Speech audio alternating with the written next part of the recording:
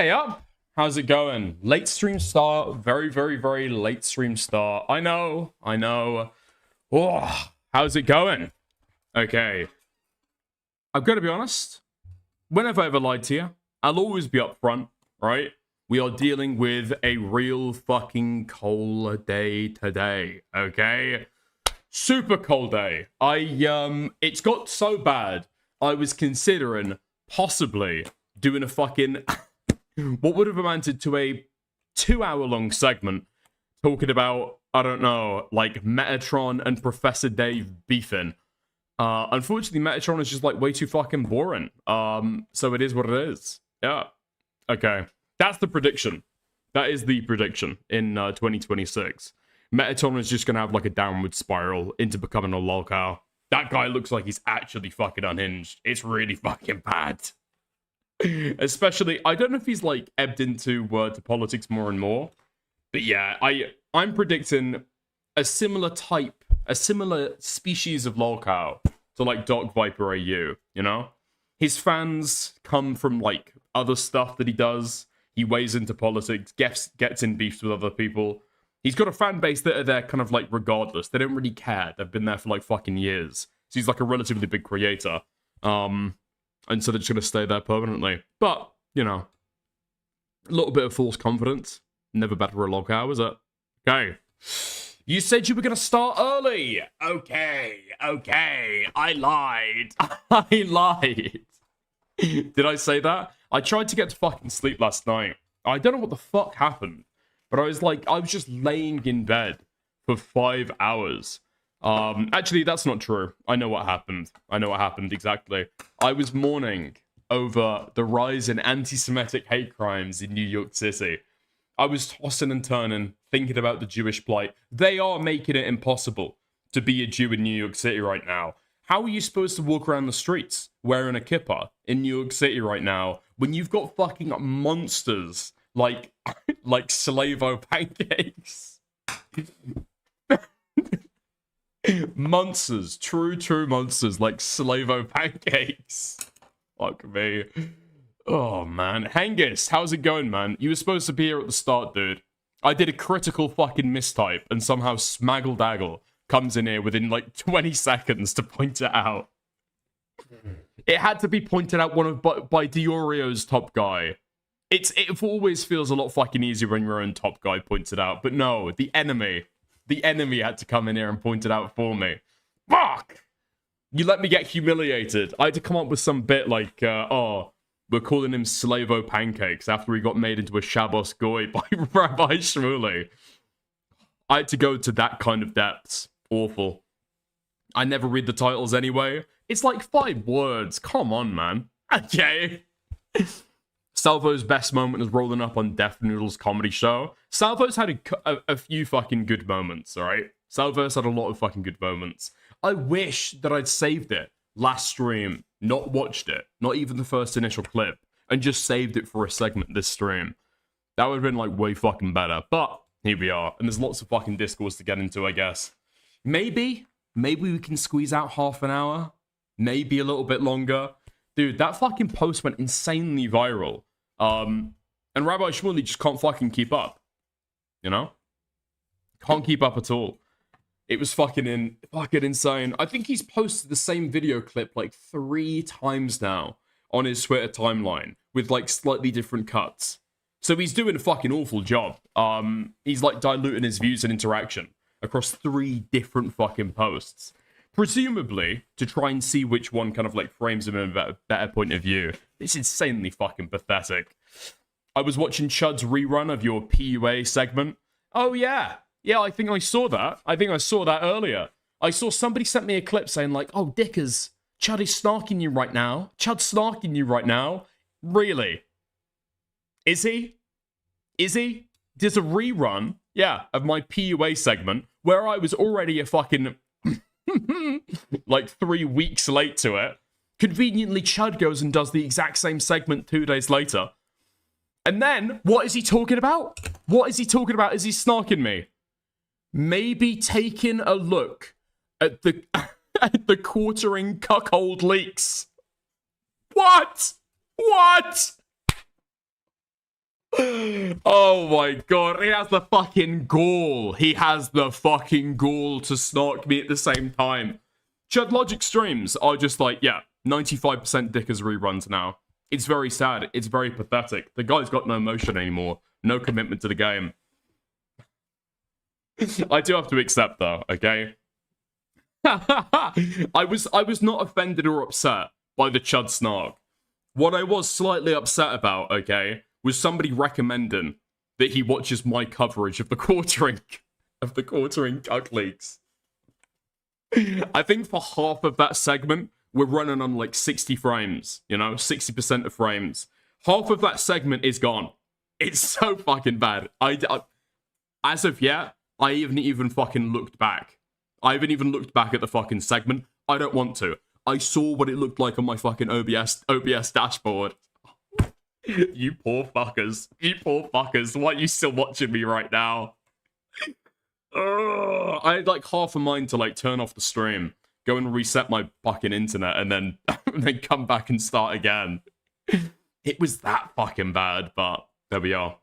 I tried to make Aiden cover the Gilded Poo interview and snark his revenge, but this little guy just can't do it. What? Aiden? Oh, yeah. Yeah, well, I appreciated Gilded Poo calling in yesterday.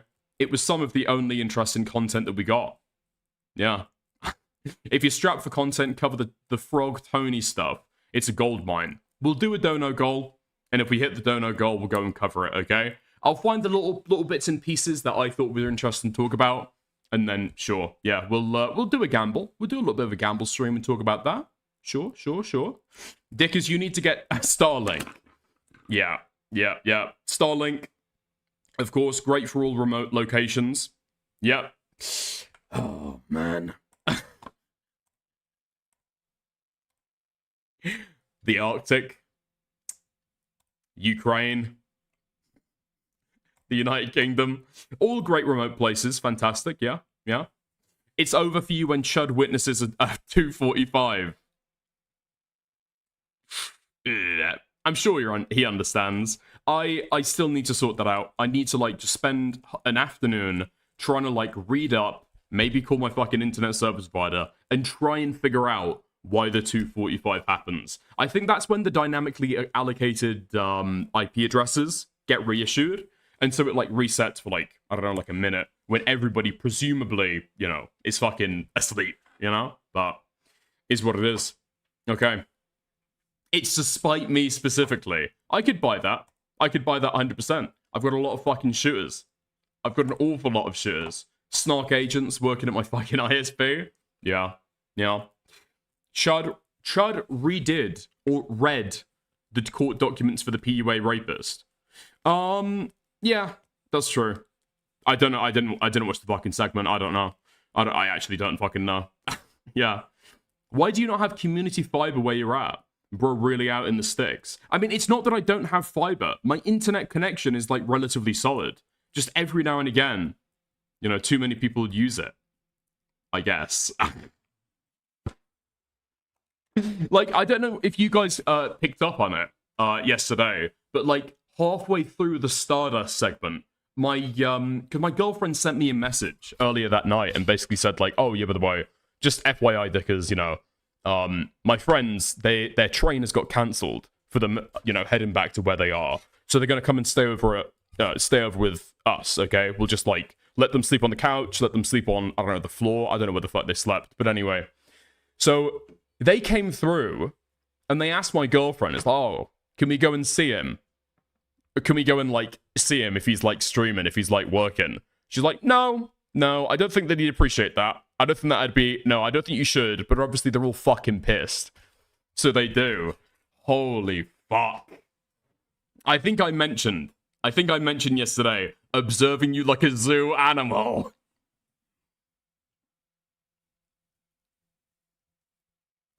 Thank you for the 5, Johnny. Thank you for the 5. Yeah. But it is what it is, you know, observe me like a fucking zoo animal. And so it did. It just became incredibly fucking awkward in a way that listen, okay, unless you've like streamed and then somebody else walks over and like is watching you stream, it's just like so fucking awkward. It's so fucking awkward. You get dragged straight back to fucking day one when you've got that initial awkwardness of talking in an empty room to nobody. And you're talking about, like, Destiny, Stardust, Hutch, Progressive Victory, and Hassan. Oh, come on, bro. Come on. I'm talking about a fucking cow carcass and mocking an Indian woman for her reaction and rage at having been sent a cow carcass. This fucking lying bitch. This fucking whore. Who the fuck does she think she's fucking talking about? She's smearing people with this. I mean, without any of the context, the optics are fucking awful. I just had a conversation with her about it today. I was like, did you hear anything that I was saying at the time? Did you catch up on any of the context? It's like, I think I heard something about like a cow, like a dead cow being sent to somebody. Yeah. Okay. Well, let me try and explain. Okay. Okay. So there's this woman called Stardust. Okay. Extremely important. Anyway, she's Indian. Yeah, not great. Not great. Holding back your racism? That's another thing as well. Oh my fucking god. Obviously, you know, being on streams, you kind of play it up just a little bit. Just a little bit. Just a tad. And then all of a sudden you're being, like, observed by people in your, like, IRL life. It's like, okay, I don't think I can say these kind of things now. I'm not sure if they'll understand. They don't get the culture, you know? They don't get the culture. Extremely left-leaning, extremely culturally sensitive, extremely kind of politically correct. I've had to have conversations before. I've had to have conversations before over here in stream coverage. Not getting all the context, you know, not understanding everything that I'm talking about. I think my girlfriend heard me one time. I don't know if I should say this on stream, but we had to have a conversation because she was like, Dickers, I overheard you the other day. I overheard you the other day talking and saying that you should not be calling women bitches, and then you went on to scream and call her a bitch. What was this? What was this that I was hearing? So, well, you know, honey, sweetheart, baby, every now and again, there's a little exception to the rule, isn't there? Surely you... Nine, was? You must never call a woman this word. Yes, sweetheart. Yes, honey. Is your girlfriend special needs? Close, she's German. Yeah, very, very close. Very, very close. Oh, man. Do you still want to call me on stream? Or not anymore, Dickers? RIP. Changed my mind. You're right. It is fair if I say my side, honestly. Oh, okay. Hello. I was going to get to this earlier. Hold on just a moment. Oh, there. Of course Aiko's here. Of course fucking Aiko's here. My girlfriend and Aiko would actually get on far more than I want to accept. It's actually so fucking bad. It's so fucking bad. When I have Aiko in my fucking stream chat, it's like, yes, okay, I'm being snarked. She's slowing my fucking roll a little bit. And then the other point of it is, I fucking know, okay? I know that is exactly what my fucking girlfriend would be saying as well. Oh, fuck me. Hold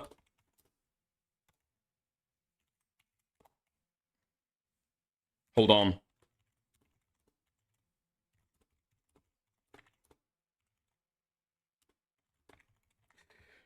Okay, because I would be willing for a call in from Tempest. That could be pretty good. Just to give context to the chat, I suppose. All right, to give context to the chat. Fuck. Okay, to give a little bit of context to the chat. Tempest messaged me earlier. She'd seen the interview that I did with Gilded Poo. She saw the conversation that went on there, and she sent me a little bit of a manifesto response. Okay. Laying out her claims, what she thought were lies, her justifications for sharing around his video of his cock, right? And so she was interested in having a little bit of a conversation on stream. Ultimately, we won't be watching. Yes, you will, because what I want to do, okay, is have Tempest and Gilded Poo on the stream at the same time. Tempest was on, right? Tempest was on first. She got to make her allegations, make her claims. Then Gilded Poo came on a little bit later. I pressed him on some of that. And now, what I want, a final resolution to the story, 3-part act, them having a conversation together, okay? That's what I want. That's the only way that we're going to get to the end of the fucking stream, okay? Like, this is going to be such a shit show? What do you mean? What do you mean? It's going to be a well-moderated debate. I'm going to show the lessons that I've learned. Come on, you got no fucking faith in me. You got no faith in me? Will you ask the important question? We will be getting down to the important question. Yes. I don't think that's a good idea. I think that is basically the only way the drama's gonna, like, end now. It is what it is, right? Because it's so fucking, like, the drama happened a week ago. You came out, like, passed the fucking docket around to a bunch of people, and then Gilded, I guess, got to respond, like, several days later. Like, oh, okay. Are we not gonna have a fucking conversation between you guys? Gilded says that he can't call in tonight. Yeah?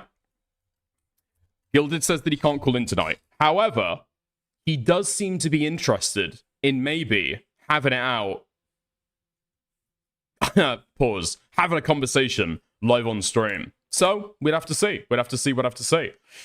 What drama? This kind like ZZZZZ. Okay, Alex Pratt, just to be fucking clear, okay? Just to be fucking clear, we are currently doing an entire stream talking about a 4-minute clip where Salvo Pancakes harasses a rabbi in public, okay? What the fuck do you mean, ZZZ? Holy fuck, man. Actually got no fucking clue. Yo, Aiden, thank you for the raid. Ask him to debate J-Stalk. He's been running from him for a while. I mean, what is the fucking point at this, what's the fucking point at this juncture, right? Like, I watched some of J-Stalk's, like, coverage last night. I wonder if he'd be interested in having an argument with, Gilded Poo. Love to have that on stream, okay? But, I mean, Gilded Poo completely walked back all of his fucking defense, of Stardust last night, right? Like, damn, fucking hell. That interview was so fucking brutal. The worst thing about it as well, Gilded Poo clearly wasn't even, like, overly defensive of Stardust. It wasn't very emotional at all. He was just talking about it incredibly fucking casually, and then hit me with the, well, I can't really think of any reasons to like her. She's just kind of loyal, I guess. Like, anybody that I'm friendly with, if you ask me, like, I haven't seen anything redeeming of them. Why the fuck do you like this guy? I will be able to give you reasons, right? I will be able to give you reasons. First one Gilded Poo said, well, she doesn't backstab me, I guess. What? Oh my fucking god. The only thing that he could do is say reasons that he hasn't hated her yet. That's all he could fucking say. Oh, fuck me. J-Stalk still has things to ask Gilded. I mean, if J-Stalk wants to, like, send me a message or see if I can, like, hook those guys up. I think Beckett tried before, right? Maybe new and improved Beckett could try a little bit better, you know? Yeah, I think that could be the way. That could be the way. Possibly the only way. Listen, okay? We'll try to schedule something.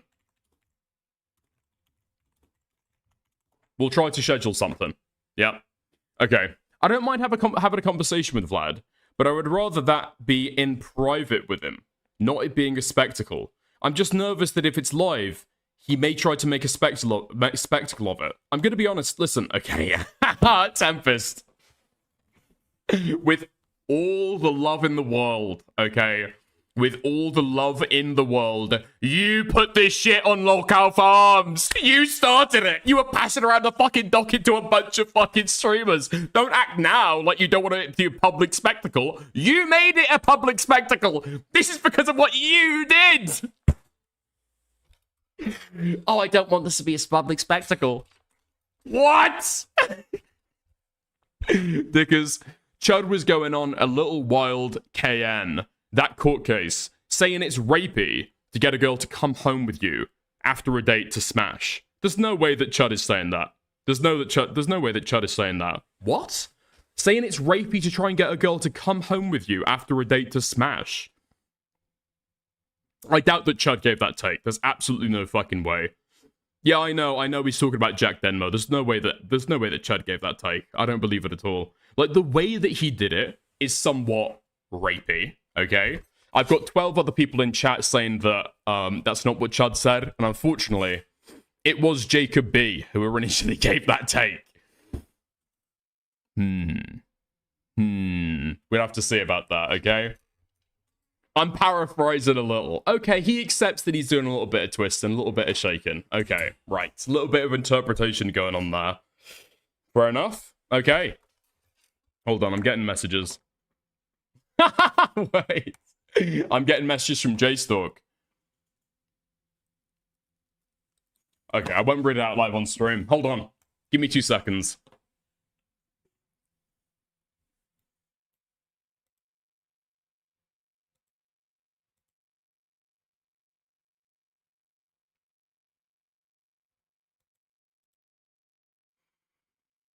Oh, okay. Okay. So JStalk kind of explained it a little bit. Doesn't seem like he's super interested in having a debate on stream. Which is a shame. Because we are raped for content currently, but we'll see how it is. Oh my god.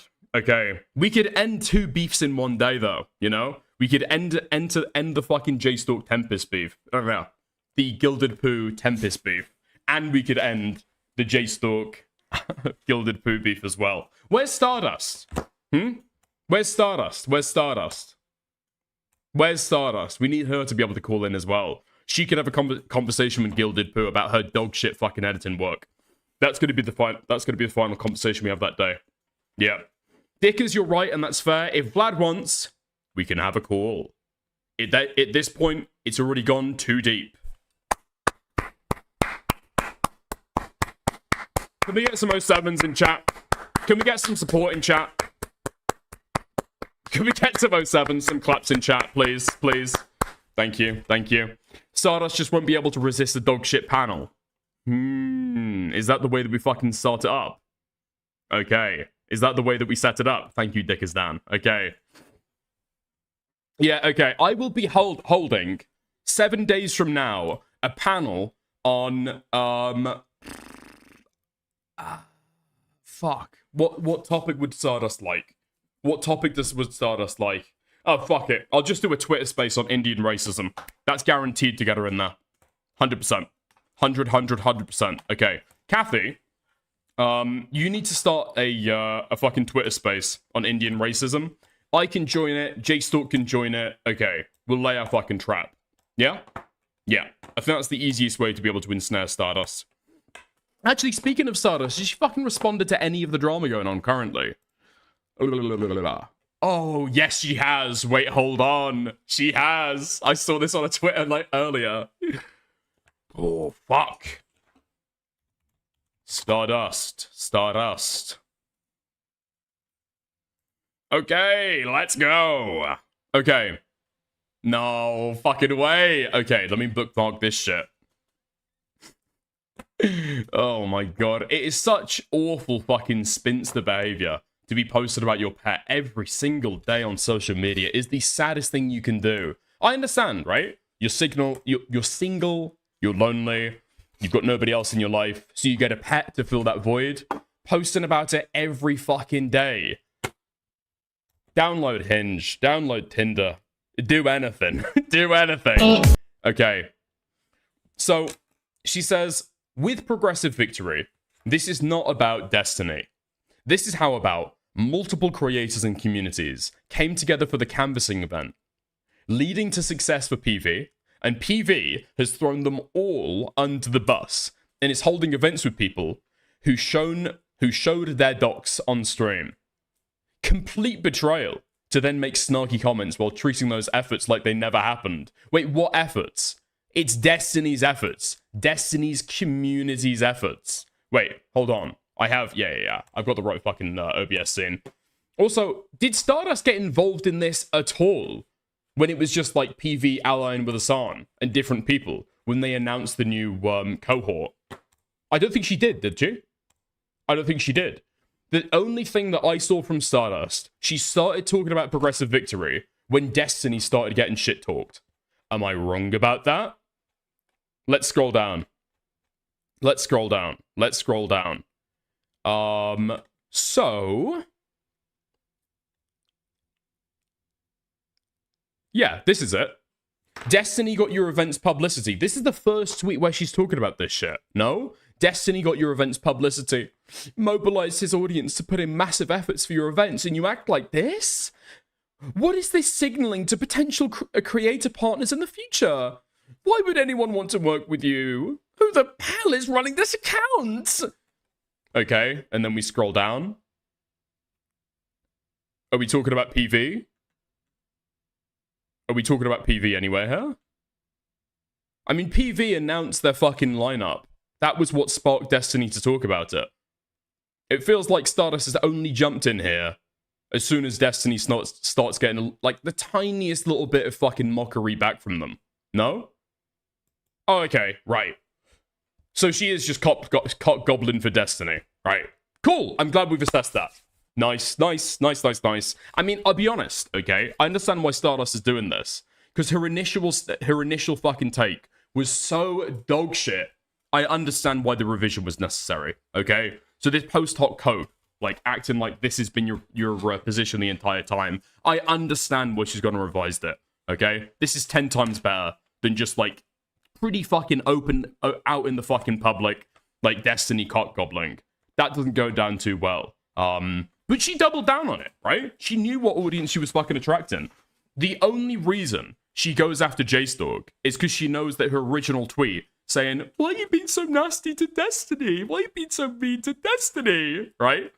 That got the attention of DGG. So she knows what kind of audience she's caught in. That's why she feels so confident just completely ignoring JStalk's point. And like smearing him as a fucking racist. Like she's got a brand new audience in front of her, right? Looking at this stuff. Stardust is a pretty fucking irrelevant nobody. That Pisco stream where she's complained about the fucking cowhead and then beefing with the J-Stalk, nobody fucking knew about that except for... I mean, does Stardust have an audience? Nobody knew about that except for like J-Stalk, Queeman, my community, because we were like fucking mocking her, right? Those are the only people. Rouse as well, I suppose. Yeah? So I understand why she wants to get out to more people. Completely unprofessional behavior from the social media manager, in my opinion. Okay. Oh my god. Retarded opinion. Smearing him as a racist. Doesn't everyone in commentary smear people as pedo with less evidence? I don't know what the fuck you're talking about. I mean, it seems like you're trying to pivot to something else, right? Talking generally about, doesn't commentary smear people?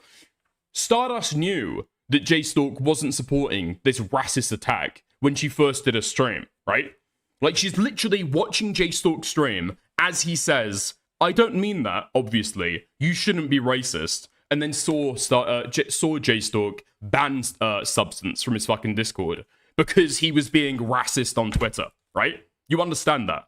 She's, like, literally smearing people. There's no substance to it at all. Right? She knows that it's actually not true. There's not, like, a kernel of fucking evidence there. Right? And she's bringing it up 3 weeks later, knowing that nobody else is going to know the fucking history behind it, except the creators involved. So that now it just becomes part of the fucking J-Stalk meme. You know what I mean? When people talk about J-Stalk, used to be a groiper, didn't he? I think that guy used to be a groiper. Yeah, I think that guy rapes women. I'm pretty sure... Wait, didn't he say that more people should send fucking decapitated cowheads to Stardust? In real life, maybe? Right? That's the fucking tactic. It makes it part of his fucking, like, assumed lore in the DGG verse. But, yeah. Wait, was there another one? Okay. I don't understand. Maybe Progressive Victory doesn't want to be associated with Destiny.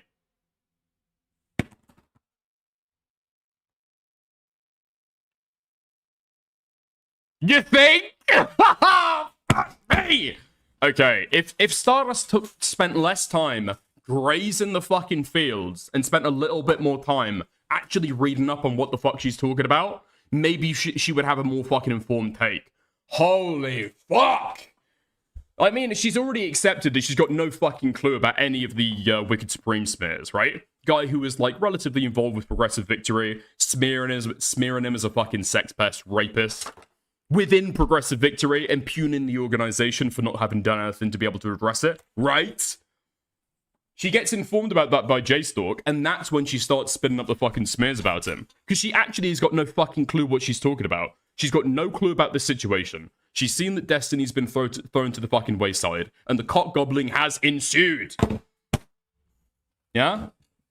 That's what happened there. Straight up. Okay. Does that make all the effort the other creators and communities put in invalid? Does that make them deserving of betrayal? Cry more, I guess. Like, try and form this in the frame of, like, a coherent fucking thought. And maybe I can engage with it. Maybe I can engage with it. Because unless, I don't know, they've gone live on stream and said, we are betraying Destiny. What's the betrayal? What's the betrayal exactly? What's the betrayal? Are we still harping on the fucking doc stuff? Is that what we're talking about? Is that the betrayal? Okay. Right. Nice. Fucking crazy. Fuck me. Like, yeah. It was a bad thing what happened. Hassan shouldn't have done it. That means that he's completely blackballed from this event, from this organization for the rest of time. I thought these guys cared about political change. They don't. Right? They don't.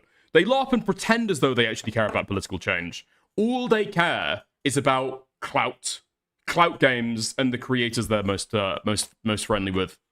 That's it. Or for Stardust, the creators that they think are the quickest fucking route to getting above 20 fucking viewers. That's it. And that's the way that the fucking Destiny sphere has always operated. Wait, what? What? Dickers, check DMs. I sent you a star tweet from yesterday. Okay, thank you. Also, disclaimer, the Indian accent I did there was for Kathy, not for Stardust. Full disclaimer. Okay. Any DC... No, this is deleted. Is this deleted? Please tell me this is deleted.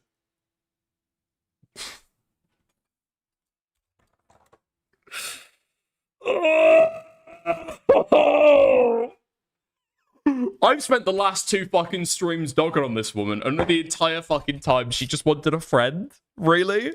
That's why she did this? That's why she's got goblin for Destiny? She just wants friends? What the fuck? Any DC area people want to be friends and hang out and do stuff sometime, please comment below or inbox me. Do it, or I'm gonna cape. Whoa! Can I read that out on YouTube? Do that, or I'm gonna ride the sewer slide. No, I'm not. Or am I? No, I'm not. Or am I? But I'm joking. But what if I'm not? What the fuck? I got an email from Twitter checking in that I'm okay. What the fuck? I'm okay. I'm just working and felt a little lonely. Yeah, well, you're fucking suicide baiting on the timeline to try and get fucking friends. Holy shit. What did Beckett do to this fucking woman, man? It's so fucking sad. It's so fucking sad. I mean, somebody who complains about the negative online attention that she gets. I mean, again, dude, every way down, it's just a way to beef with people she doesn't like. She doesn't care about any of the negative online attention. If she did, she wouldn't be posting shit like this. Every tweet from Stardust is evidence, okay, that she doesn't care when people mock her. She doesn't care when people point out that she's like, it's totally fucking embarrassing Absla. Yeah. It's still up. Oh, she's still looking for friends, even now. Even now? What? No!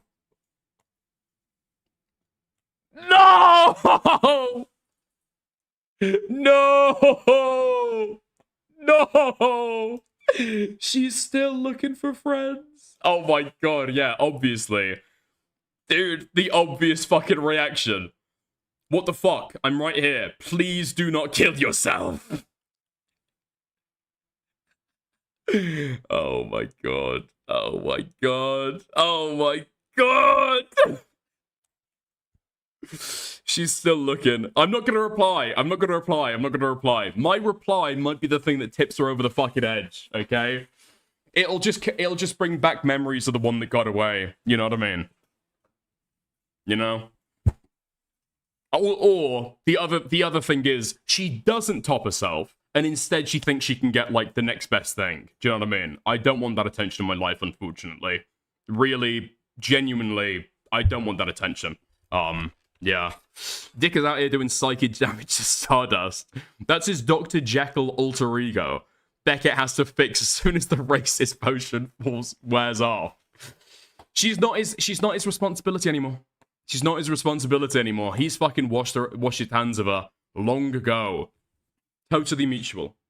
Totally mutual. I'm sure. Look, I know that, okay, a lot of people in this fucking community performatively pretend to hate Beckett. Yes, it's performative. Yes, it's pretending, okay?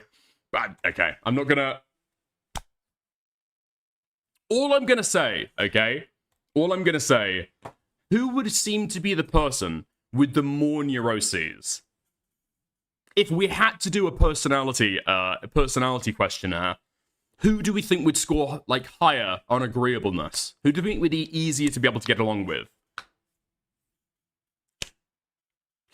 I mean, I'm not sweeping for Beckett, okay? I'm just stating what everybody knows to be the case, you know? Okay, nice. All right. What, Queeman somehow enters into the fucking relationship. Okay. I'm not pretending to hate Beckett, lol. Beckett of lies, I don't pretend. All right, great stuff. Okay. You have a chance to heal Saver. You have a chance to clean up commentary. Oh my fucking god. Yeah, I don't think that Stardust is that influential, thankfully. Okay? Fuck me. Content creators all have neuroses? Yeah, as all people do, I suppose. But I mean, there are shades of grey to this. No. Everybody has neuroses, okay? But between Beckett and Stardust, I think one of them is lighter and one of them is darker. Okay? Can we say that? Can we accept that? Stardust is obviously darker than Beckett. Anyway, okay.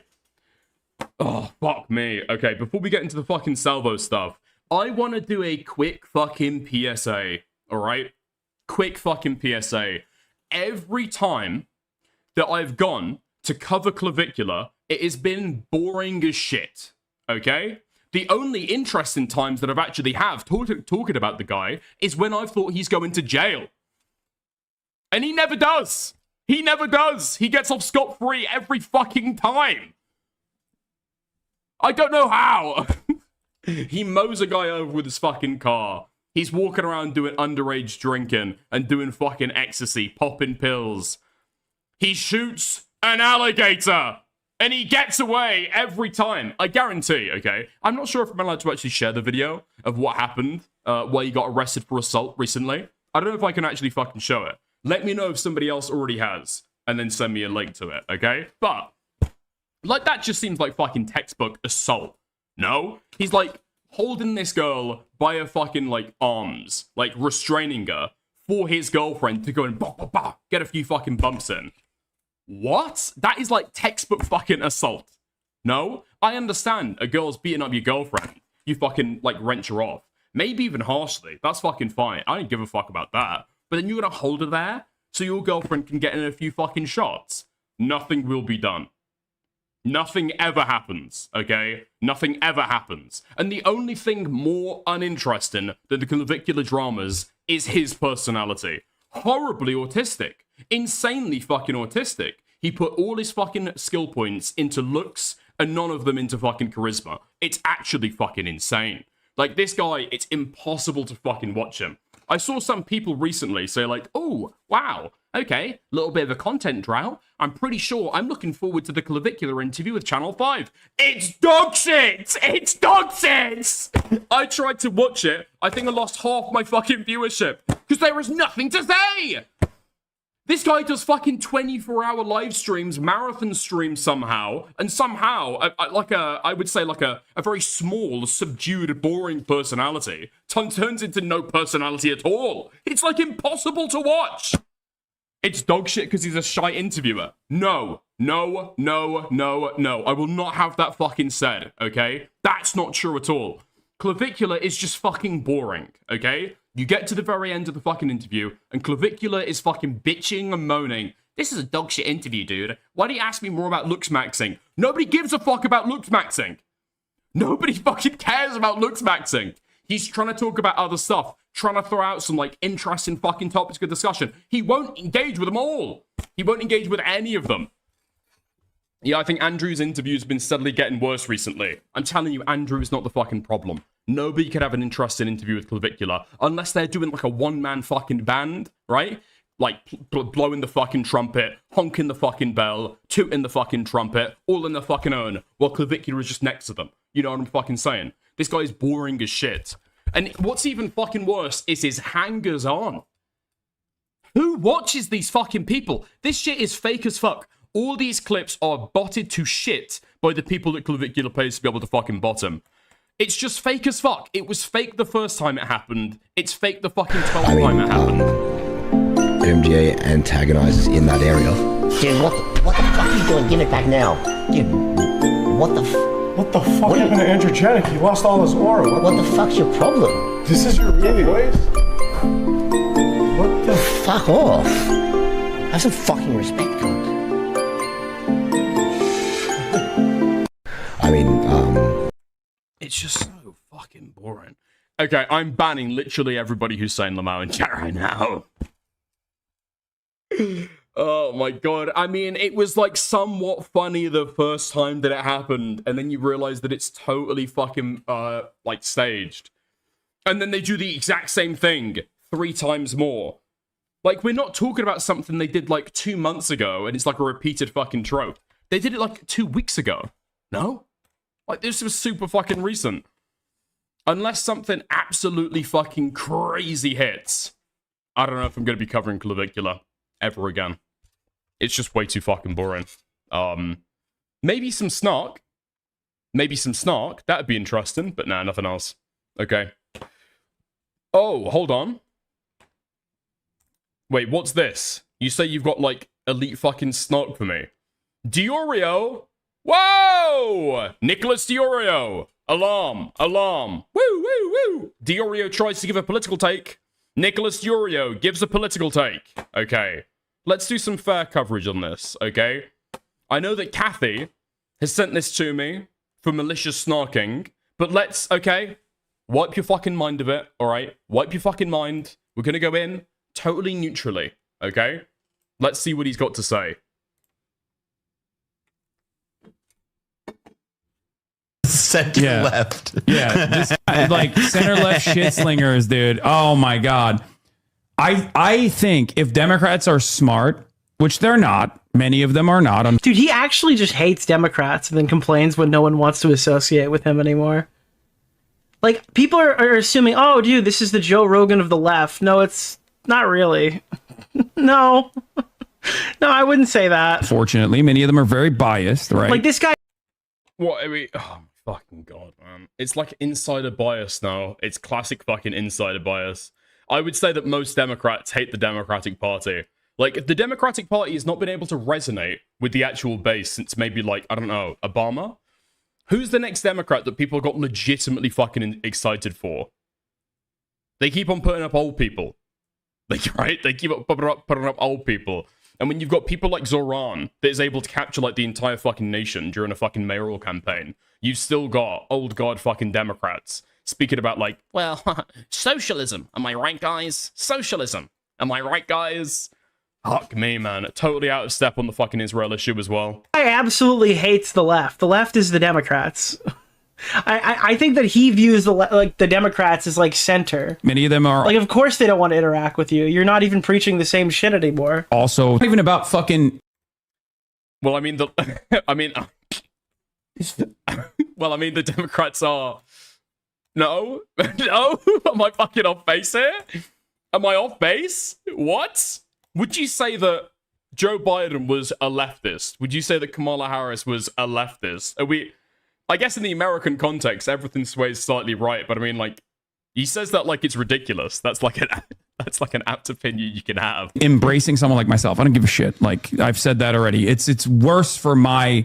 And he bounces back and forth on it, complaining when he can't get people on his show. But now he doesn't want that because it gets worse for him if he does have the Democrats on his side. It's worse for my. Because is that like the tankies in your audience get mad? Quote unquote brand. If I don't really necessarily care about that sort of thing, but if it's worse for my brand that I associate with Democrats and vice versa, right? Then that means you're doing something wrong. That's a crazy thing to happen. If you're associating with the current left of like the politics that you discuss and saying that it would be like bad optics to associate with them for you, then you're probably crazy. You're What the fuck? For the last several years now, okay, there has been an increasingly unpopular war between Israel and Palestine that has recently reached a ceasefire that is not particularly being upheld, and there is currently no pathway to peace or kind of like statehood for the Palestinian people. A Democrat's actually advocating for a Palestinian state. You've got European leaders of state, right?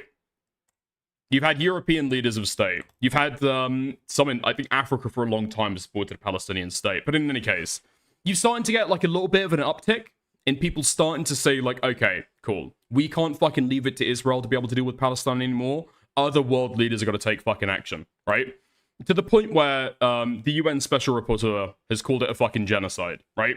This is like the predominant opinion of a lot of people. I think there's only so many months that people can see like dead children and like worsening living conditions before they have to go like, yeah, okay, this is kind of a fucking problem. And when you've got that fucking antagonism against what you're seeing, and then you've got like the Democrats who are still taking AIPAC money, refusing to condemn Israel, only saying Netanyahu's a bad guy, and then not actually making like any further fucking statement. It suddenly, I think there is a major moral rift between those guys. No? That's what fucking happens.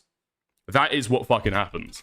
I mean, and I'm not saying that as somebody who like 2 years ago could see it from like day one, right? I've had my opinion shift on this as stuff has gone on, right? So I'm not preaching as somebody who claimed to know it the entire fucking time, but I've been one of the people caught in the fucking shift. You know what I mean? Opinions have shifted. I don't think the Democrats have shifted very fucking much, okay? probably a crazy person. If this was the case, Asmongold will be the true communist from your perspective, regardless of the reactionary garbage that he puts out on a daily basis. Do you find yourself in agreement with that? Do you think there is something inherently funny of an audience that is literally, oh, we got to get free college, guys. The chatters are coming in. They're poor college students sending super chats to the big wealthy capitalist socialists. The hyper-capitalist socialist on his platform. So he can just continue to like rise the tax bracket while telling everybody else that they need to be taxed higher. Same tattered Wait, what do you mean everybody else? He would be caught up in that as... What the fuck is this? No way Diorio's political takes have fallen this fucking far! What? You can't advocate for higher taxes. You earn money. What? Come on, man. Come on. What the fuck are we talking about here? There's no fucking way it's fallen this far. What the fuck? I feel like I'm watching fucking Newsmax right now. Come on, think about it for 2 fucking seconds. This guy lives in fucking NYC. I'm pretty sure that he's described himself as a fucking Democrat before. There's no way that we're saying... Okay, bro, you're getting too big for your boots. You're asking for, like, higher taxation? Give me a Fortnite money. Challenge, please. Nuke Israel in Fortnite, okay? There we go. Thank you very much for the 2, Junkie Johnny. T-shirt over and over again is actually a communist? Both Asmongold. This is like if I streamed as a nutritionist. What are you gonna do, dude? It's fucking food. Yeah, of course I'm gonna eat it. What do you expect me to do? LARP as a skinny person because I'm a nutritionist? What the fuck is wrong with you, man? And Moist Critical. I don't think that Hassan should be like fucking ringed or fucking glasses or whatever. It's just fun to laugh at him for doing this. It's very hypocritical. Very fortunate, and therefore I can do that. You know, I paid for their student loan debt. I paid for my mom's student loan debt, my brother's as well. It's just funny that if you like Google socialism, it's just a bunch of pictures of starving people from fucking failed countries.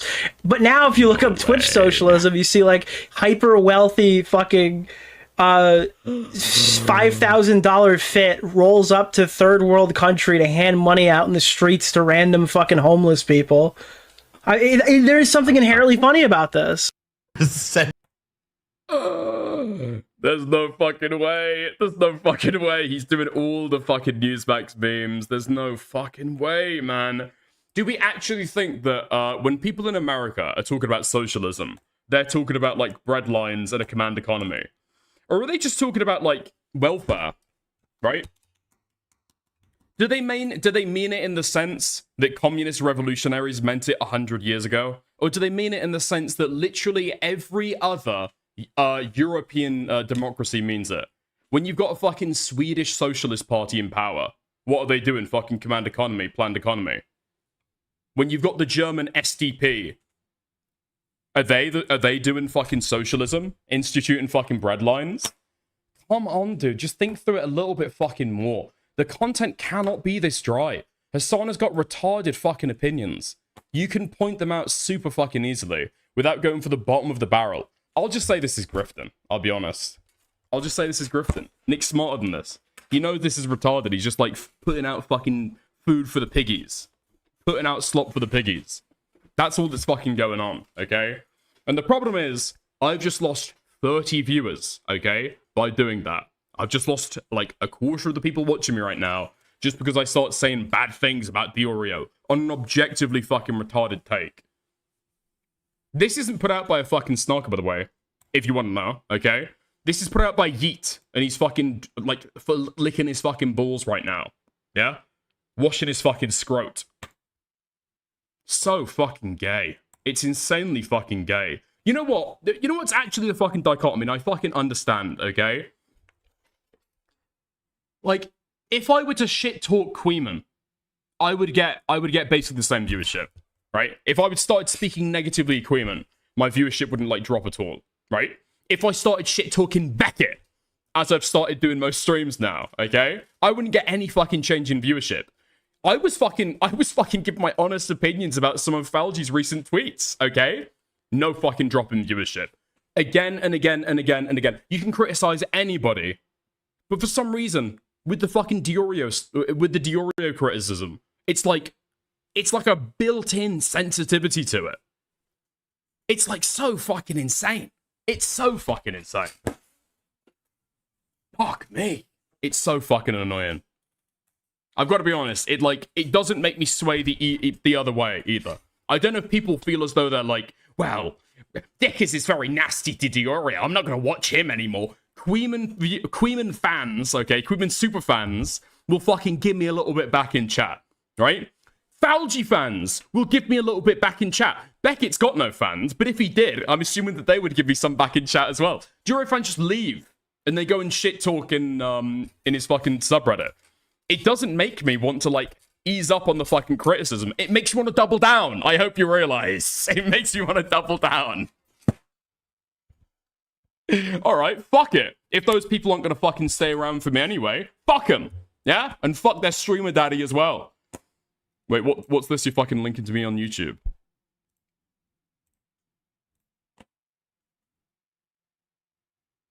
Wrong. Yeah, I mean, the perfect place to hang out if you want to be never questioned on anything, right, is to hang out in a place that doesn't self-police. And Hassan's community... Don't. Stop. Okay, stop. Hengus. You're gonna push me over the fucking edge. You're gonna push me over the fucking edge. Don't do it. Okay? Don't do it. Don't do it. Don't do it. Oh my god. Oh, fuck me. Shit talking Beckett. You mean gentle criticism? Dude, Midgematic, you've not seen some of the times that I'm fucking talking about Beckett, have you? Thing is, barely shit talk is a shallow pass. No, I fucking raged out at Beckett before. Dude, maybe you don't remember it, okay? But I've had several times where I've actually, you know, lost my rag a little bit with Beckett and thought maybe I'm going, like, too fucking far with it, okay? Quite a few times, okay? It is what it is. But Beckett's totally fucking fine, right? You got Beckett's dicked. totally fucking fine on it. Okay, bro, you're getting too big for your boots. Nah, hop over the edge and into the abyss lol. Thank you, Kairise, for the 2. Yeah. Okay. Beckett has people rage out at him, but he likes it. That's the worst thing of it. That is actually the worst thing of it. Beckett loves it when people fucking rage about him. Yeah. Oh, there we go. Okay. Yeah. The Diorio hate is like EHD. Know when you see 4 streamer... Sorry. The Diorio hate is like EHD. Know when you see 4 streamer cover same clips of him the same day. I mean, look, he's like a very notable person in the space, I suppose. What? I don't know what you're fucking talking about. You think it's becoming like a gay or boring content cycle? It's not a content cycle. It's just like commentary on like the biggest guy in our space, right? If Chud had bad takes, I would be snarking Chud. Okay? If Queeman had bad takes, I would be snarking Queeman. You know? It is what it is. Okay. Nice. Let's actually get into the fucking drama we're here to talk about, okay? Oh, man. An hour in, okay? An hour in. We've got 100 people watching right now. If you were liking the stream, I would hugely appreciate it. If you would take 2 seconds and like the stream, okay? I'd hugely appreciate it if you'd like the stream. Takes 2 seconds. Does an awful lot of benefit for me. Thank you very much. I appreciate it. But you can go one step further if you would like, okay? You can send a super sticker, super chat. You can buy a membership. You can gift a membership. There are so many ways, okay? So many ways to support the stream, and we appreciate it all. Also, okay, if you're on Kick, you can also help out there as well. As we've got 20 people watching over on Kick right now. You can buy a sub on Kick. You can gift a sub on Kick. Thank you very much. Hugely appreciate it. Thank you. Okay. Fab. Check inbox. What's an inbox? Yo, Janky Johnny with the gifted membership on YouTube. Thank you very much. I appreciate it. What is this? What have you sent me, Orpheus?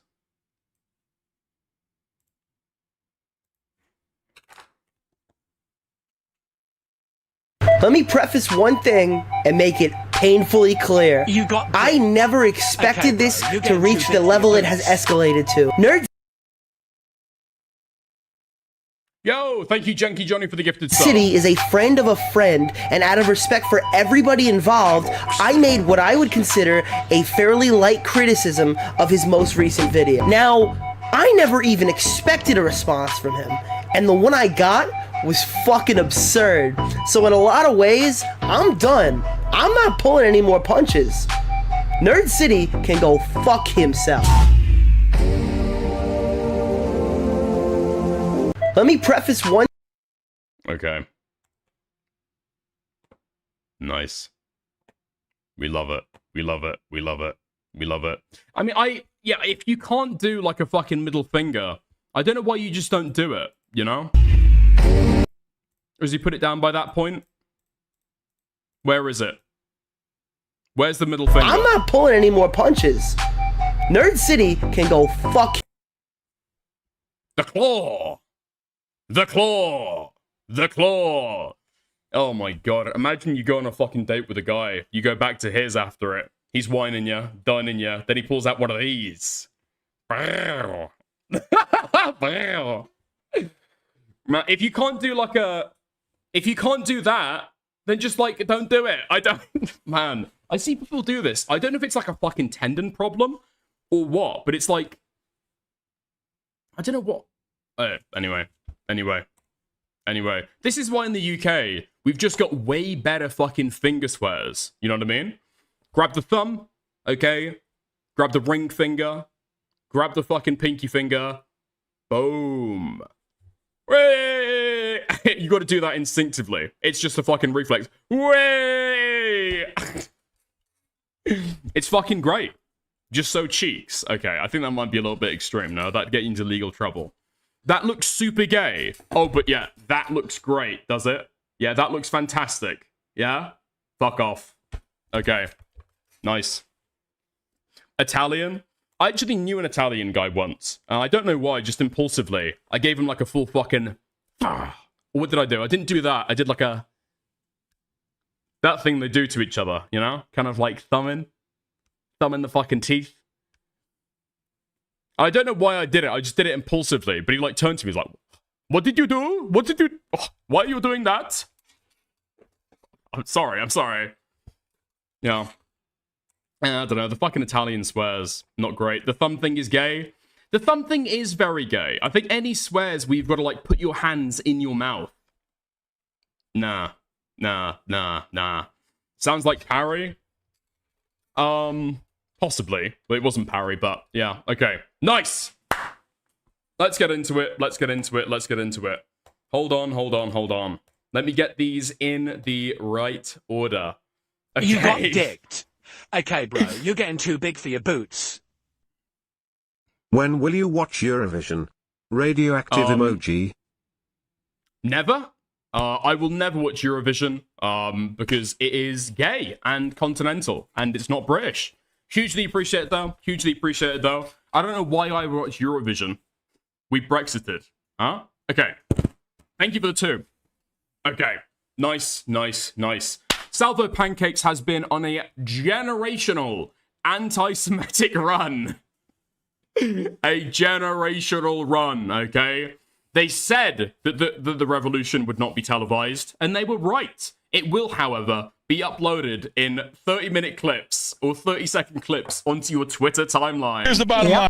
An overwhelming majority of the American people do not support the war in Iran. An overwhelming majority of the American people do not support Israel. This guy doesn't support me doing an interview. Okay. Hey, protests are full of surprises, but here's the bottom line. Overwhelming majority. W Salvo, 100% fucking W Salvo, every fucking day. Fuck me, man. I love this guy. Okay. Not only did he do that, okay?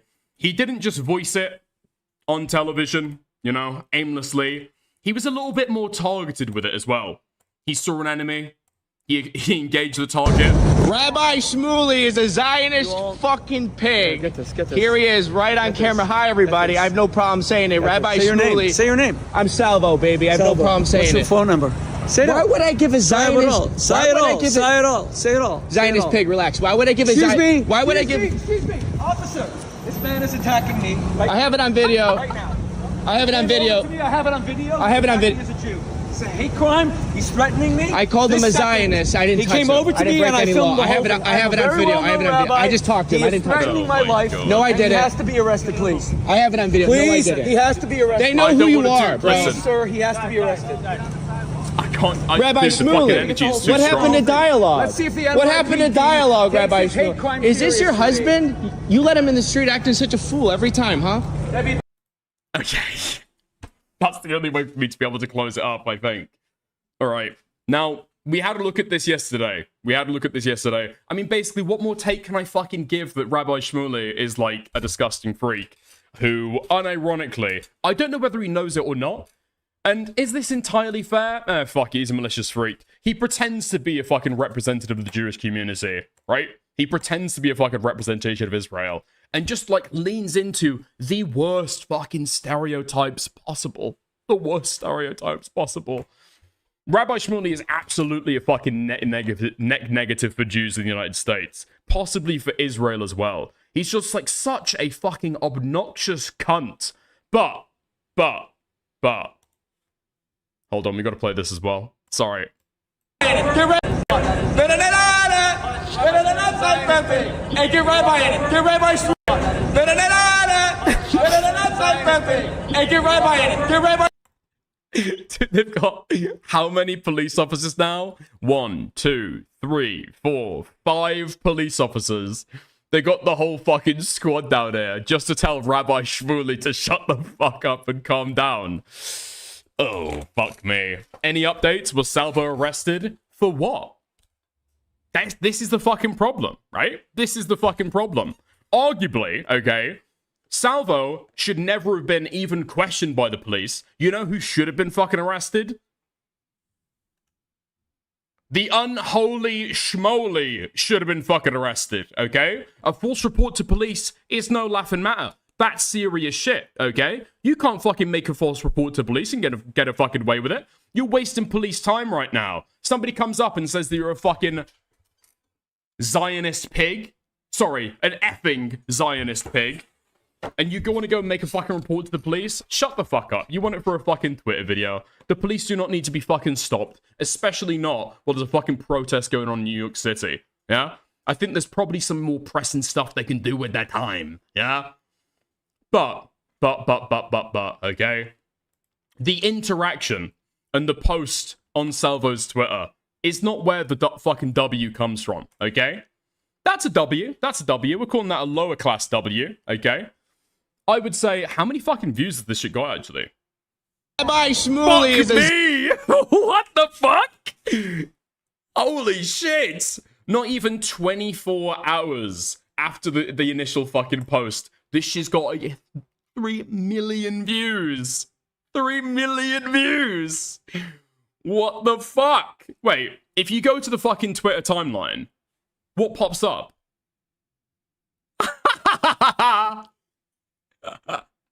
Anna Kasparian.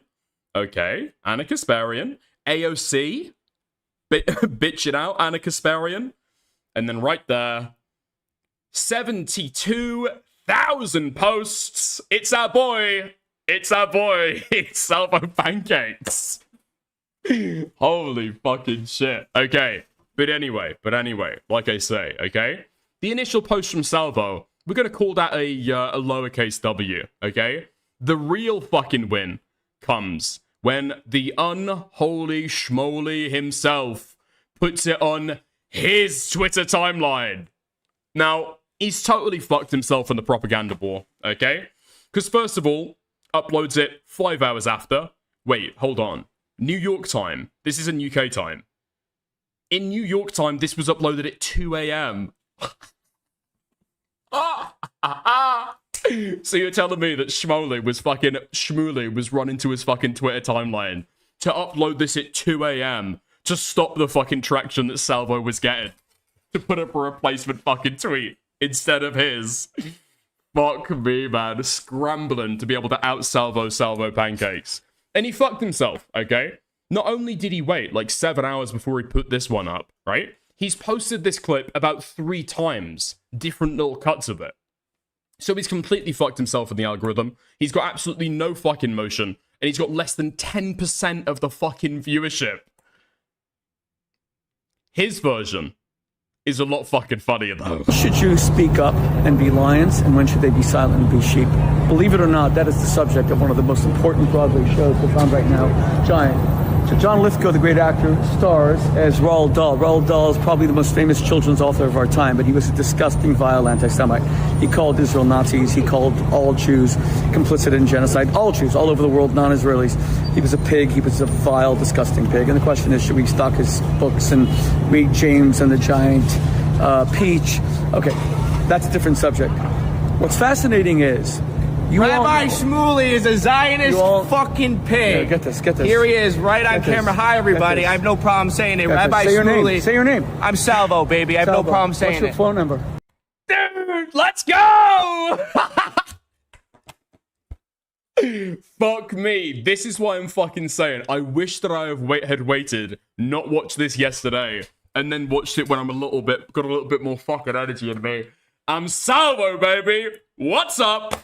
Dude, the aura is absolutely fucking impeccable. Holy shit. Why would I give a Zionist... Say it all. Zionist pig, relax. Why would I give a Zionist... Excuse me. Officer, this man is attacking me. I have it on video. Right now.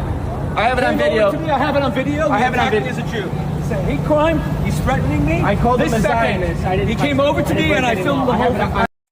It's so fucking pathetic. Him running over... in the shirt that, let's be fucking real, okay, is clearly way too fucking small for him. Like, are those slightly high-waisted trousers as they are? I think those might be slightly high-waisted trousers as they are, coming up to, like, just above his belly button, right?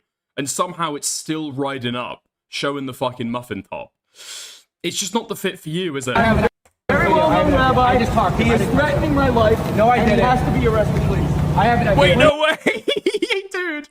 From 2 seconds of fucking running. Not only is the gut showing, not only are the moobs fucking flying about, dude, is that his fucking underwear? Dude, is this guy getting a fucking wedgie from running like, what, 6 feet over to the fucking car? No. He has to be arrested. They know who you are, bro. Please, sir, he has to be arrested. Rabbi Shmuley, Debbie, get the whole thing. what happened to dialogue? Let's see if the What happened to dialogue, Rabbi hate crime Shmuley? Is this your seriously. husband? You let him in the street acting such a fool every time, huh? Debbie, bring it here. This is what happened to me at the Fontainebleau. Wait, hold on. We've got the entire fit here. Give me 2 seconds. Rabbi, I mean, compare it to Salvo, right? Compare it to Salvo. Nice sneakers, you know? What are those fucking cargo trousers? We like it. The extra pockets, we like it. Ooh. Ooh. Then we've got the quarter zip. Is that a quarter zip mixed with a fucking leather sports jacket? Hello. Hello. Cool as fuck. Got the fucking cigarette in one hand. Impeccable. Impeccable fucking fit. Okay, let's go. is this your husband? You let him in. Oh, man. Fuck me. What do you mean, cope? Shut the fuck up, bro. Compare it to fucking Schmoolie. Dude's got, like, what seems to be, like a knitted sweater on, underwear hanging above his fucking... hanging above his fucking trousers. Baggy, tracksuit? Making his ass look all fucking lumpy and shit. And then what are those on his fucking feet?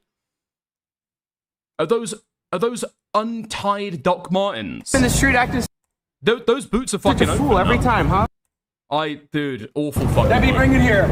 This Awful fucking luck. Jesus Christ. is what happened to me at the Fontainebleau Hotel. I won't Nobody- put up with it. Rabbi This Shmuley, man why are is you threatening lying? me. He is harassing Rabbi me. Shmuley, He's why are you guilty of a hate lying? crime, and now let's see if the NYPD Rabbi are going to Shmuley- do anything.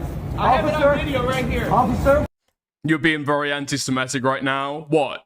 I mean, this is how Jews have got to go out walking nowadays, you know? They can't be out Doc Martin. They've got to have the fucking peace-lur fascists as well. Is this what we're saying? Any moment, Jews have got to be dressed up, ready, prepared for war. I was doing a video about this is about anti-Semitism. I'm doing This a play. video We're in the too. middle of an intermission. This man came over, I was at the play attacked too. me, harassed me. He already called us fucking Jews upstairs.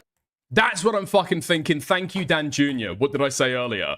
What, like leather sports jacket? Varsity jacket. Thank you. I have a woman who No, I witnessed it. didn't. No, You called I'm us with my- fucking Jews I'm as with you my left, wife over there. and he just attacked me. I have it on Rabbi video. Shmuley Botev, he will tell you. They know who you are, Rabbi Shmuley. They know who you are, Rabbi Shmuley. And You're he making attacked me, and this is a hate crime. You're making a scene, Rabbi This is a Shmuley. he Dude, it's fucking insane. Like, he uploaded this video. I think with the second one that he gets, he doesn't film the initial interaction, and he just films him speaking to the fucking police, right? Probably a better choice, if I have to be fucking honest. As the propaganda goes, that's what you want to fucking do. Dude, hand on his heart. He's attacking me! He's attacking me! Literally came up and fucking spoke to the guy. Oh, the First Amendment? Hello? attacked me, and this is a hate crime. Now, why did you walk over to me? Tell him. Why did you walk over to me? What did you say? Why did you walk over to me? What did you say? I said you're a Zionist. No, you said I'm an effing Zionist. You started. What? Dude, this is where we're hanging our fucking hat to say that this is a hate crime. This is where we're hanging our fucking hat. This guy should absolutely be fucking booked by the NYPD for wasting police time. Fuck him. Salvo's been so fucking good as well. I don't think he really saw it in his video, but the police officer tells him to fucking step up, and he takes like, what, 4 paces You back? threaten my safety. You are threatening my safety. And now Rabbi Shmuley is fucking walking up to him. Yeah, I'm sure this guy is in fear for his life right now. This is an anti-Semitic terror attack being enacted on him. This is like 17 October 7s happening right in the middle of Times Square. You invaded my personal space to harm me. Pig. I'm allowed to say that. I'm allowed to say he's a Zionist pig. I'm allowed to say. My name is Arshon. I'll give you all my identity, but I wanted to. Why do you escalate, Rabbi Shmuley? Why do you escalate? Look at this, sir. Why do you escalate, Rabbi Shmuley? Officer, Jews have to be safe. Wait, hold on. Wait, Salvo says that he's here with his wife. Does anybody know what Rabbi Salvo, what Salvo's fucking wife looks Rabbi like? Shmuley, why do you escalate? Look at this, sir. Why do you escalate? What is it? Is that Salvo's wife coming in to fucking defend him right now? What, they're going to go down there to see a fucking show? She got a fucking poster from the fucking reception from the foyer. Nice, nice. Okay, different strokes, different folks. Rabbi Shmuley. Officer, Jews have to be safe in New York City. Sir, we have I to be have allowed freedom of to speech. be Sir, safe. sir. Jews cannot be attacked because they wear a kippah. Of course. If someone's black and they're attacked, that's racism. If someone wears a kippah and is attacked by an anti-Semite like that...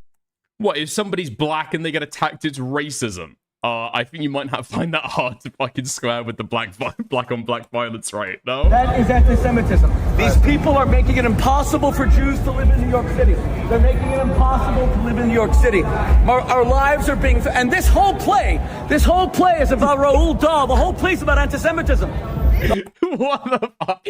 First of all, who the fuck is Raoul Dahl, bro? Who the fuck is Raoul Dahl? Dude, they're trying to convert everything to their ways. Raoul Dahl.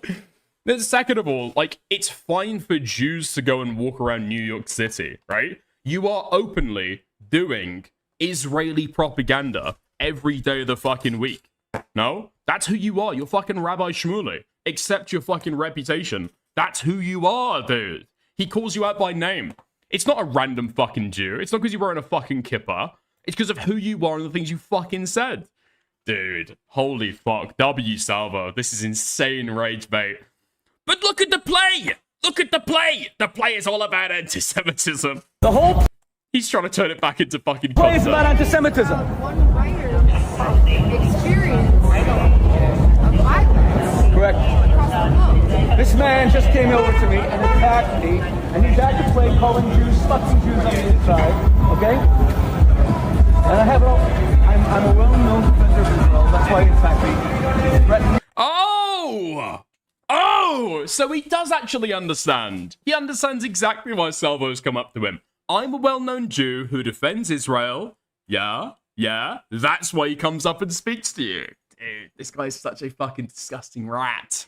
It's all on video. You won't leave me alone. Thank God you were driving by. Jews cannot live. They're making it impossible for us Jews to live in New York City.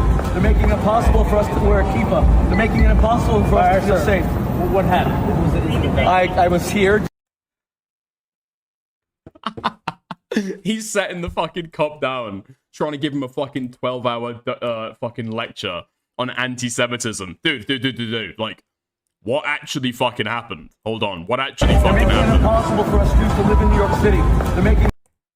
Dude, literally, that is the face of complete and utter fucking disinterest. This is Zoran Mamdani's New York, 100%. Impossible for us to wear a kippah. They're making it impossible.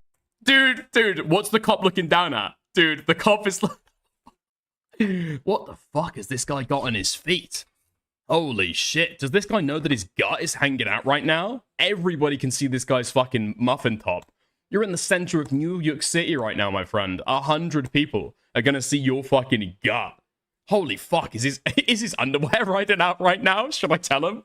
He's got a fucking front wedgie. Does he know? What happened? I was here doing a video about this incredible play. We have to go back in a minute because it's the intermission. The play is about anti-Semitism. This man came over to me. It's all on video. My wife taped the whole thing. And he said, If it was in the UK, Salvo would already be in a cell. That is actually true. Yeah, that is actually true. Unfortunately, like, people make up a lot of fucking bullshit about the UK speech laws. They're not as bad as people try and pretend they are on online a lot of the time, right? But yeah, Salvo would probably be in a cell. He's causing like gross outrage or gross offense. Fucking Zionist pig. Yeah, that'd probably get you got. I'm not gonna lie. Fucking Zionist pig. It's fucking Rabbi Shmuley, etc., etc. He got right in my face, and then thank God you came over, and I said this is a hate crime. He cannot walk over to a black woman and say you just. If he was Klan and calling people black, he would be arrested. We Jews deserve the same protections. I'm sorry. I wasn't. I think the ACLU would fucking disagree with you. No? Am I wrong on that? I'm pretty sure you can say fucking black people, even if you are a member of the Klan. Wait, I thought this guy was born in the fucking United States, no? You get equal fucking protections. You don't have viewpoint discrimination on fucking free speech. We Jews deserve the same protections as any endangered minority. Enough is enough. Just watch it, you'll see. What the fuck? Jews in New York City are like fucking polar bears right now. Their habitat's fucking melted away. Enough is enough. Ma'am, do you work here at the theater? I do. And when are they restarting it? Can you imagine the whole play is about anti-Semitism, and this man is a disgusting, vile anti-Semite who threatened me, and he should be arrested.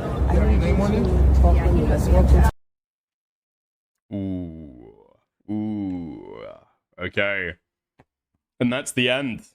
That's the end. Hold on. Do I dare look at the fucking comments? Okay, just for fucking YouTube moderation. We'll blur this shit before we go in there. Maybe that's a little bit too much, okay? A little bit too much. Just enough to be able to obscure it, I think. That's probably appropriate, right? Yeah? Okay. The best clip. The best clip of the entire ordeal. Dude, wait. Salvo's post by this point has already gone so fucking viral that people are clipping instances from Salvo's clip to be able to put in his fucking replies. Excuse me, officer. This man is attacking me. I have it on video. Excuse me, officer. This man is attacking me. I have it on video. Oh my god, the aura loss is actually fucking painful. Jesus Christ. Oh, has the Security Council found out about this shit yet? Has the Security Council seen this? I feel like the aura loss has got to fucking end in some fucking aid getting cancelled. No? It's got to have, international repercussions at this point. Oh my god, everybody's just posting Salvo's video clip underneath.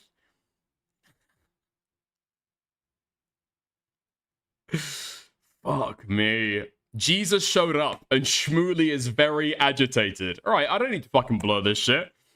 Dude, the comment section is calling Salvo Jesus right now. Okay. Jesus was a Palestinian, you know? Jesus was a Palestinian. That's true. I can see the angle they're fucking going with. Is this where I start to regret it? Okay. What the fuck is this? He wants God to repent. Imagine that. As we repent this Yom Kippur for our sins, will God repent for his sins against the Jewish people? This has got to be fucking fake. This has got to be fucking fake. Okay. Nice. Nice. Oh, dude, this guy's got what I'm fucking thinking about. Why were you not charged? You told the police that he attacked you and threatened you. You demanded that man be arrested because you didn't like that you were called a Zionist pig. In New York, intentionally lying to the police, falsely reporting an incident, or threat under penal law is typically a Class A misdemeanor. Up to 1 year in jail, fines, probation. Yeah, listen, okay, I'm not saying that Rabbi Shmuley should be put in a fucking cellar. Wait, hold on. No, I actually kind of am saying that. Okay. I'm not saying that it's a failure of the NYPD that this guy hasn't been arrested. But it's fucking crazy that people can get like 5 police officers waste their fucking time on this fucking bullshit just because you're screaming again and again and again because you've received aura loss from being called a Zionist fucking pig. Hold on, what's this brand new tweet? What are you sending me, Angus? No way! What? Hi, everyone. Not a lot of words can add to the power of Yom Kippur, Judaism's holiest day, the Day of Atonement. But I want to share this story with you as we go into this most sanctified of days, the Sabbath of all Sabbaths, Shabbat Shabbaton. Rabbi Levi Yitzchak of Berditchev loved the Jewish people so much. He lived in such a horrible time, pogroms against the Jewish people in Russia. Non-stop slaughter, which has sadly characterized so much of Jewish history. And then one Yom Kippur, everyone wanted to pray in his synagogue, a shtibel, you know, like a kind of like a big shack, right? And the prayers are long in Yom Kippur, so they're all waiting. And the Rabbi Levi Yitzchak, gets up to pray, and he sits down. Everyone's okay. This is too boring to watch, unfortunately. I mean, to be fair, I feel like this is like a cultural moment of Jews and Christians mixing, right? Jews have got a far less reverent view of God. It's far more of like struggling with God and trying to understand his nature and criticizing God as well. I mean, especially after the fucking Holocaust. I think they get that at the very least, don't they? They kind of get that, okay? Nice, nice. What else do we want to fucking watch? Oh, shit! Okay, I saw that Sneeko pulled this shit up. Hold on. Yeah. I saw this today before I went live. Sneeko couldn't stop laughing watching Rabbi Shmuley play the victim card after being confronted. Rabbi Shmuley is a Zionist fucking pig. Here he is, right on camera. Hi, everybody. I have no problem saying it. Ready for him to victimize himself? Say your name. Say your name. I'm Salvo, baby. I have no problem saying it. What's your phone number? Say that. What do you mean they can get over that shit? It was 80 years ago. The holly? The holly? What? Get over the holly? I mean, let's be fucking real. You feel like you're Jews' chosen fucking people, protected by him, ordained by him, and then you get, like, genocided out of Europe. Pretty fucking crazy. No? I think that's a conundrum. That's a head scratcher for the next fucking 200 years. Never mind 80. What would I give a Zion? Immediately with Mossad tactics. What's your social security? What's your address? Say it all. Say it all. Say it all. Zionist pig, relax. Why would I give a Zionist? Why would I give... Excuse me, officer. I called it. It took 5 seconds for him to sprint faster than I've ever seen him run in his life, right at the first police officer. This is always a tactic. Cry out as they strike you. What's your phone number? I'm being attacked! Attacking me. I have it on video. It's like a skit. I have it on video. I have it on video. I didn't have the fucking balls to do the voice. I didn't do the voice. I didn't do the voice. I disavow Sneeko doing the voice. I have it on video.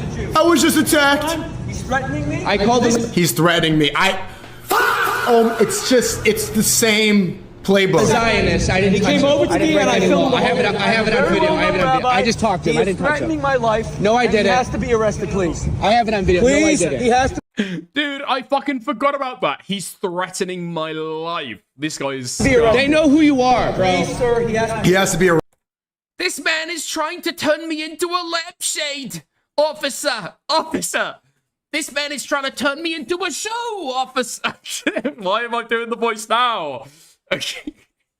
Arrested. Rabbi Shmuley, what happened to dialogue? What happened to dialogue, Rabbi Shmuley? Is this your husband? You let him in the street acting such a fool every time, huh? Rabbi, bring it here. This is what happened to me at the Fontainebleau Hotel. I won't put up with it. Rabbi Shmuley, why are you... I get the pass. Thank you, Space Station. I hugely appreciate that. That's absolutely essential. Threatening me. He is harassing Rabbi me. Shmuley, He's why guilty of a hate crime. Wait, hold on.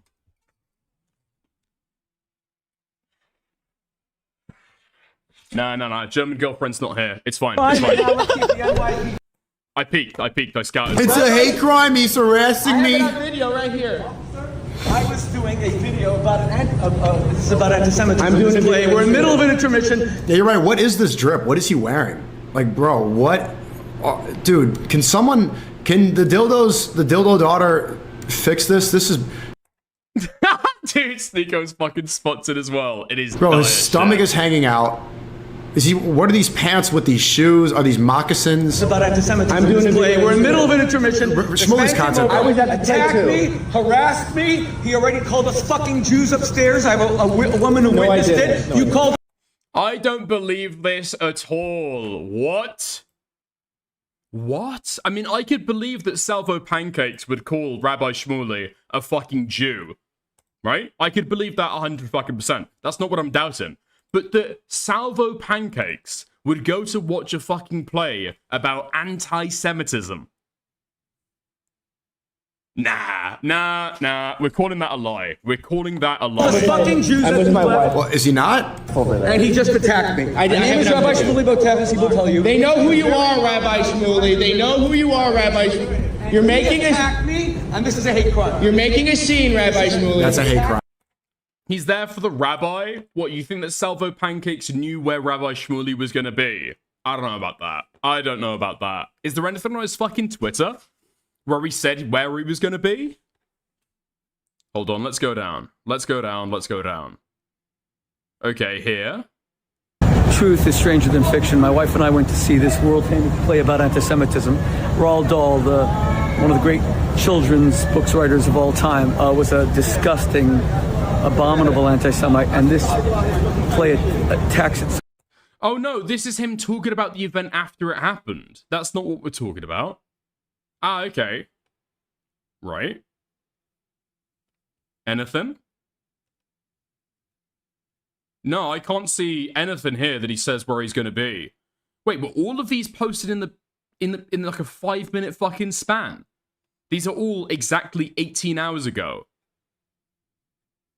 Huh? Holy shit, this guy tweets like a fucking motherfucker. Oh, wait, hold on. Space station. Was there some Jew? Okay, how do I frame that? Was there Jew things going on that made it so like it would be bad? It would be like not kosher to be able to like post on social media until 18 months ago, and then he's like firing off all his fucking tweets. Is there some kind of like Sabbath, maybe? Possibly?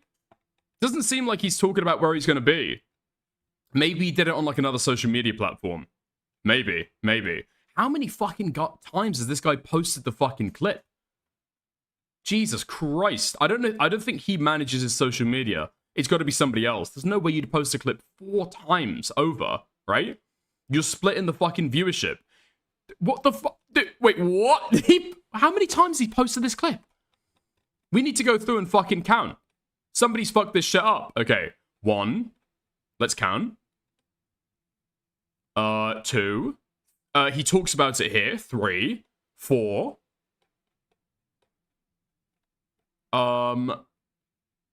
There's a couple down here, right? Yeah, 5, 6.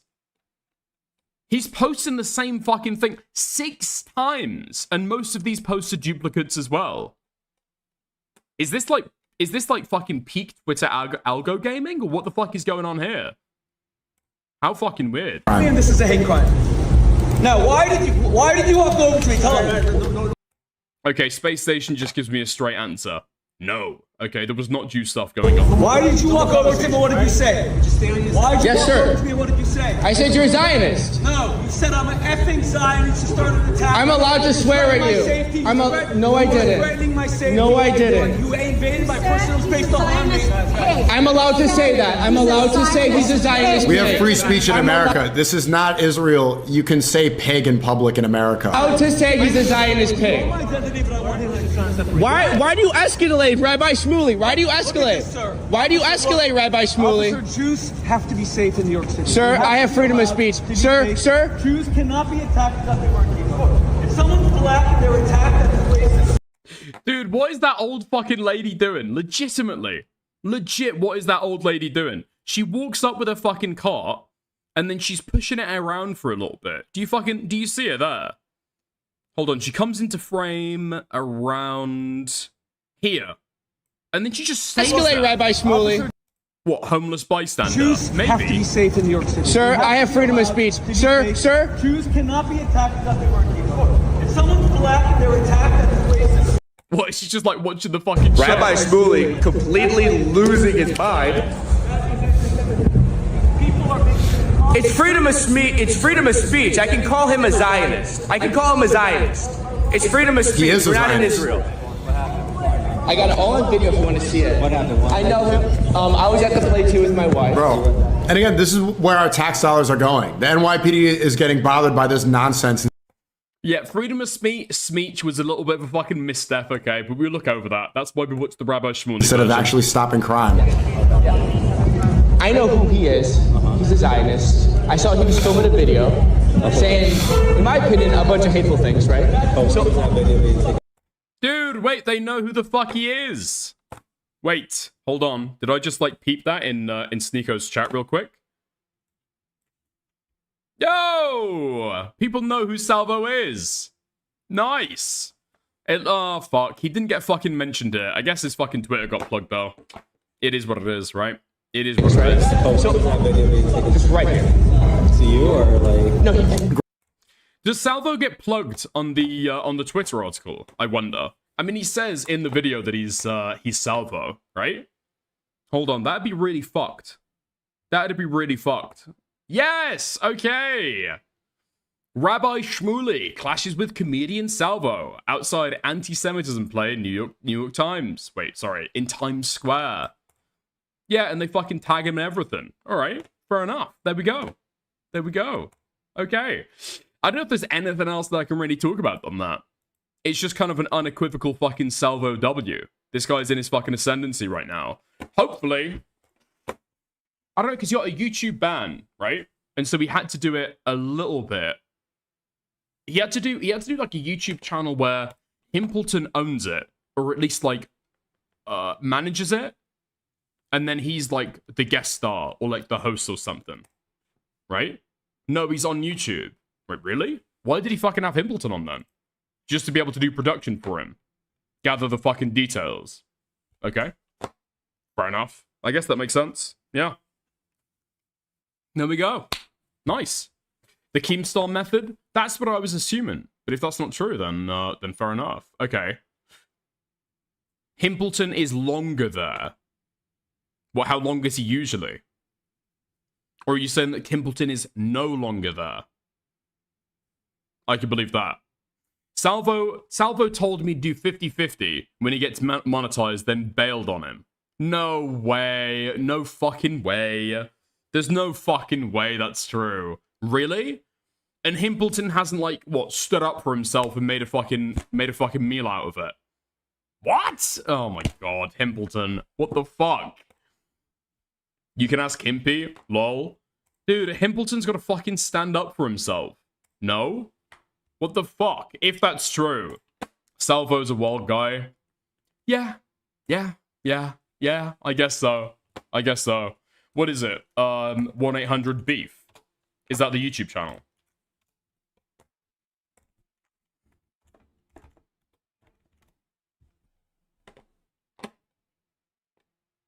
Is that the fucking channel name? Hold on. YouTube channels. I've got 1-800-BEEF clips. Oh, the Salvo show. Okay, fair enough. Okay. And Salvo has cut Himpleton out of it. Fair enough. Interesting. Oh wait, and he's got fucking memberships as well. This guy is giga fucking monetized. Okay, nice. He doesn't really stream, so it doesn't matter. Yeah, it doesn't really fucking matter, does it? It doesn't really fucking matter. It is what it is.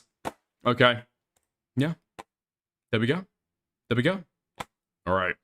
I'm surprised about how much content we're able to get out of that, unironically. Especially given the fact that it's like 4-minute fucking Twitter video. 50 minutes of content? I think I've done a fucking stand-up job there. Nice. Okay. Honestly, although the Rabbi overreacted, at the end of the day, I do kind of agree with him. Because Salvo's literally there to piss him off. Yeah, but he could completely, like, blow Salvo off and make him look like a total fucking asshole, right? Unfortunately, Salvo, or Rabbi Shmuley went to the fucking police. And he fucking schizoed out because of it. Yeah? Salvo won, unequivocally. There we go. Okay. Nice. What are you interested in? I am interested in content, okay? And thankfully, we do still have some left.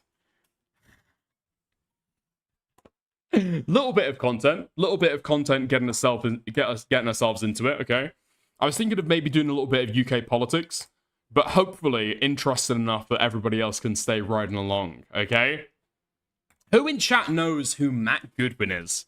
In the UK, he's basically like a little bit of a talking head, largely autistic, with absolutely no fucking charisma. Occasionally releases books. He started out as like, I don't know, like a pseudo-academic. People would quote him or rely on him for, I guess, demographic results, okay? He was a big fucking white replacement, yeah? Now, as time's gone on, he's got a little bit of a media profile, started getting into politics. He recently lost an election and then said that it was rigged. Obviously got a lot of influence over from the fucking Trump camp, as a lot of reform does. But anyway, I'm getting ahead of myself, right? But that's who Matt Goodwin is. And recently, he's released a book. Published a book. Okay? Again, in the fucking right-wing sphere in the UK, he's known as the intellectual. A little bit of a member of the brain trust of the far right. However, there has recently been allegations that he is using AI to be able to invent his fucking book titles for him. Inventing quotes in the book. Possibly writing it all. And he got grilled on his own TV network over it. Let's go.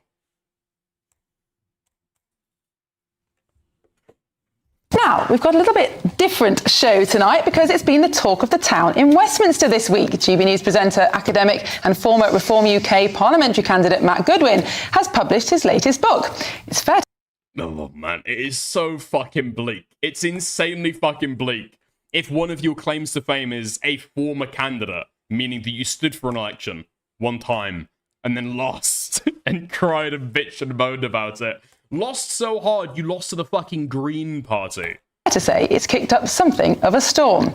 In the book titled Suicide of a Nation, Goodwin explains why he believes mass immigration and multiculturalism have driven Britain into a spiral of decline.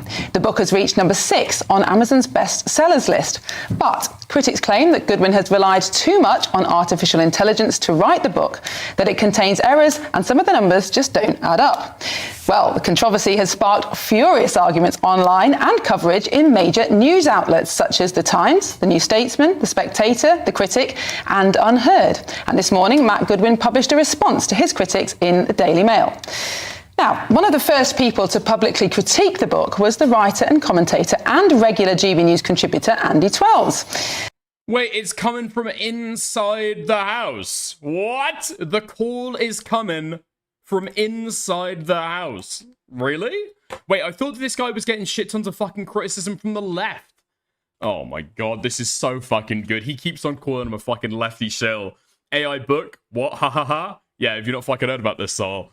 Yeah, Matt Goodwin has got the same problem that Nigel Farage does. As soon as he's pressed, he's got the biggest fucking ego ever. Totally indignant to it. Comes across really dislikable. It's great. Now, Andy's thread on X, formerly Twitter, and later a piece in The Spectator, has gathered over 1.3 million views. So what? Still listening to the fucking intro, What's the truth? Does Matt Goodwin's book stand up to scrutiny? Are his critics motivated by political differences rather than a desire for truth? Well, tonight we can exclusively bring you the live debate that everyone's been waiting for, a head-to-head between Matt Goodwin and Andy Twells, only on GB News, the home of free speech. Matt, Andy, thank you so much for joining me tonight. Thanks for being willing to have this debate. Now, you're both going to have the chance to set out your arguments in a minute, but since this is a slightly different show from a normal Friday night on Jubes & Co, I will just set out the terms of the debate. So both of you will have 2 minutes of uninterrupted time to set out your stall. Then I'm going to ask Andy to offer the first of his challenges. Matt, you'll have a chance to respond. After the break, we'll continue that debate with Andy offering challenges, Matt responding, and you'll both have 1 minute each to sum up your arguments before we continue with the rest of the show. So thank you both. So Matt, you're going to go first. We've got 2 minutes to set out your store about your book. Off we go. Yeah, well, before we get into the debate, let me tell people why I wrote this book, Suicide of a Nation, because I believe... Oh, fuck me. I guarantee that it was Matt Goodwin who asked for this, like, formal fucking, like, structure, right? This guy's such a fucking pseudo-intellectual. It's so fucking gay. Just have a talk show where you both talk back and forth. Nobody is telling the British and the English people the truth about what is happening in our country. Oh, sorry. Was that a British? Was that a British that I just detected? Nobody is telling the British and the English people. Woo, woo, woo, woo. Yankoid detected. Insane amounts of Angloid, fucking Yankoid fucking influence. Jesus Christ. Makes me sick to my fucking stomach. Holy shit. Doesn't he work there? Apparently they both work there, which is quite surprising to me, because apparently the guy with the fucking quiff is a leftoid. The truth about what is happening. He's not over the Brit?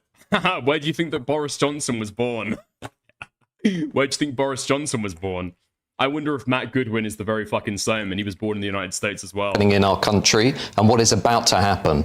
What I draw on in this book is an enormous amount of data to show that by the end of this century, the share of our population that will be white British will collapse from over 70% to 33%. The share of people who are foreign born or the immediate children of the foreign born will rise from 19% to over 60%, and the share of people who are following Islam will rise from 1 in every 17 people today to 1 in every 4. Now, I wrote this book over the period of 4 months away from my friends. Ooh. Okay, so yeah, Hengist is right. He was born in Herefordshire. That's true. Where did he get his master's degree? But the University of Western Ontario. It's even worse. Oh my fucking god, it's even worse. He's not been influenced by fucking Yankoids. He's been influenced by America's fucking dysgenic cousins. What the fuck? Canada Oh, Canada? Really? Okay. At least he's still in the territory of the His Majesty the King. And family, because I think the British people deserve to know the truth. And I deliberately did not publish the book with a mainstream publisher, because publishing, in case people out there haven't noticed, has been completely captured by woke activists and sensitivity readers who would never, ever have allowed me to publish a book like Suicide of a Nation. I'm very proud of this book. I stand by this book. I stand by all of the numbers in this book. And I hope that as many people as possible engage with it, because I think it's the only book that is telling people the truth about how and why we are losing our country. Matt. Dude, the debate is whether you're a fucking fraud. The debate is whether you're a fucking fraud. And all you can give is, like, word slop about how important the subject you're writing about is. Yeah, okay. Maybe the subject you're writing about is, like, really, really important. Did you use ChatGPT, though? Did you use ChatGPT? I mean, the entire fucking diatribe that you gave, I don't think you referenced AI even once, did you? Somehow you spoke about Muslims more than fucking computers. Thank you very much. Andy, your turn to set out your story. Let's go, Andy. So I think if publishing is completely captured by the woke left, it would seem that fact checkers and copy editors are also. There are not just factual errors in this book, but just basic spelling and grammar ones. And it's not even misattributed quotes of Cicero, of Livy, of Hayek, of Scruton, of whomever. There are just basic untruths that Matt knows.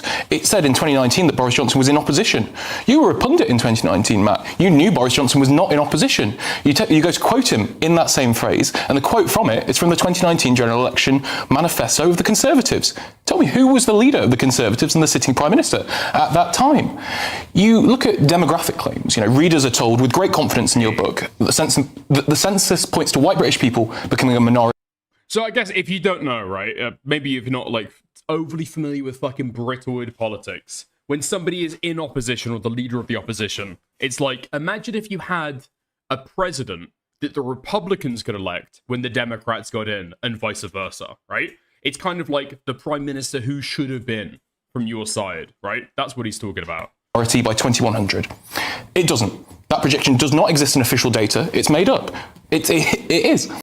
Our politics are silly. Our politics birthed your politics, little bro, okay? Likewise, a parade of scholars, Anthony D. Smith, Walker Connor, invoked as if they endorse a rigid, ethnically fixed idea of nationhood. They didn't. In fact, Smith explicitly warned against it.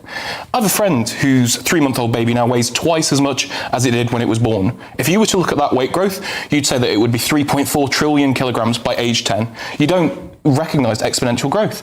And it's not even occasional sloppiness, it's fundamental to the book. The quotes, Hayek, Scruton, Livy, Cicero don't exist.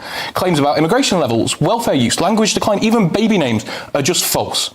If you're going to open your book up with a quote about Arnold Toynbee and the Suicide of Nations, you might want to make sure your own argument isn't built on intellectual self-harm. This isn't political, it's just about truth.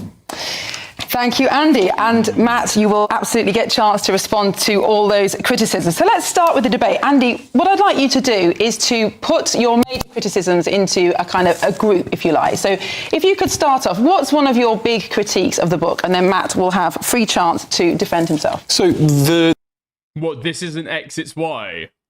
Bro snuck in a jab. Possibly. Or maybe he's using AI to defeat AI. No? They're on an equal playing field. The big one, the quite clear one, that doesn't get into statistical grey areas.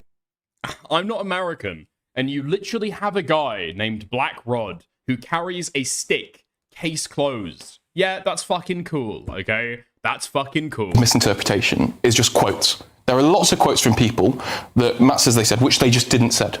They didn't say. He accused me in the Daily Mail of focusing on Latin interpretations and Cicero. So let's get away from the late Roman Republic. Let's look at Sir Roger Scruton, who you said was one of your biggest influences in the New Culture Forum you did on this book tour. You said that Scruton warned, a society that cannot distinguish its friends from its enemies, or that extends hospitality to those who despise its way of life, is a society that has lost the instinct for survival.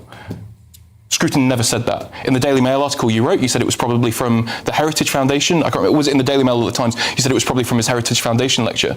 I read the transcript of that lecture right after you said that. He did not say it there.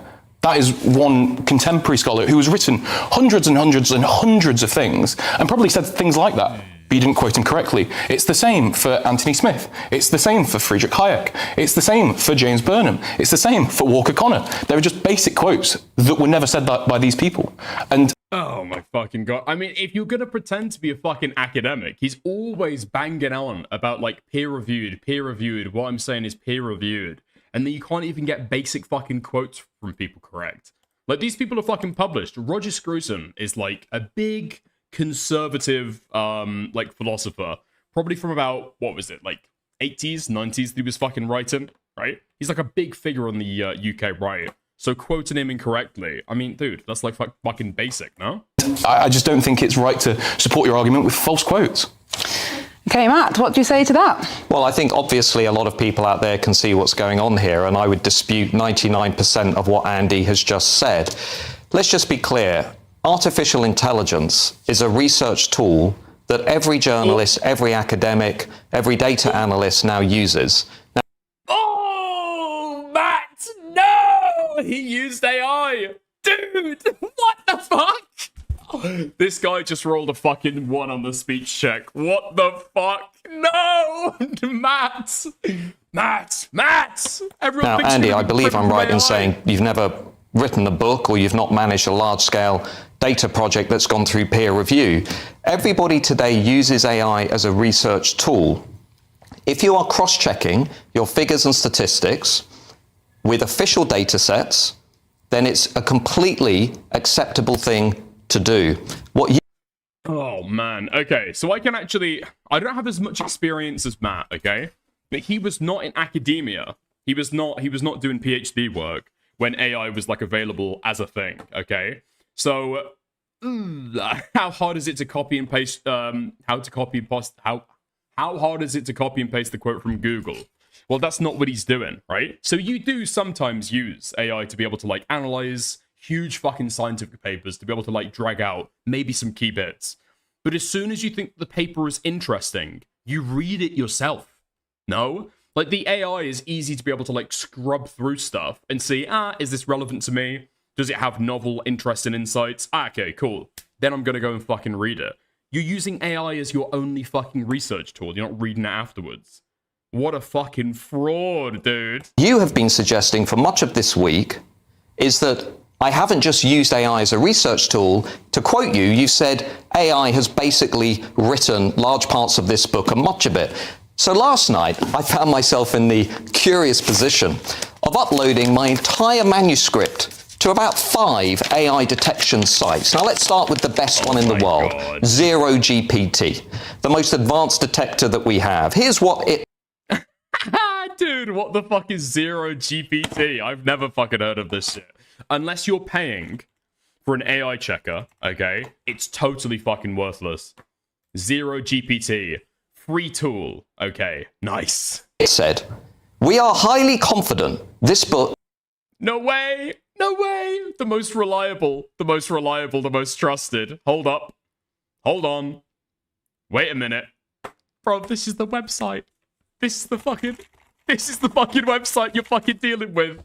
Dude, there's no fucking way. Oh my god. Wait. And is he taking that straight from the fucking website as well? ZeroGPT, the most advanced and reliable ChatGPT, GPT-5 and AI detector. He's taking that out of advertising. He's taking that advertising as red. Bro, have I fucked up my PC? Why is it fucking scrolling in? Okay. Is human content.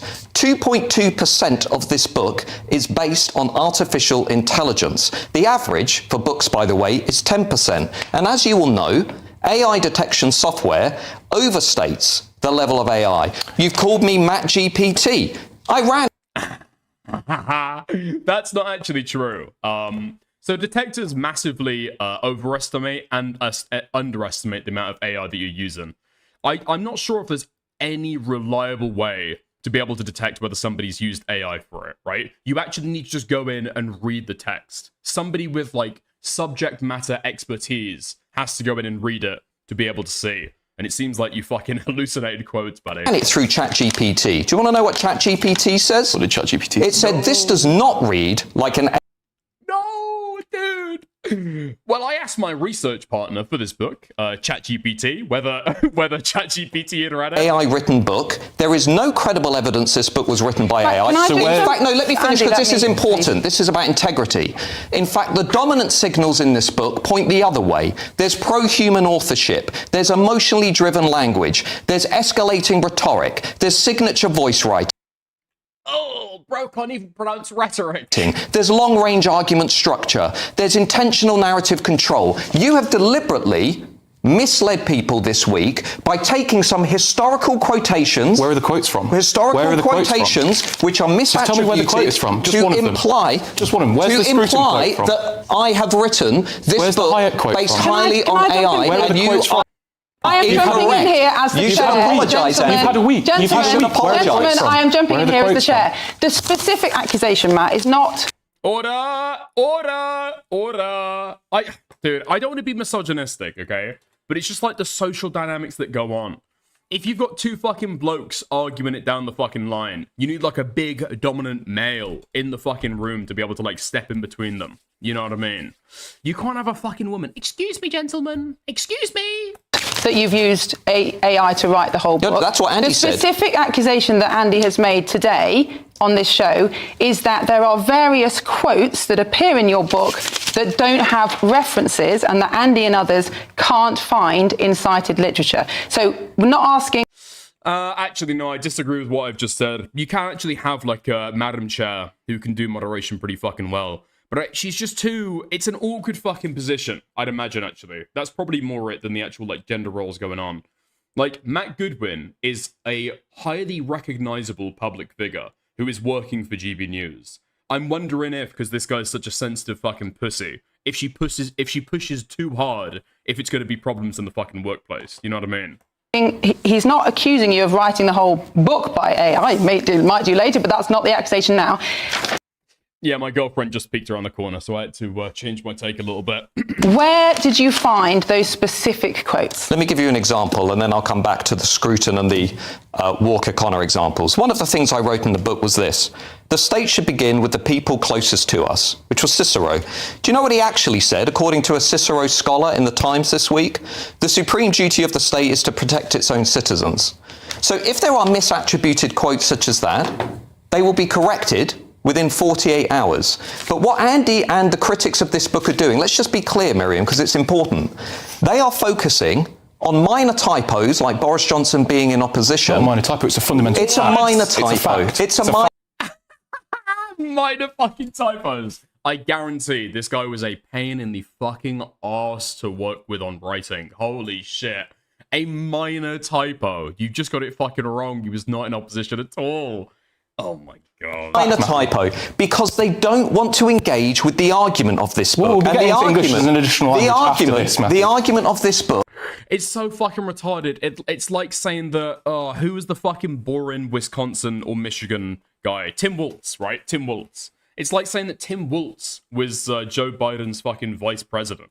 It's just retarded. It's not true. Let's be clear, is one that you completely disagree with. I would like to ask you a question. What part of the argument of suicide of a nation do you actually disagree with? Well, I think the whole thing is just based on falsehoods, which we're getting into in the second segment. Now there we go. We're getting into the second segment. Now there we go. Come on, we've got the rules of the debate. Matthew, we've got the rules of the debate. I know you like using AI. You've used AI to try and prove that you didn't use AI. What do you think about the 2.2%? What do you think about the 2.2%? Where did Anthony Smith? Where did that quote from Anthony Smith? James Burnham, Friedrich Hayek.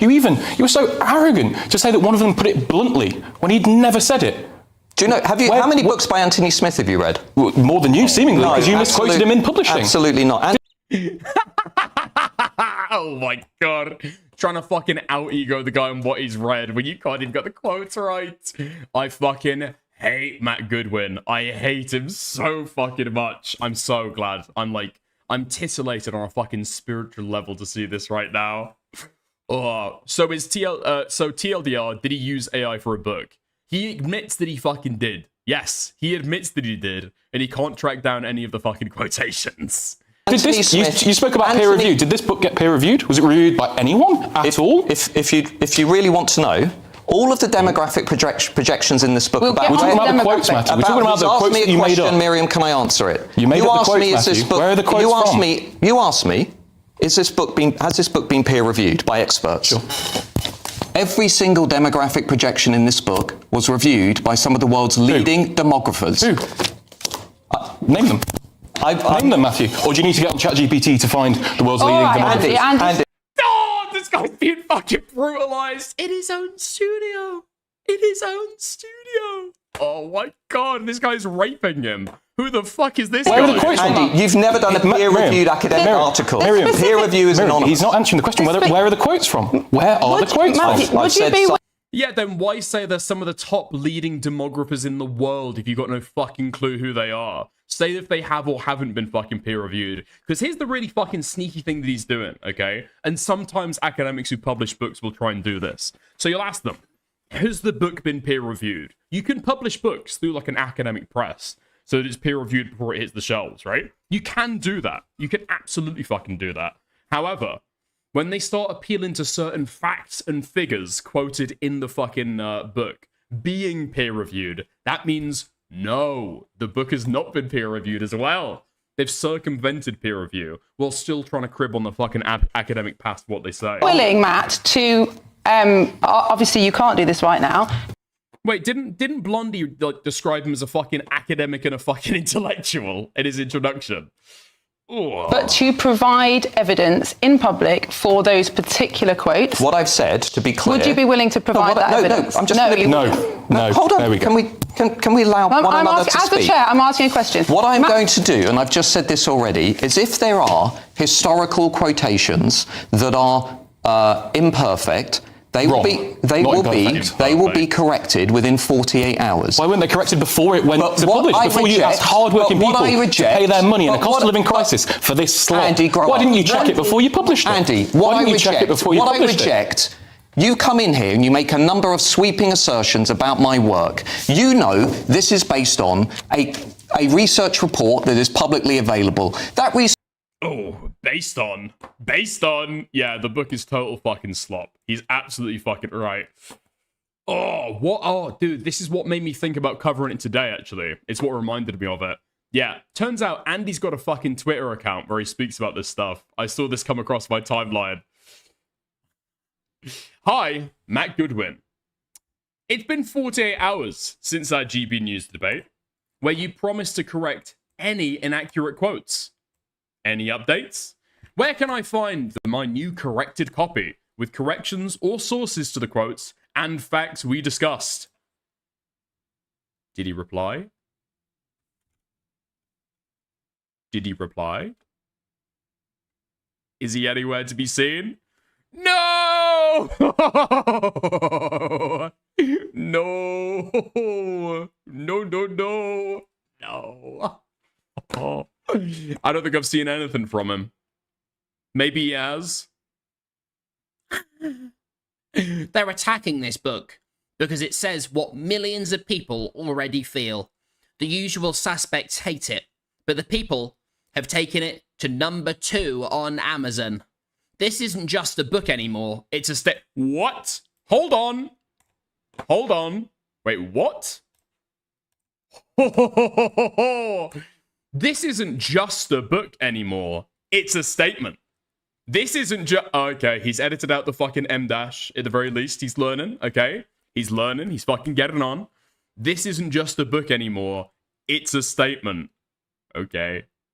Their biggest fear is coming true. He posts it and instantly retweets it.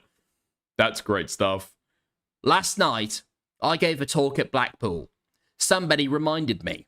This week, a local girl, Charlene Downs, would have turned 37 years old. Woke celebrities didn't talk about her. Leftists don't talk about her. Westminster doesn't talk about her. Go and Google her. Did you get killed by a black? Is that who we're talking about? Okay, yeah, he still hasn't uploaded a fucking updated copy. Never mind. Okay. What's that girl's name? I don't know. Probably made up by AI. Research report. This is your 54-page Matthew Goodwin demographic report. Nobody has questioned the numbers in this because they know, based on the census and the same projections that are used by the office... What does Matt Goodwin believe? He's a big, like, great replacement theory guy, but he kind of dresses up in very, very different detail. So the entire book, you know, Suicide of a Nation, is all about demographic replacement. Too many Browns coming in and stuff like that. For national statistics. That's fantastic. It's We're talking about the quotes, and Matthew. reliable. You want We're to talking about the fixate- quotes, comrade. You please. want to fixate. You can't even on- find things to support your argument, so you've got to make up quotes. Mary, Come on. Matt, I think that the Where are any of problem these here quotes is from? that Where are any of them you from? started your opening statement with the fact that you've written this book because nobody is telling the truth. Do you not therefore What? You know, the Muslims probably wouldn't be replacing you Brits so much if you weren't all seemingly so knees-quakingly terrified of them. Lol. Dude, the UK has had a long, upstanding, reliable, and consistent pattern of Islamophobia, okay? I don't think we're fucking scared of them, dude, okay? I don't think we're fucking scared of them. The only people in the UK who are pretending, okay, as though they're scared, quaking in terror of Muslims, are people who see them pray in public and then cry and bitch and moan that it's an act of what did they say? Domination. Was that the fucking headline? Yeah. Dude, it's fucking crazy. The end of Ramadan, the end of the fucking fasting. They're doing a fucking, like a public prayer, I think, in London, right?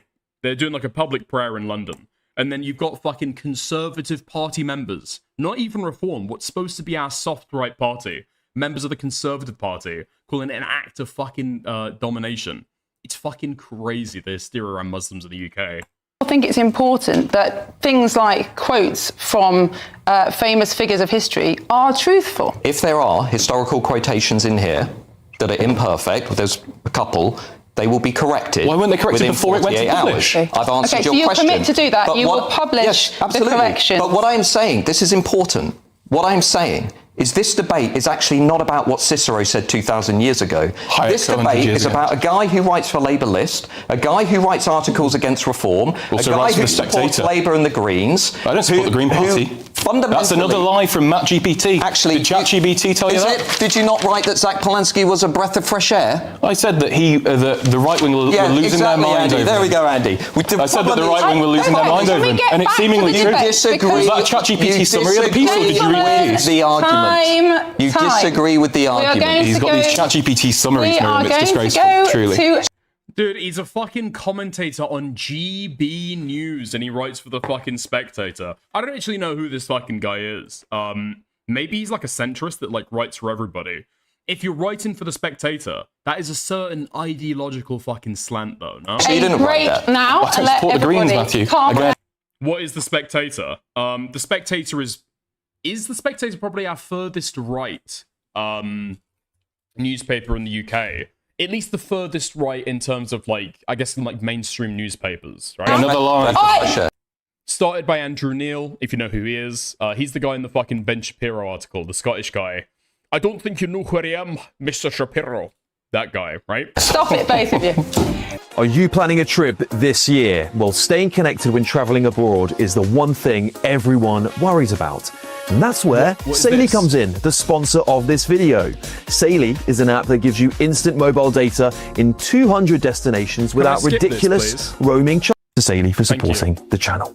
We are addressing allegations that Andy has made that Matt has misrepresented English as an additional language. Wait, what? You've got no idea who the guy is? So this right-winger is calling this white supremacist out for AI. I mean, it seems like that way, yeah. In data in his book, as well as other claims about artificial intelligence. Matt's been defending the book, and he's been... Hold on. Do you absolutely know who I'm fucking talking about, okay? Let's do a real quick trip down memory lane. Just because we fucking can, okay? To the Ben Shapiro interview with Andrew Neil. Hold on, here we are. Why is it that a bill banning...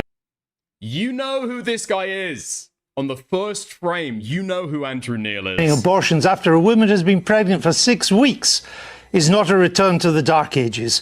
What's your answer? My answer is something called science. Human life exists at conception. It ought to be protected. Now, back to my question to you. You purport to be an objective journalist. BBC purports to be an objective down-the-middle network. It obviously is not. It never has been. And you as a journalist are proceeding to call one side of the political aisle ignorant, barbaric, and sending us back to the Dark Ages. Why don't you just say that you're on the left? Is this so hard for you? Why can't you just be honest? Mr. Seriously, Shapiro, it's a serious question. Mr. Shapiro, if you only knew how ridiculous that statement is, you wouldn't have said it. I just Really? asked you... Dude, it's so fucking good. I do love the culture clash between American political pundits and like British news, because this is how they are, right? This is how they are. Sometimes you will get like a left-leaning journalist pressing a Labour minister, and it'll almost sound like they believe that Iran is going to fucking send nukes into Israel any day now, right? They totally buy into the fucking Zog propaganda. But it's just the way that we do journalism. It's like super fucking robust. Everybody wants to demolish every person they have in front of them whenever they do interviews. It's great. It's fantastic. Bringing his charges. We've had some opening statements and we're well into the debate. So we're going to continue in the same theme as before. Andy's going to bring up a particular critique that he has of the book. Matt's going to defend himself and offer any other criticism to Andy, which he will then defend. And we'll end this segment with the chance for you both to sum up your sides of the argument with a minute uninterrupted talk before we move on with the rest of the show. So Andy, what's your next critique of Matt's book? So as Matt rightly said, I'm not an expert. I've never written a peer-reviewed study. I've barely got GCSEs. So I spoke to someone who is an expert and has written a peer-reviewed study. That's Professor Steve Strand, OBE, the Professor of Education and Fellow of St Cross College at the University of Oxford. And when it comes to EAL, English as an additional language, which you speak about a lot in the book, he says that you are just totally, quote, just totally misunderstanding what this measure of EAL is. He keeps talking about English not being young people's first language, but you could be recorded as EAL and still be totally fluent in English. So he's not really understanding the question that's asked that underlies that data. End quote. You represent in the book that children who, primary school children this is, who are registered as EAL do not speak English. I don't say. And that is not fair. You even made up a report of a school. You said that BBC West Midlands wrote in 2019 about a school where they speak more than 30 different languages. There is no evidence of that report. There is. You then make up an Ofsted inspection report, say, quote from your book, one inspection report put it bluntly, many pupils join the school with extremely limited English. This significantly slows the pace of learning. End quote. I checked the school that you were talking about that was actually in the Birmingham Live report. I read every single inspection report, full inspection report on their Ofsted site. No quote like that exists. Again, he's playing fast and loose with the truth. And this is primary school kids. This isn't the establishment or the new elite. These are kids that are 4 years old to 11 years old that he's trying to bait and make look like they're the enemy of society. And I think it's disgusting. Okay. How do you respond to that? Right. You'll see this a lot. I don't know if the same thing goes on in the US, but in the UK, whenever people are talking about immigrants, whoever, not speaking English or speaking like a foreign language primarily, right? They include a shit ton of European fucking immigrants here as well, right? So, for example, I guess my girlfriend be caught up in that fucking statistic as well, right? She's got English as an alternative language. She's got English as a fucking second language. She's not a native English speaker. She speaks English indistinguishably, despite the fucking accent that I put on when I when I talk about her on stream, right? She's almost indistinguishable from a native fucking English speaker. And those people all get caught up in it as well. Even like native languages in Britain get caught up in these stats as well. So, what? Like, I don't know, British people who speak Welsh as their primary language and then also speak English as like a secondary language. But they say that they speak Welsh primarily for like nationalist fucking reasons. Those people all get caught up in it as well, you know? People in Ireland who speak Irish primarily, they get caught up in that stats as well. You're giving away too much. What the fuck do you mean I'm giving away too much? Shut the fuck up. My girlfriend speaks English, okay? Okay, well, all of that was absolute nonsense. Here's something that... Professor Strand talking nonsense. Right, you've had your Listen, turn. I was in universities for 20 years. I'm well aware of where the professors lie on these issues, all right? Here's something that Andy 12 said. I'm not going to dwell on who said what said, but I'm just going to make an important point. For your audience, you better not make us seem like an immigrant, okay? That's actually a good point. That is actually a very, very good point. Dickers went after a vulnerable German immigrant woman, likely refugee. Yeah, she was posting interesting things about the Holly and had to come into the UK for asylum. Point. You said this week, actually, that you disagree with my suggestion that a majority of children do not speak English as their main language. And you talked about areas like Luton and Leicester. Nobody's actually debated me on these numbers because they know they're true. Look at primary schools. Here's the share, and people out watching this show need to know this. Here are the share of children, the percentage of children who don't speak English as their main language. Blackburn, 46%. Luton, 53%. Leicester, 59%. Tower Hamlets, 65%. Wait, what? And this is what he's trying to claim, people who don't speak English? Percentage of children who don't speak English as their main language. Oh, right. Okay. Never mind. Herne 46%, Luton 53%, Leicester 59%, Tower Hamlets 65%, Brent 66%, Newham 72%. In places like Coventry, Derby, Glasgow, Newcastle, Nottingham, Southampton, Wolverhampton, about 1 in 3 children in England today do not speak English as their main language. They still speak English fluently. Miriam, They still speak English fluently. Why am I making... I'm just going to come in there because other people have actually challenged that. So John Merrick, the New Statesman writer, has said that he challenged your claim that in Chester East, 67% of school pupils speak English as additional language. He says he's looked it up. The government. I mean, it's just not true that you've got these huge swathes of people who can't speak English. The actual fucking reality is that a lot of the people in the UK who can't speak English are like Chinese students. It is crazy. It is fucking crazy how many of those people, I don't know if they like fake their fucking language certifications to be able to come here and fucking study or what, but so many of those people just cannot speak English even to a basic level. Never mind the fucking university level.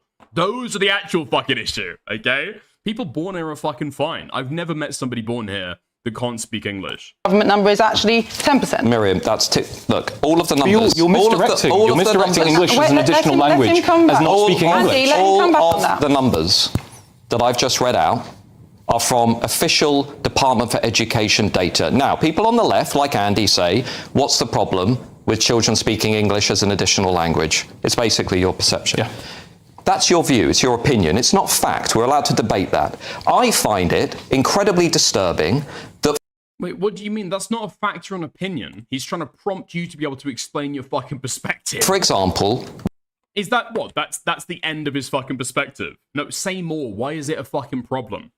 Is Andy 12s a leftist? I've just taken a look, and it seems like Andy 12s does lean to the left.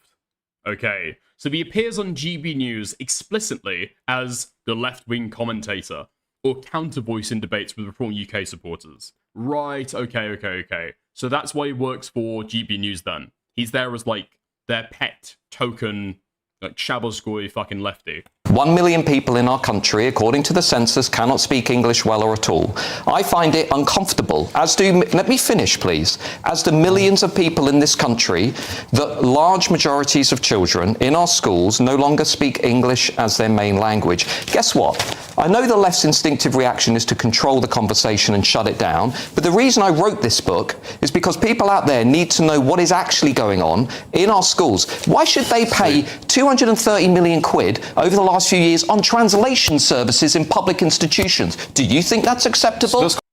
Wait, what is that going to be going towards if you had to bet? What would that be if you had to bet? I would guarantee a vast majority of that is going to be for like retarded Welsh language initiatives to be able to translate literally everything into Welsh. And there are so few people who speak Welsh to an academic standard enough to be able to fucking translate this shit. I bet they can charge a pretty fucking penny. That's what he's fucking talking about. It's going to be Irish Gaelic. It's going to be Scottish Gaelic. It's going to be Welsh. Those are going to be the translation services. It's got nothing to do with school children. That's got nothing to do with school children. And, you know, why should they pay $12.99 for that book is the question. Let me respond. Let me respond, Matthew. It's not even a real language. No, it's not even a fucking real language. Talk about the facts. You're implying that this amount of... Yeah, I know that I've learned what your retarded fucking goblin speak is technically called, but every time that I say it, I've got people like Inside Out who'll go, Scottish Garlic? Scottish Garlic? Retarded. Just call it Gaelic, man. It sounds better. Students that are EAL don't speak English, or don't speak it as well as their main or first language. That's absolutely untrue. Let's have a fact, shall we? At age 16, pupils recorded as EAL have an average attainment 8 score of 49.3 compared to the average of 46.9 for monolingual English speakers. So 3 GCSE grades higher. That's Lindorf, Strand and Marr 2025. There's the reference. So people aren't not learning English. They're actually learning English and doing better in school than their monolingual. That's a fact, Matthew. That is a fact. It's an opinion. Well, no, it's not an opinion. 1 million people in this country do not speak English well Miriam, or it's 49.3 higher than 46.9. I think. Please. I think. Let me try and land. He's vilifiing school children. Let me try and Miriam. land on the difference of opinion here. So, of course, whether or not you think. Oh, this guy should ease up on the fucking soy, I've got to be honest, okay? He's fucking right. He's fucking correct. This guy's a total fucking propagandist. He's talking about school children.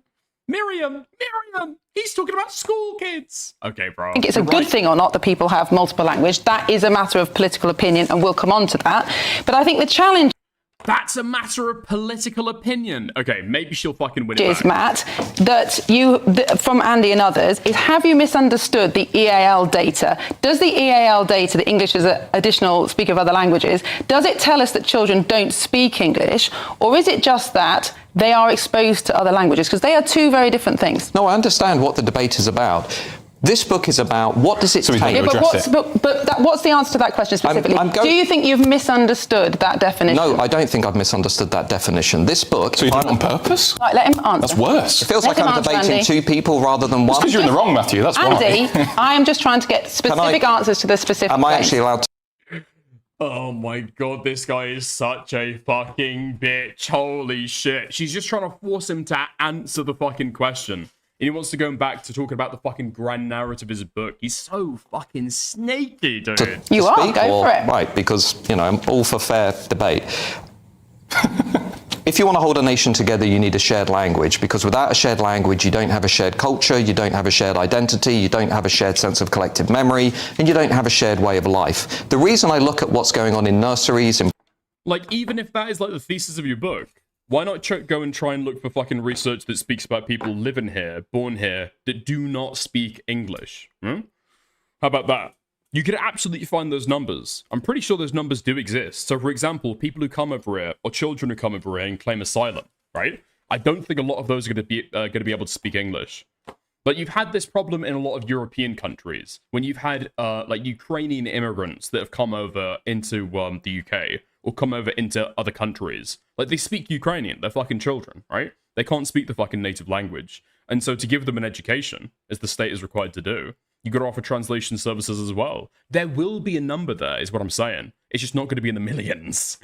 So it's probably better for him and his argument to be able to frame it as though there's like millions, billions of children swarming around the United Kingdom, speaking in their little fucking sand languages. Primary schools and secondary schools, and the rise of bilingualism or multilingualism is because, as Samuel Huntington pointed out 25 years ago with regards to other countries around the world, what you end up doing over time is you fragment the things that hold a nation together. I'm deeply concerned about a fact that Andy has avoided throughout this debate. For example, not only that he's not addressing his misrepresentation, he's moving on. He's moving on. He lied about the Ofsted report. He's lied about the numbers. He's lied about primary school kids. I will make sure those questions are answered. I find it deeply disturbing, the numbers that I just read out, like I find it deeply disturbing that at least 1 million people in our country cannot even speak our national language well or... Oh, what was that? 1 million people in our country cannot even speak our national language well or at all. I know the left don't care about this. Well, they can't speak it well or at all. I wonder what the breakdown there is going to be. Because I could imagine that a lot of people in the UK can't speak English very well. Unfortunately, I'm just going to imagine that the vast majority of them are probably going to be from, like, poor areas of the UK, but they're, like, fucking British born. Have you heard how some of the people fucking speak English in the UK? Actually fucking incomprehensible parcel tongue. And those are people who are born and bred British. It's so fucked up. Like, there is still a problem in some areas of the UK where, like, certain people can't fucking read English. That is just fucking true. That is just fucking true. Are they going to address that 1 million people is, like, nothing? It's a sizable proportion, but that's what I'm saying. How does it fucking break down?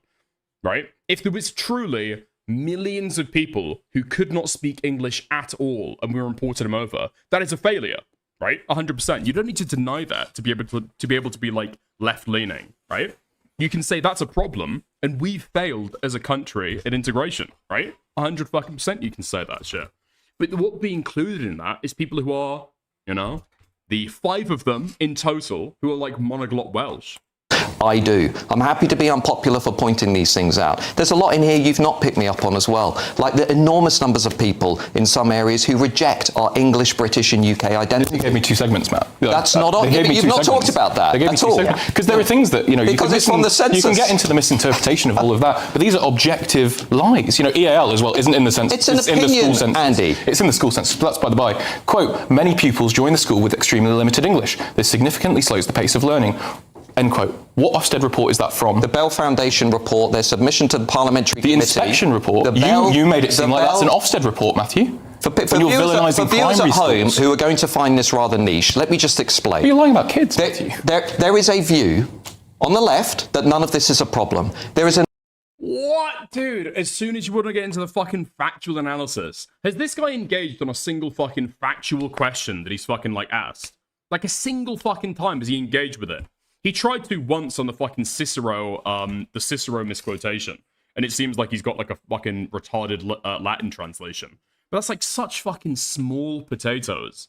Can this guy not fucking engage? What they need to do is have, like, a fucking, I don't know, like a barbed wire wrapped around his fucking cock. And every time that he wants to go off on these long spiels about his fucking book's grand narrative, just like, zip, zap, bzzzt, bzzzt, getting back on fucking topic. Another view on the right that what we're seeing in classrooms today is so overwhelming for teachers that they find it hard to deliver their jobs. There is also a point that nobody's mentioned in this debate so far, which is what about native English-speaking kids, British kids? What about them being in classrooms with multiple dozens of languages and so on? What about the impact on those children today relative to their predecessors 20, 30, 40 years ago? I'm going to have this debate out because I care about this country. You can't shut me down by trying to focus on minor data points because you're uncomfortable with the wider argument I'm making. 1,000 volts, 1,000 volts, 500 amps, straight to the fucking cock. I don't care if people think I'm fucking weird for that, okay? It's the only way to be able to train freaks like this. In this book. So looking at 30, 40 years ago, literacy is far higher today amongst the English native population, as you would put it, than it was 30 or 40 years ago. Educational standards, up. Every single metric, up. And again, these kids that are EAL, most of them speak English extremely fluently. What do you say to Matt's allegation that you and others are only criticising this book because you disagree with the arguments within it? I'm criticising it because it's full of lies. I would do the same if it was someone on the left. I actively, the left are far more factional than the right. I actively get amongst it with comrades on the left that I disagree with and that are incorrect. On the left. And that are completely incorrect. Well, we'll talk about your comrades on the right, on the New Culture Forum. Was it New Culture Forum? Just start. You spoke about the Restore Britain boys. Referring to other people on the left as fucking comrade. Come on, bro. I mean, he fucking called him comrade earlier, but cringe, actual fucking love. Ruin their credibility. But this guy has literally he's got him over a fucking barrel right now. No, he's actually fucking raping him anally. Why go for retarded fucking optical losses? When you put out an AI slot book Andy's allowed to ask me a lot of questions. I can't ask him any questions. Because you're lying. Can I ask him one question? I have just put to you the question that you asked, which is that whether or not he is making these allegations because of political differences. No, it's because it's full of lies. That's why. Okay. I care about the truth. Right, we're very shortly going to come to your closing statements where you'll have 1 minute each to sum up your arguments. So I'm just going to put a couple of questions first. Comrade? Who is comrade? Oh, fuck, I thought I got raided by somebody. Okay, never mind. Andy, would you accept if Matt makes the small corrections that he has said he's going to make about quotes and going through it with a fine-tooth comb, if he makes those corrections, are you then happy that even though you disagree with this book, you think it's a fair summary of his opinion? Unless he's going to correct the mischaracterization of English as an additional language of school children, no, I wouldn't. The quotes, yeah, but English additional language, the villainization of primary school kids, no. The villainization of primary school children. Matt, you'll have your chance in a minute. Do you regret, my question, not fact-checking it more rigorously before you published it? I think there are a number of... Wait, no, there's no fucking way that is almost the end of the fucking debate. Did this guy engage with it once? There's no way that even the GB news audience is fucking lapping this shit up. Sure. Very minor things that will be corrected very quickly. But the broad argument here and the overall book, I completely stand by. I think it's going to be one of the most important books in contemporary history. It's already become a major reference point. It is flying out the stores and people know they're being lied to. Okay, right. You're going to have 1 minute each to set out your closing positions and then we'll get back to the rest of the show as normal. Andy, I'm going to let you go first. A major reference point, yes, for what misinformation in the 21st century age of AI looks like. That's what it's a major reference point for. I think the carelessness with the truth, the seemingly AI hallucinated slop quotes it's brought up, the misinterpretation of EAL, the misinterpretation of demographic growth, all of that I think Matt should be apologising. I think he should be apologising to the 100,000 people that subscribe to his Substack, the millions of viewers on this channel they're hard-working people, working-class people who are struggling in a cost-of-living crisis, who he's made pay $4.99 for the Kindle edition or $12.99 or whatever it is for the paperback, because this is just full of lies and it's not worth spending the money on, and he's disrespecting them by not checking it before it went out. Andy, thank you. And Matt to close. Not interested. Okay, nice. Let's have a gander. I mean, I've got to be honest, nobody affected by the cost of living crisis is buying his fucking book on Kindle, okay? Let's be real. All right, great. Oh my god, there's no way. These people are subhuman fucking scum. These people all need a fucking electrified barbed wire around their cock and balls as well. Why didn't Miriam remind 12s that she said he was not allowed to interrupt? Don't need to read a book about it. I have eyes. I see what's actually happening. We are being replaced. This is the average GB News audience, by the way. This is the average GB News audience. As soon as he said comrades, I was like, well, that's all I need to hear. What a wallop. Dude, I give this guy a fucking wallop. Jesus fucking Christ. It's crazy. It's insane. It's fucking insane. You meet these people. You like walk down the streets and you pass them by. Those people truly are fucking amongst you. Retards, drooling fucking gammon retards like this do actually exist. And they feel, what's even worse, they're not even ashamed of their fucking retardation. They feel confident in their fucking views. It's crazy. It's fucking insane. Well done, Matt. Showing we live in a post-truth world. Okay, this person might be snarking. This person might be snarking. Ah, okay. Nice. Okay. This book is the embodiment of post-truth, alternative facts era. Yup, and he's definitely not telling the truth. Okay, a little bit of snark in there. We like it. Using... Come on, man. It's our strongest fucking soldier here. Dude, these are the people in the comments trying to fucking be on my side. Using AI to weird a book. I made a microwave curry, so I'm a chef. Nice. Andy 12's getting his research from The Guardian. Lamau. 12's. Shifty eyes, shifty name. What is Andy 12's fucking Jewish? I've got actually no clue who this fucking guy is. Andy 12's. This guy doesn't even have a Wikipedia page. He's too small time.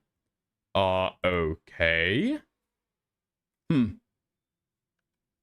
I mean, he doesn't look Jewish. I'll give him that, right? Not that it would be bad if he was Jewish, but I don't think so. Far left Andy 12's had to retract his arrogant rant about Tommy Robinson or face a libel case. Poor Charing. Well said, Matt. Totally true. I don't trust any left-winger, whatever they come up with. These people are mentally fucking rotten. Okay. Andy 12 like 12 tribes. I see where they're fucking going with it. Okay, that's clever. I like that. Okay.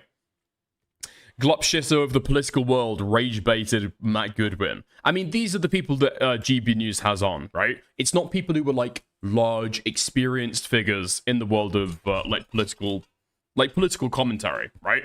They'll have on kind of like the equivalent of a level fucking 1 blob to be able to argue with their guest star, Matt Goodwin. And unfortunately, Matt Goodwin still got raped. Oh, amazing. I mean, you do love to see it. It's fantastic. Dude, Matt Goodwin is like such an overconfident fucking prick. I will be watching that. I'll be watching that on repeat.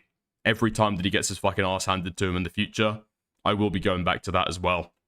Nice. Okay. Is that the cheapest gaming chair on AliExpress? I bought it off an Asian man locally. So yes. Yeah, I think it is actually. It's pretty fucking cheap. Didn't set me back that much, and I cleaned the rats out of it, and now I'm using it.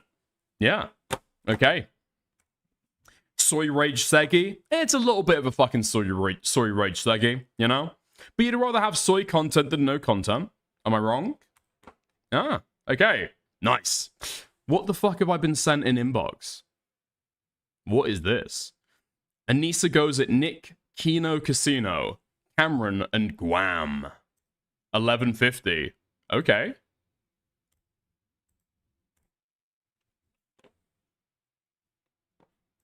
Hello?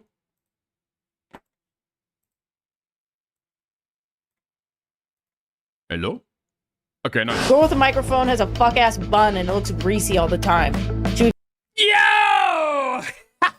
Okay. Instantly opens the fucking video and she won. Aren't these people supposed to be mocking her? Huh? I thought this empathy enjoyer guy was a fucking A-log channel. No? Anissa Jumhar interacts with her chat while discussing internet drama, her personal anecdotes, and her perspective on online empathy. In the stream, Ian momentarily escapes its terrarium, causing a brief disruption. Okay. We'd be better off shaving it than having a fucking dead animal on her head all the time. Nicholas Diorio's face is so puffy that even though he lost 100 pounds, he still looks like the moon emoji. Like saying you look like you walked into a tattoo shop and said yes. Like, that's not an insult, that's just factually correct. There's a lot of health benefits. Empathy enjoyer. I think you're lying. Oysters used to be cheap as hell too. Talking about the oyster trays.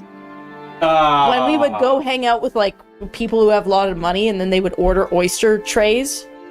Ooh, wait, the snake got out of the terrarium. What you guys. the hell? Oh my god! Damn, that snake can move.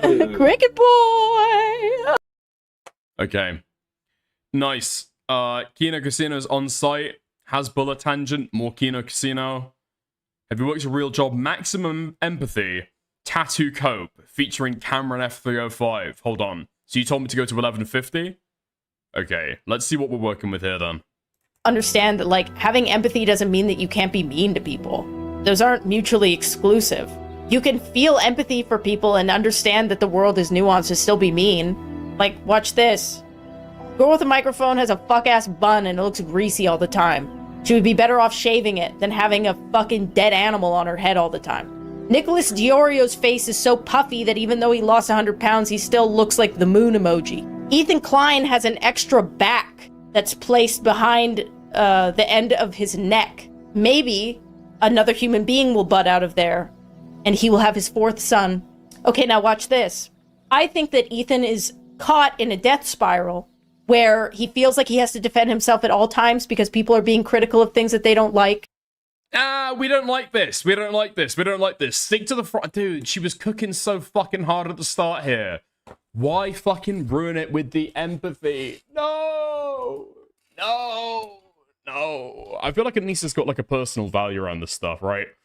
Her and Ian pretend as though, well, do they? Probably at this point, right? They actually have like a value placed on empathy on the fucking online sphere.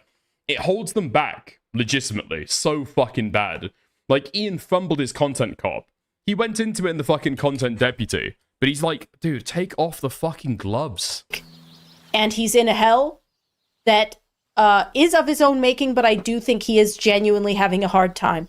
Girl with a microphone probably has a hard time taking care of her curly hair because it's probably a lot to handle. And what? No, she's having a hard time looking after herself. Can you imagine fucking showering with that much poundage? Holy fuck. Has anybody else that you know in your personal life ever had to fucking wash that much square footage when they go in for a fucking shower? I do not think so. Maybe the curly hair method is just too much for her to do every day, and I get that.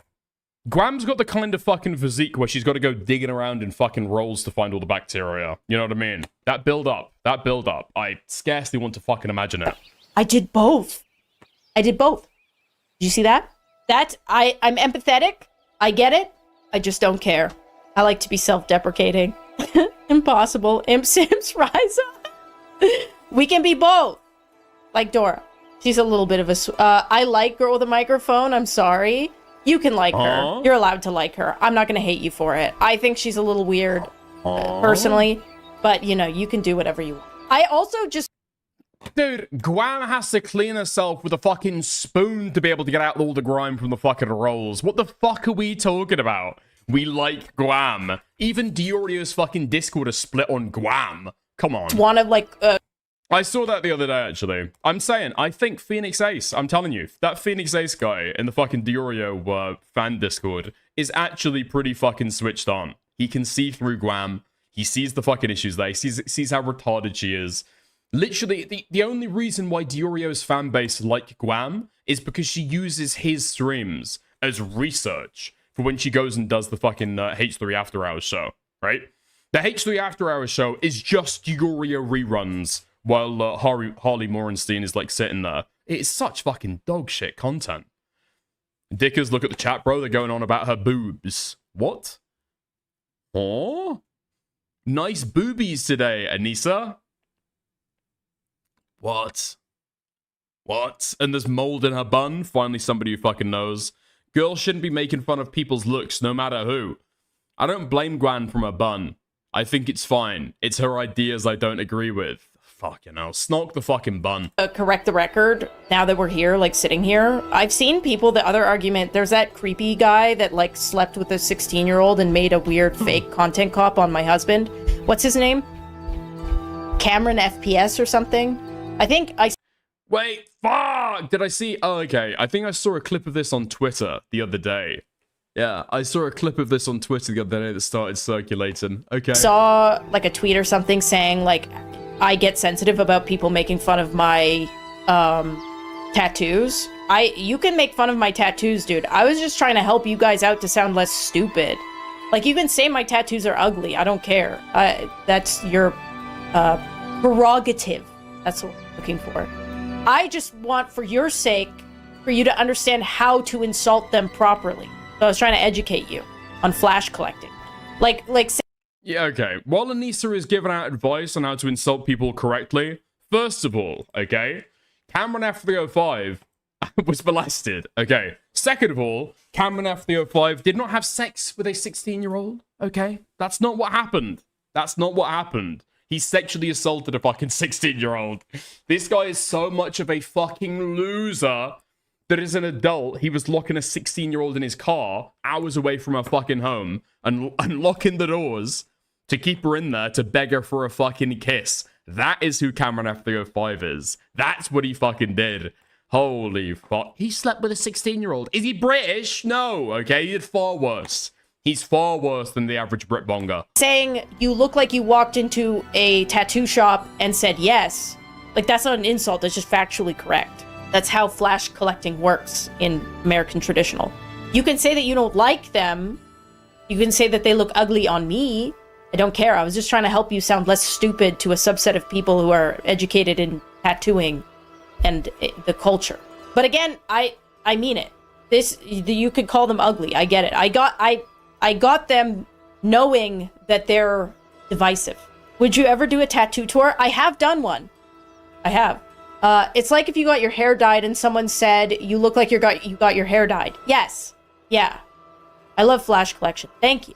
So, again, you can make fun of them. I'm fine with that. That doesn't hurt my feelings. I just want you to make fun of them properly because it's for you. It's not for me, it's for you. I'm just mad because you made their... Yeah, I've got to be fucking honest, okay? I think that if you've got this many tattoos... okay. So I'm saying this as somebody with no tattoos, okay? But I've dated a few people with tattoos, right? So I've got an eye for the aesthetics. I think if you've got a few tattoos dotted about, they're allowed to be eclectic. They don't have to, like, all feed into each other, right? You've just got several individual tattoos. But as soon as you start getting maybe more than 5 in one area, maybe more than 3 in one area, you've got to start having some kind of fucking consistency, you know?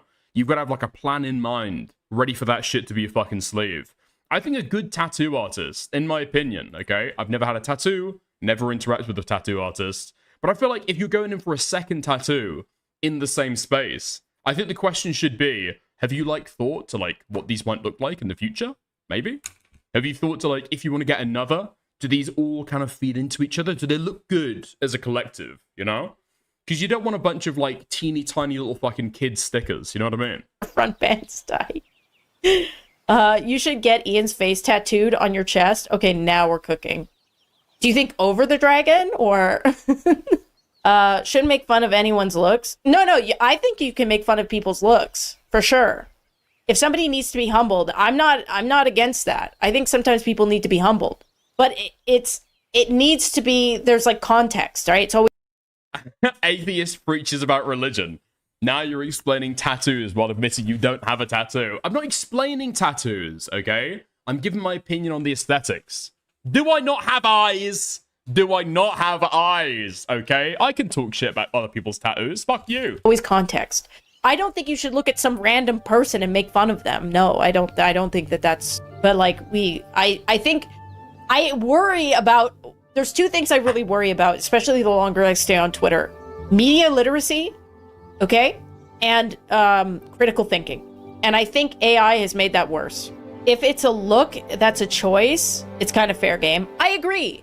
Like, I honestly don't, and maybe it's because I don't regret my tattoos at all and don't care what people think. I like when people go after my tattoos. It's kind of like armor in a way where it's like, okay, yeah, of course you're going for the thing that is objectively like a controversial, like it's a very strong choice. Yeah. So it's like hard to get upset about that. I think it can get into dicey territory when it's something that is, it's all context based, right? What do you mean it's okay to be wrong? I mean, if you disagree with my aesthetic, with like my idea about how tattoos should look, okay? Feel free, okay? Fucking feel free. But at the very least, tell me why. Tell me why you think an eclectic collection of like a constellation of tattoos looks like a good fucking fashion choice. There's a lot of things that go into like whether or not, in my opinion, and again, this is my opinion, right? I'm not the god of proper conduct, of like how to conduct yourself. I'm not telling you you're wrong or right. Like I'm not perfect. I'm just saying. Yeah, septum ring is my chud filter. I miss my septum ring. I have terrible millennial tattoos on shit skin that blows. Oh, I've got to be honest, okay. The fucking nose rings. Not a big fan, okay? I really not a big fan. Again, no disrespect to anybody who has a fucking nose ring. I just can't take any of the fucking extra fucking piercings, you know? I can't take any of the fucking, like, under with the fucking lip bit here. I can't take them through the fucking top. I can't take them with the tongue. Any of the fucking cow fucking rings or anything. It's just, none of it looks good to me. I don't think. None of it looks good to me. I think it looks like spots on people's noses when they have them done. Goes out regardless. Septums are cute on some people. I think if you're going to go for a septum ring, just go for like a fake one, right? That you can just easily like pull out. Of placement and love every one of them. Like you get it. Like it's a vibe and it's your vibe and it's you and you. If you love it, you love it. And if they can look good on some people, I mean on Guam, okay. Not that it would look good, because Guam doesn't look good already. But if Guam got a fucking septum tattoo, like a fucking cow ring, right? I would think that, like, completes the look, right? That's what I'm fucking saying. That's basically my entire fucking opinion on, like, nose piercings. And if people want to point it out, like, it doesn't bother you. Because it's like, that's what it is. I mean, why would a random person's opinion even matter about your tattoos? Yeah. They're, in my opinion, giving themselves too much credit. Thinking, yeah, no, that's very true. Like, I'm not going to sleep with you. I'm not an H3 fan. I'm saying After Dark is surprisingly good. No, I've heard that After Dark is better than the main podcast. I'm not gonna, like, sure. I don't watch it, so I wouldn't know, but I would imagine anything is better than what's going on in the main podcast, to be honest. So, sure, yeah. Yeah, that's good. I support it. But now I'm going to pee. Okay, fantastic stuff. Kino! Whoa! Kino content! Hello! Okay, nice. Listen, we have actually got some interesting stuff coming up. Hold on, we've got some fucking Guam snark. Orpheus is like my fucking top guy this stream. Holy fucking shit. Wait, we've got Guam reacting to Nicholas Diorio in his chat, lightly snarking her. Okay, nice. Okay, hold up. Just want to say, if we are, how long? 3 hours into the stream. I would hugely appreciate it if you'd hit like on the stream if you haven't already. You can also send a super chat, super sticker. You can buy a membership. You can also gift a membership. There are so many ways to help out the stream. Hugely appreciate it. Okay? Thank you very much. Thank you very much. Men shouldn't say pee. What do you mean? Well, they should say piss to be, like, more masculine. Maybe. Okay. Let's go for the fucking Guam snark. Nice. Ooh, now here is a controversial one. How do you feel about eyebrow piercings? I don't know about the... no, okay, that's not interested at all, actually. About the same. About the same. I think I've got the exact same opinion on basically all facial piercings. Actually, that's not true. The one that's redeemable for me is maybe the cheek piercings? Maybe? Right? Maybe the cheek piercings that kind of look like dimples, but like, I don't know, that's the closest thing, you know? Maybe. Maybe that looks okay. Yo, Rojo Remixes with a gifted sub. Thank you, thank you. Last week I did, or a couple days ago, I did a video talking about Taylor Lorenz, and I put a little clip of it online, and it got picked up by the H3 subreddit, and then Twitter got a hold of it, and then a couple YouTubers reacted to it. It was like a teeny... Okay, bro, you're getting too big for your boots. Oh? What? Who? Was that on YouTube? Oh, thank you, Rojo Remixes, for the gifted sub. Okay, I appreciate it. Little video, but they put it in their videos, which I thought was pretty cool. And one of them, which will be the second one we watch, there are comments because it was done during a live stream, and I just want to see what these little guys were saying about me, because I don't think it was mean, but it might have been. Either way, I saw a couple of the comments and I was laughing, and also the commentary of the streamer was so funny. He was just like fucking roasting my video, and I was like, all right, God, I'll plug in my webcam and do a better angle and fuck. Okay, so this is the other one. This one's a little more in-depth. Wait, so this is the improved fucking... Oh my god, this isn't the improved fucking face cam. What the fuck? Unplug! Guam, please. Dear Lord, you would not have got nearly probably like 1% of the fucking hate that you have if you'd have just learnt this lesson. Don't try and fix it, okay? The webcam, I'm promising you, my love, okay? The webcam is not the fucking issue. Unplug the webcam. Hide the camera in OBS. It's the only way. This is Nicholas Diorio, who I have been enjoying a lot lately. I don't know much about his past as a streamer. You know, there are people who say things, and I don't know what exactly his focus has been in the past, but I think he's had really... Wait, what the fuck? This is uploaded to her main fucking channel, and it's in 480p. Is this from when Guam was fucking starting out? Hold on. Let's go. Fuck me, man. Jesus Christ, that's bleak. Okay. Maybe lay off him, yeah? Best thing is knowing when to fucking quit. Okay. Wait, and this is it. Okay, so she only actually started, like, a year ago, something like that. Made a couple fucking little bits and bobs before, and then actually went in for the H3 cock goblin, like, 10 months ago, something like that. Okay, interesting.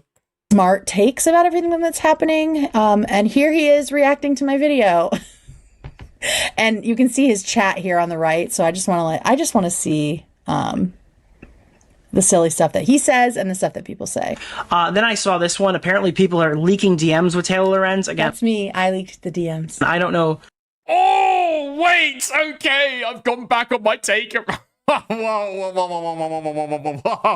Whoa. This is the face cam we're talking about?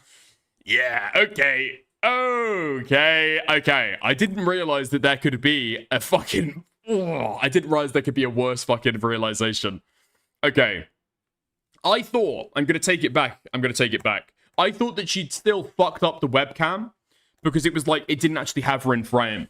Now I understand why. A lot like Leafy is here, okay? former NB of iDubbbz. She is trying to hide the chin. For much a different reason.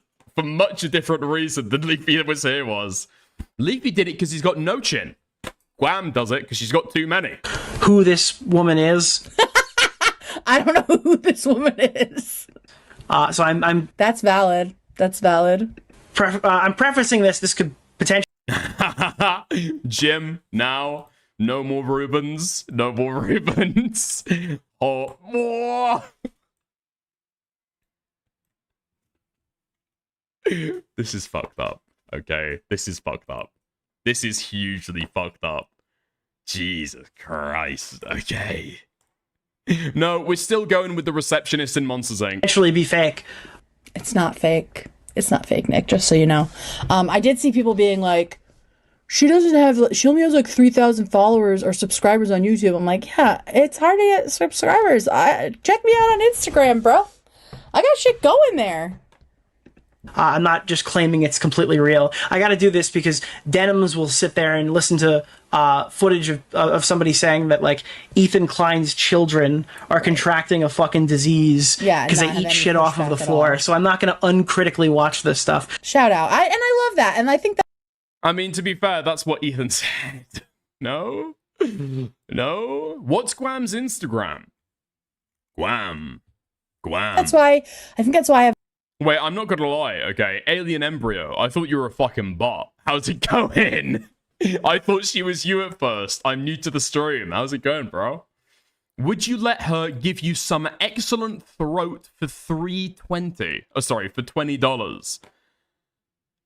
I couldn't live with the shame. I couldn't live with the shame. It's not that the act itself would be, like, too disgusting, because, like, $20 is pretty fucking cheap, you know what I mean? But it'd be all of the days after that I would have to live with the knowledge that I got fucking sloppy toppy from Guam. I've been enjoying his content because even if on principle or on face he agrees with something, he isn't opposed to being corrected or like learning that he was wrong, or just correcting the record in general. And so I that's how I roll, and so I love that about Nick. I don't have the Oh, I'm rotund. Hang on, let me go back. Of course, the fat jokes start. What the fuck? Wait, Guam is huge. Guam is enormous. Guam is bigger than I ever fucking thought. On Instagram. Jesus Christ. Wait, has she got some, like, banger fucking reels or what? Or is this the game? What the fuck? What the fuck are these? Middle of the night, going through everyone's comments, and I keep seeing this a lot. People asking where the microphone's from, and then also how to attach it to your car. I got mine on Amazon. My wife bought it for me like 5 years ago now, when my first videos. Grandma, uninstall Instagram, please. Please, Grandma, Auntie. Stop. All my friends follow you. Trolling Trump rallies went viral. So yeah, you can try to find it somewhere that isn't evil, or you can get it on Amazon. It's a karaoke microphone. As for hooking it up to your car, this isn't hooked up to my car. This is just coming out of the speaker, and then I have music playing in my car. I do not recommend hooking this up to your speaker, although you can, because the one time I did that was the time that I got pulled over by the cops for. Damn, that's crazy. Okay. So she's been making a lot of reels, I guess. Holy shit, how old is she? She's fucking graying? She's graying already. Oh my god, I want to see this. Those are totally illegal in Mexico. No, they're not. Stop.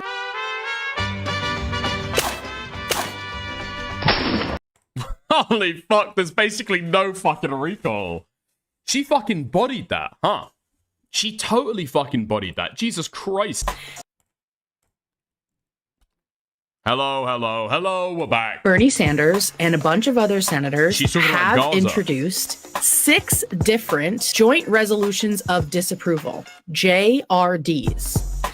And these would block the sale of offensive U.S. weapons to Israel. A JRD is the only mechanism that Congress has to prevent an arms sale from advancing. So if this is something you care about, if you did a protest vote, if you've been talking about an arms embargo, this is something you can do. Head on over to foreign.senate.gov.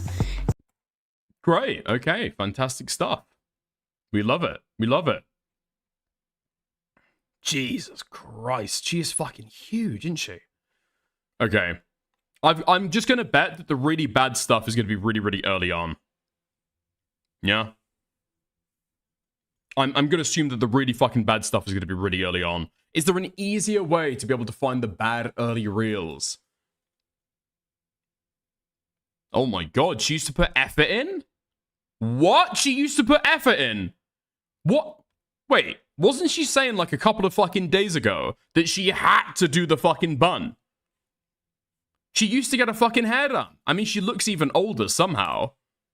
This is Kevin McCarthy leaving the House floor, trying to look like he's definitely not about to cry as soon as he gets into his Uber. Look at him. He's just... Holy fuck. How do you give up after, what, 3 years online?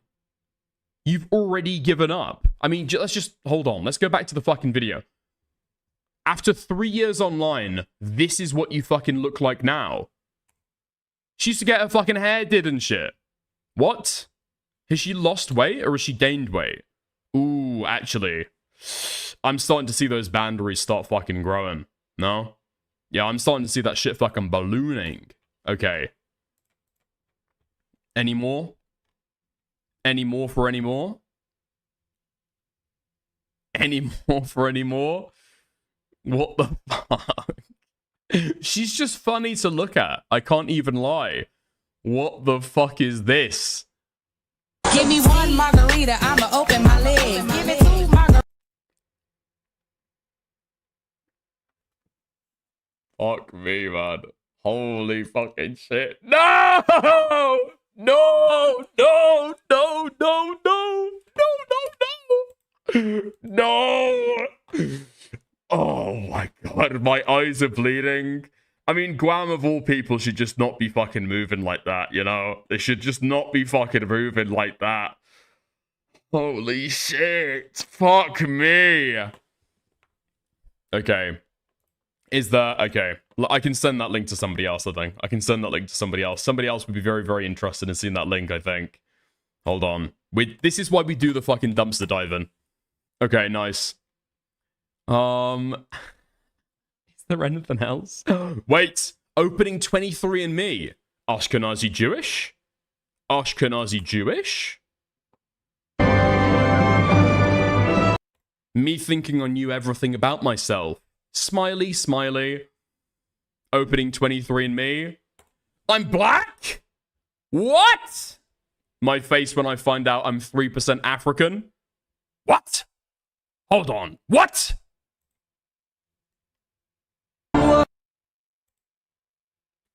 Wait, she's telling all it's 6K. What the fuck? She's doing a Kickstarter. She did a fucking Kickstarter to do a live stream.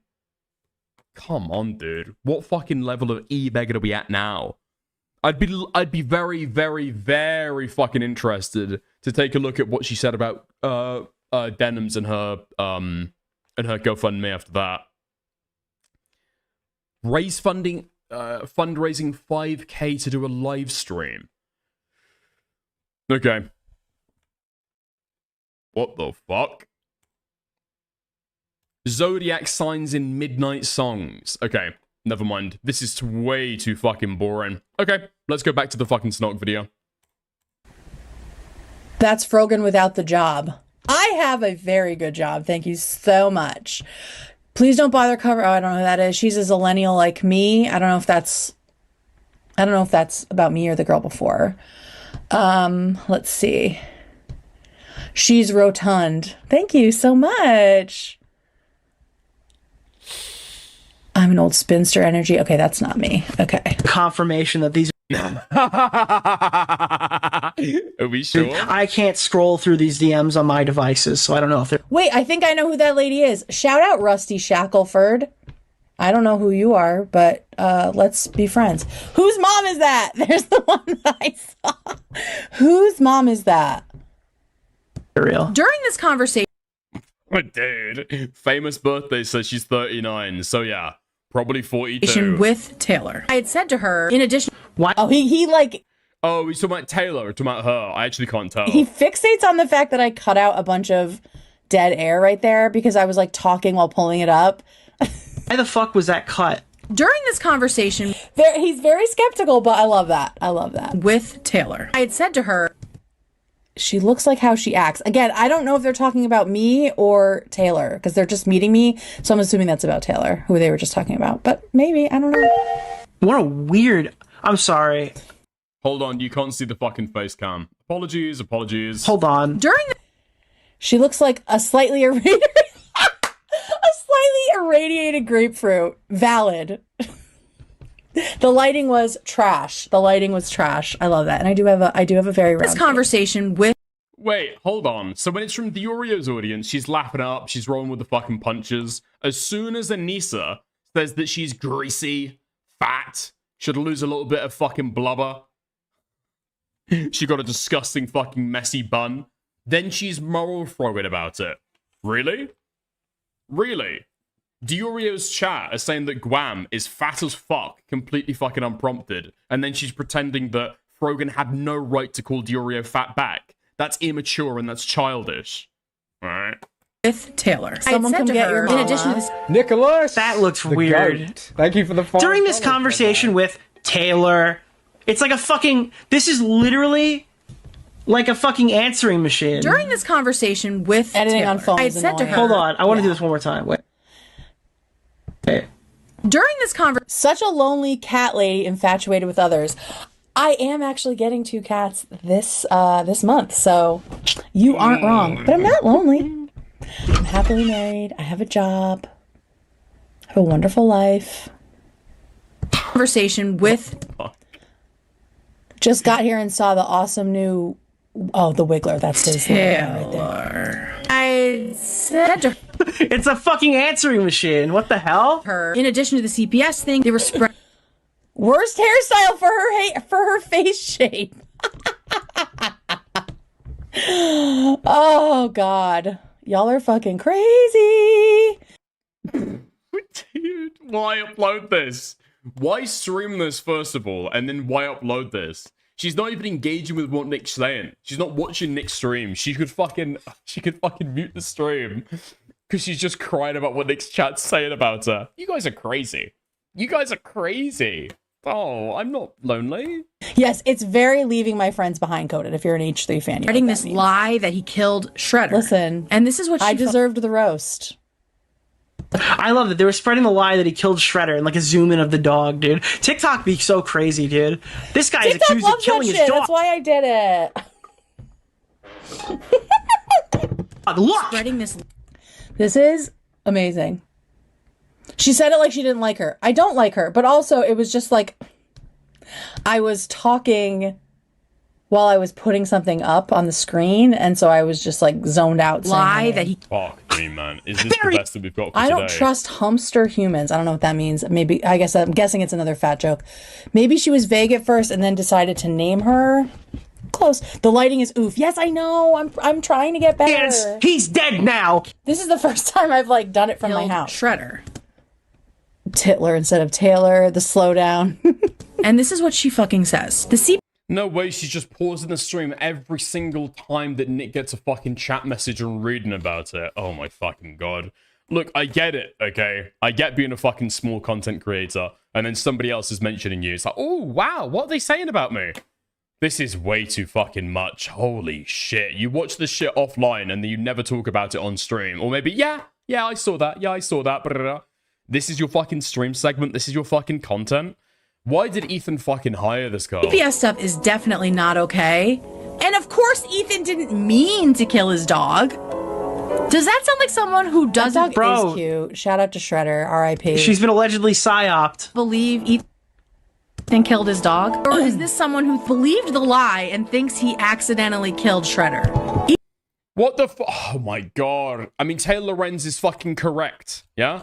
Taylor Lorenz is fucking correct. Shredder got too much cheddar, and now he's deader, okay? Yes, Ethan Klein did overfeed it fucking cheese. Was fucking grating cheese onto all of his fucking meals, and then his kidneys fucking went bang. That is what happened. Taylor Lorenz, this is what she went viral for. Oh my god, this is so fucking slow. Ethan didn't mean to kill his...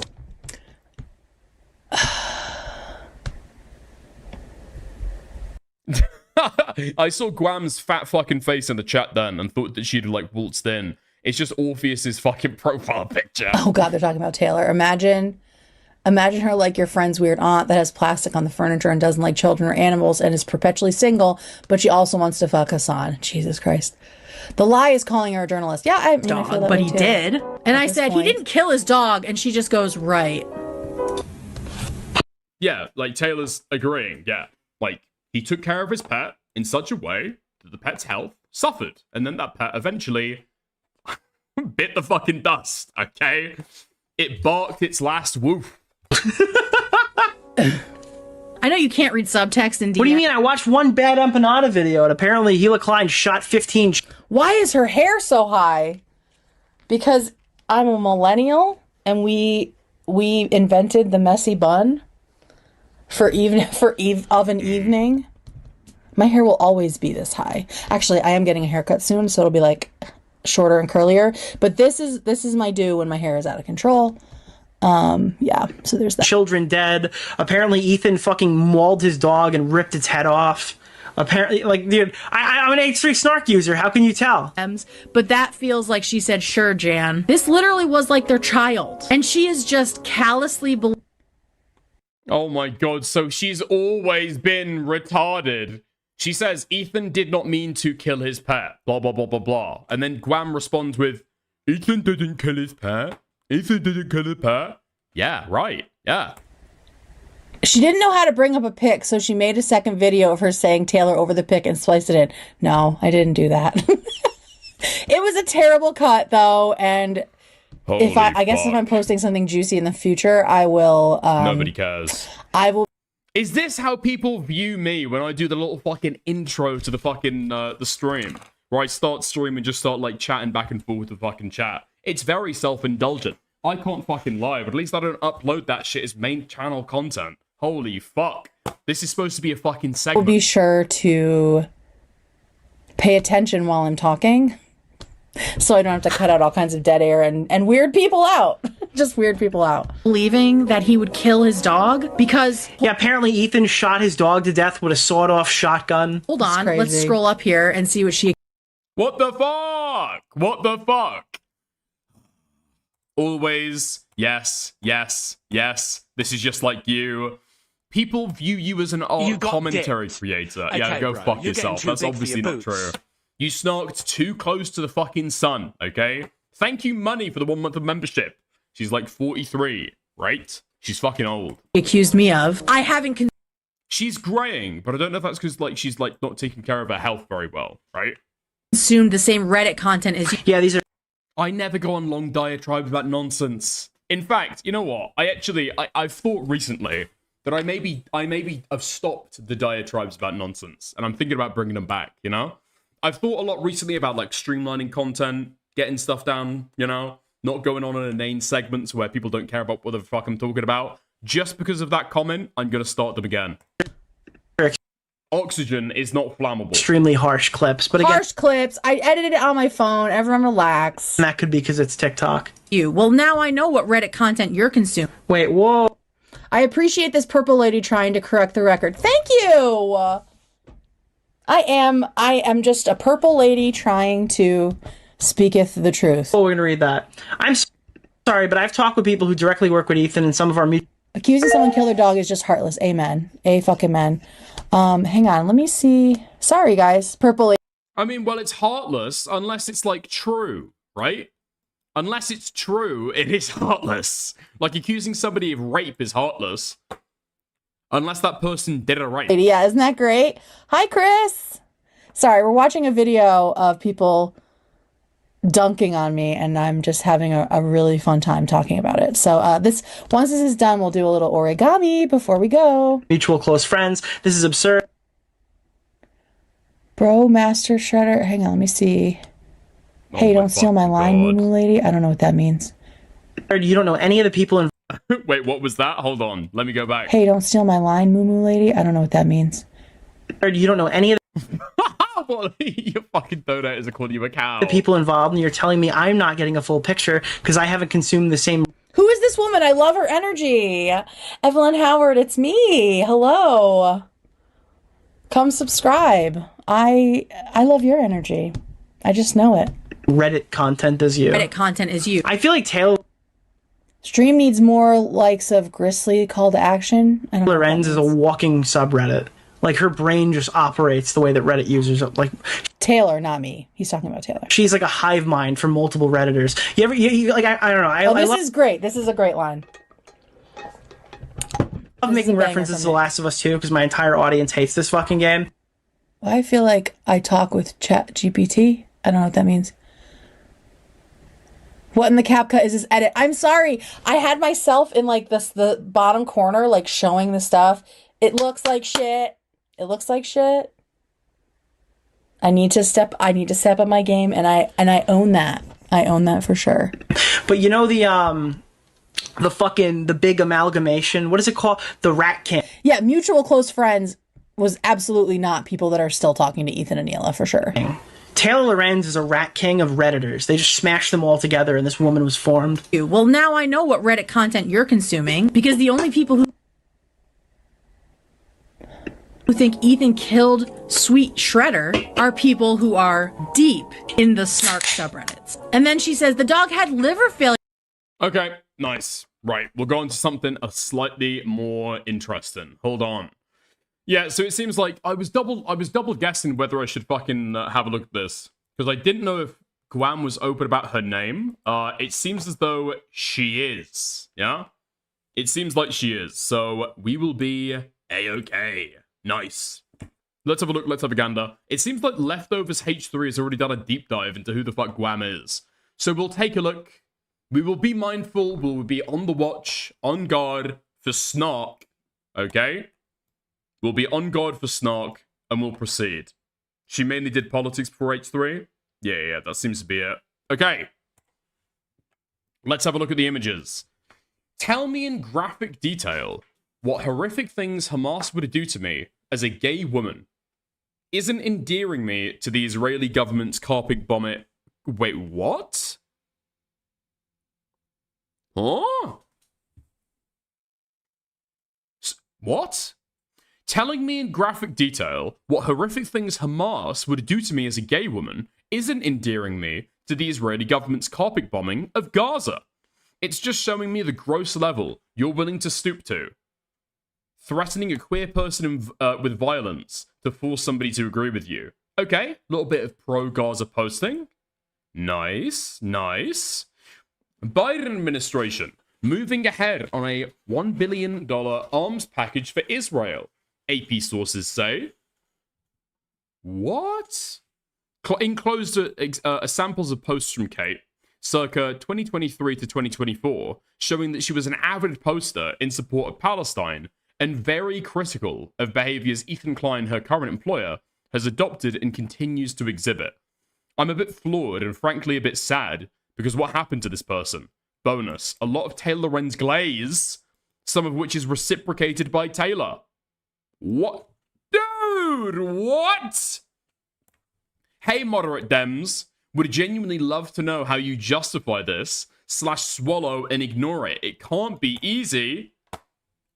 What the fuck happened to this woman? Did she just get, like, fully bought out by Israel?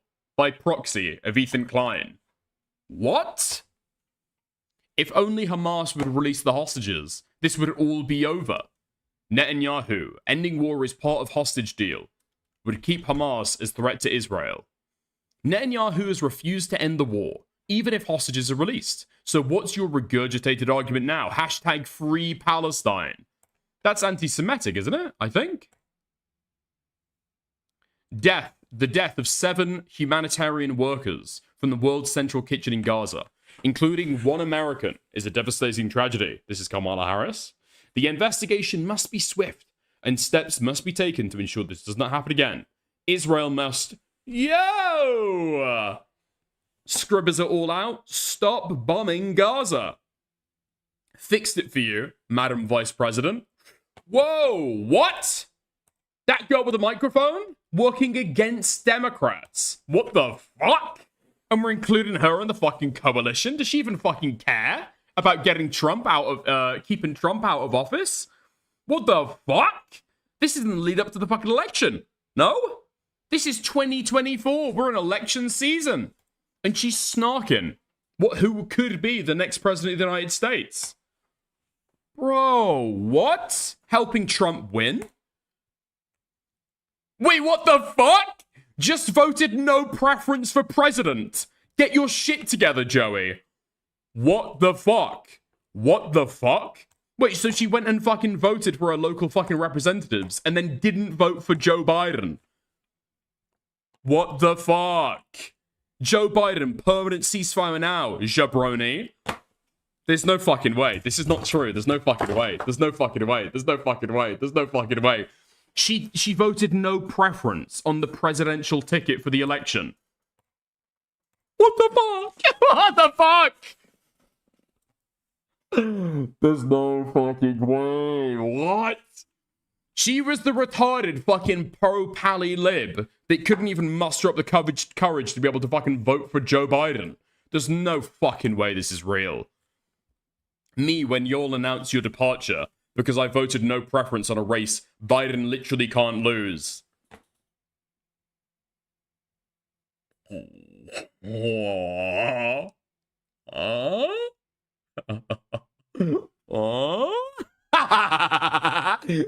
No fucking way. Shut the fuck up. This is not real. This is not real. This is not real. This has been edited by snark subreddits, right? There's no way this is a real fucking post. There is no way this is a real fucking post. Me, when y'all announce your departure because I voted no preference on a race Biden literally can't lose. In 2024. There's more? Oh, fuck me, man. One of my favorite moments from the Libs of TikTok interview. Taylor Lorenz is an American hero for exposing the lack of brains behind Libs of TikTok. Love this interview so much. This is like, oh my god, she's such a fucking Shabbos goy to the fucking H3 podcast. It's actually fucking insane. All of her opinions instantly fucking slipped. She would have been a great Hassan Piker fan, right? All the fucking takes that she tries to snot the guy on now. I wondered why she was so fucking hollow and empty when she's doing the fucking H3 after hours. Now I know, she's got no opinions. She's probably fighting against her sincere opinions to be able to, like, cozy up to Ethan Klein. Holy fucking shit. So she's had a huge political transformation in the last year. Okay. Okay. Tomorrow night's gonna be a doozy. Wendy Williams, Taylor Lorenz / Libs of TikTok, Christian family.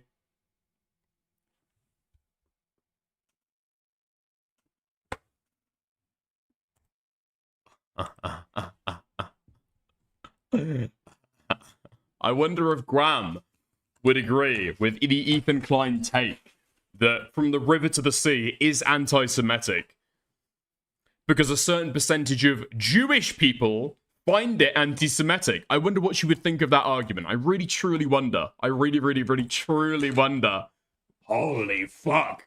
Was that not an arc that he fucking went on for like 2 months? Again and again, he's called that anti-Semitic, right? The River to the Sea. Because it makes Jewish people upset. Or saying fuck Zionism. Yeah? Saying fuck Zionism. And then, whoa, hold on there, buddy. Hold on there, buddy. 90% of Jews worldwide are Zionists? Have we not fucking thought about this? Jewish people do not equal Israel.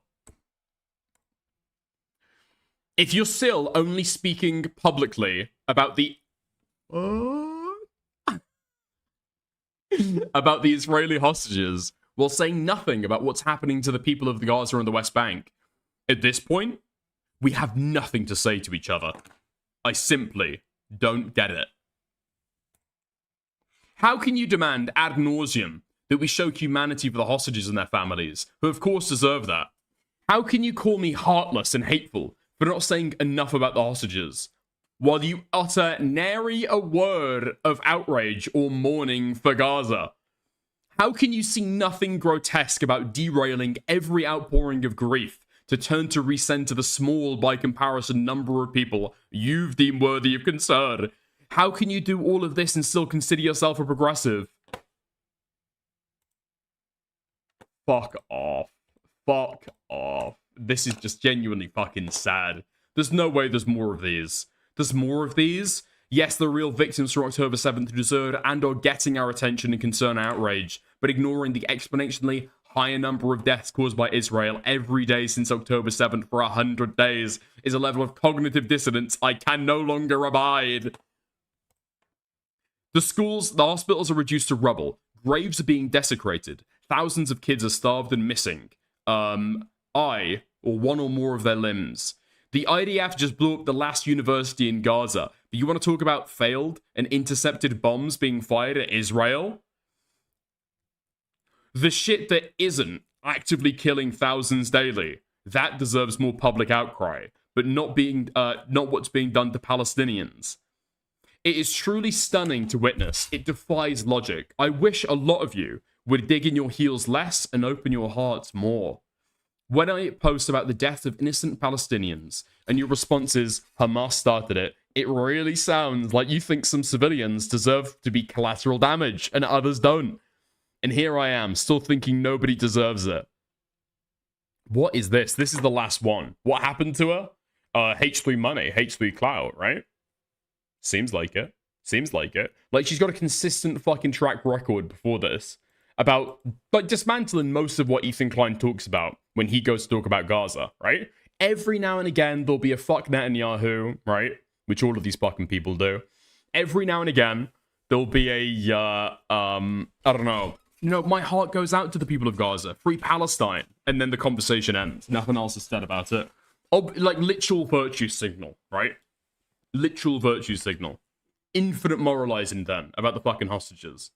Harshly condemning people for not talking about the Israeli side of the argument more. When the Israeli side of the argument is already being voiced pretty fucking loudly at the time by by the fucking mainstream media, right? Like, again, it's difficult for me to fucking talk about this, or is it? What do they say? There's more fervor in a convert than a than a born in or something, right? But I mean, like, I was fucking wrong about Israel Palestine probably around this fucking time, right? I was fucking wrong, and I hold my hands up about being wrong. How the fuck has Guam gone the other fucking direction? Fucking crazy. The White House clarifies that President Joe Biden and other US officials have not seen or independently confirmed that Hamas terrorists beheaded Israeli children. The clarification comes after Biden told his Jewish leaders at the White House, it is important for Americans to see what is happening. I've been doing this for a long time. I've never thought that I would see have confirmed pictures of terrorists beheading children. Make no mistake, what is happening to families in Israel is horrific enough, and we have to ask ourselves why the government might potentially exaggerate the horrors and even more traumatizing images in our minds. The truth still has to matter, guys. Beware of misinformation. Things are really, really murky during this kind of violence, and bad actors will capitalize on that. Check sources. Wait for multiple trusted sources to say the same thing. Wait for a day to see if something more accurate comes out. Shut the fuck up, dude. And now what's she doing for fucking research? Asking about the Asan Cuba trip on fucking Twitter. Taking a look at Nicholas Diorio's live stream. That is a rough fucking fall. That is an insanely rough fucking fall. Jesus Christ. See the DM? Wait, what's the fucking DM? Until the fallout of October 7th and leftovers, there wasn't really pressure to not support Palestine, I think. Wait, what do you mean? Until the fallout of October 7th and leftovers, there wasn't really pressure to not support Palestine, I think. Oh, Ethan massively fucking went the other way on it. Yeah, there was a big fucking switch up after that fact. Yeah? See the DM? You'll cry laughing. Voting. You're gonna find this hilarious. Okay. Is this it? Okay, the most recent one. Alright. oh shit, this is like the same thing. White men think that Democrats and Republicans are the same because they're safe from impact no matter what. So the changing of the No fucking way! No! guard rarely actually trickles up to affect them. Their livelihood isn't at stake, their citizenship isn't at stake, their marriage isn't at stake. They just can coast up here and talk about things in a very theoretical way. When the rest of us are down in the fucking dirt, feeling the impact of whether a Democrat or Republican is elected. The rest of This is so fucking gross. It's beyond fucking contempt. It is totally fucking beneath contempt. Who did you vote for the presidential election, Guam? Who did you vote for? Who the fuck did you vote for? Do you not need to fucking disclose that?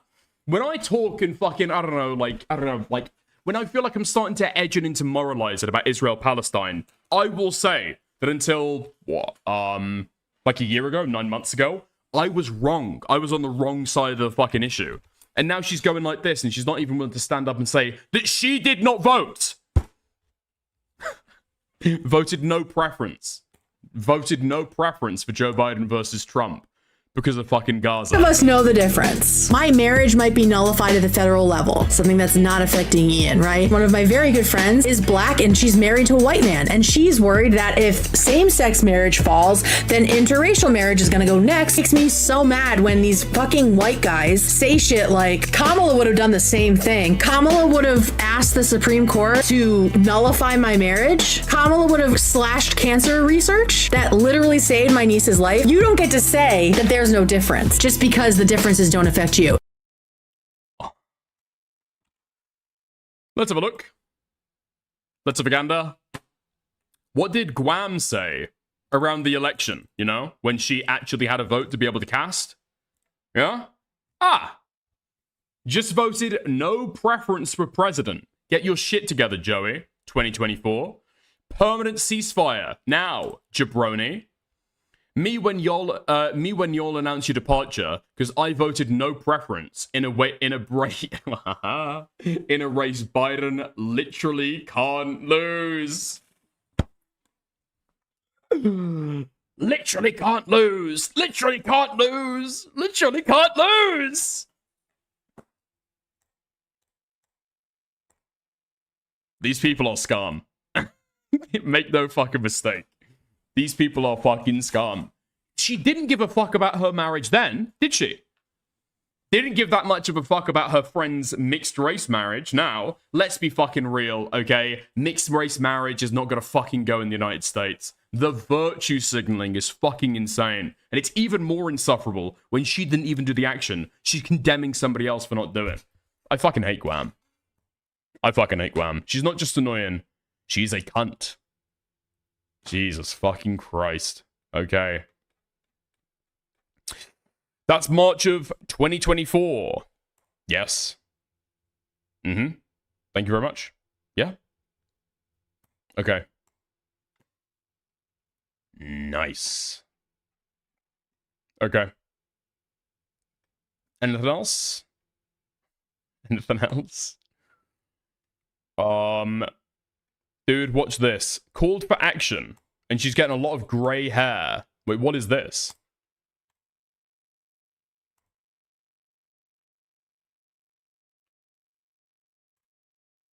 On time for a general strike, right? Like, when are we shutting this shit down? If you are a big account right now and you have hundreds of thousands to millions of eyes on you and y'all don't have an arm that's working on a strike, it's time to start that arm. Connect with organizations that are working toward a general strike and actually get one moving. It's perfect timing with Trump's... Wait, Guam was a fucking socialist. She's calling for a general strike. That's like anarchist socialist rhetoric, no? Little birthday march coming up and all the protests happening in different states to use all of that momentum in a way that will make the greatest impact. Shutting down the economy. Free idea! Hey, so it's like beyond time. Holy fucking shit. And she's the one calling out lefty idealism. Fucking hell. Okay, leftist still she got Jewish money. I don't think it quite works like that. Did she used to watch Hassan? I mean, you've got to imagine that she fucking did, right? You've got to imagine that she fucking did. Okay, I just got sent like an AI fucking summary. Check pic I sent you in DMs. What's the pic you sent me in DMs, Kathy?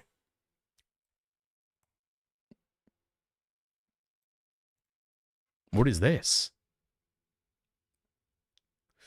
Enjoy your drugs and being a sex worker. Hamas would kill you on the spot.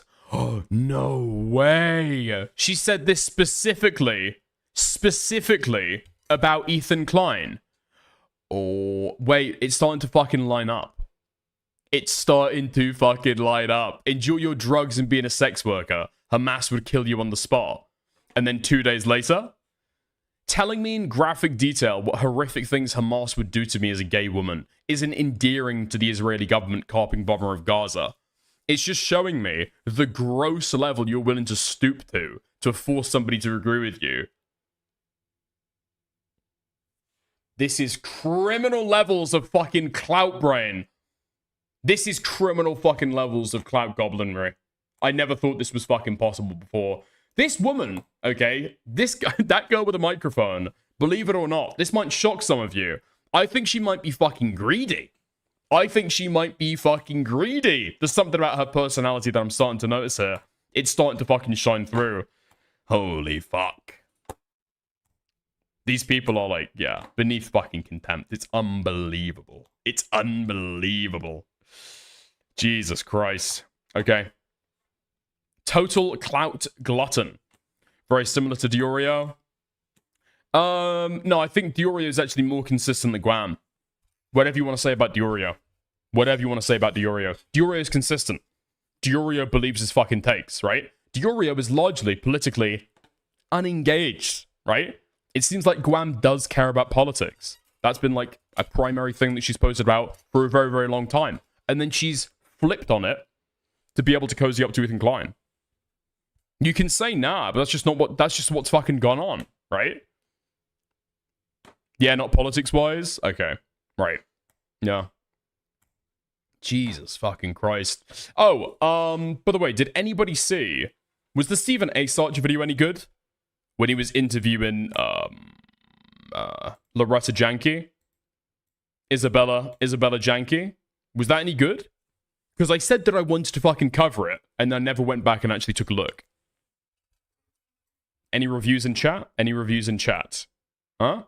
Alright, fuck it. We're going for it. Okay. No, it was not. Nah, it sucked. Doubt it. Fuck! Okay, I've got something else instead. Give me 2 seconds.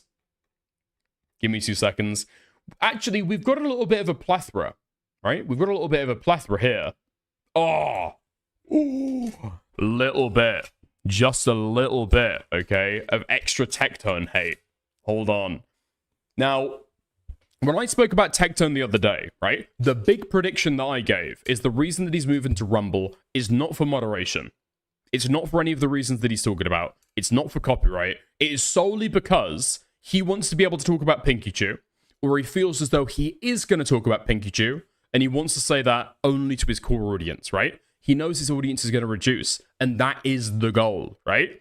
What he's hoping is that his core audience is going to be moving over there, and none of the snarkers will. They'll leave him alone. So he can say what he wants, and he won't get clipped. He won't get it sent over to Pinky Chew. He won't get it reported to the court. That was my prediction, okay? And now, first stream on Rumble. What did he do?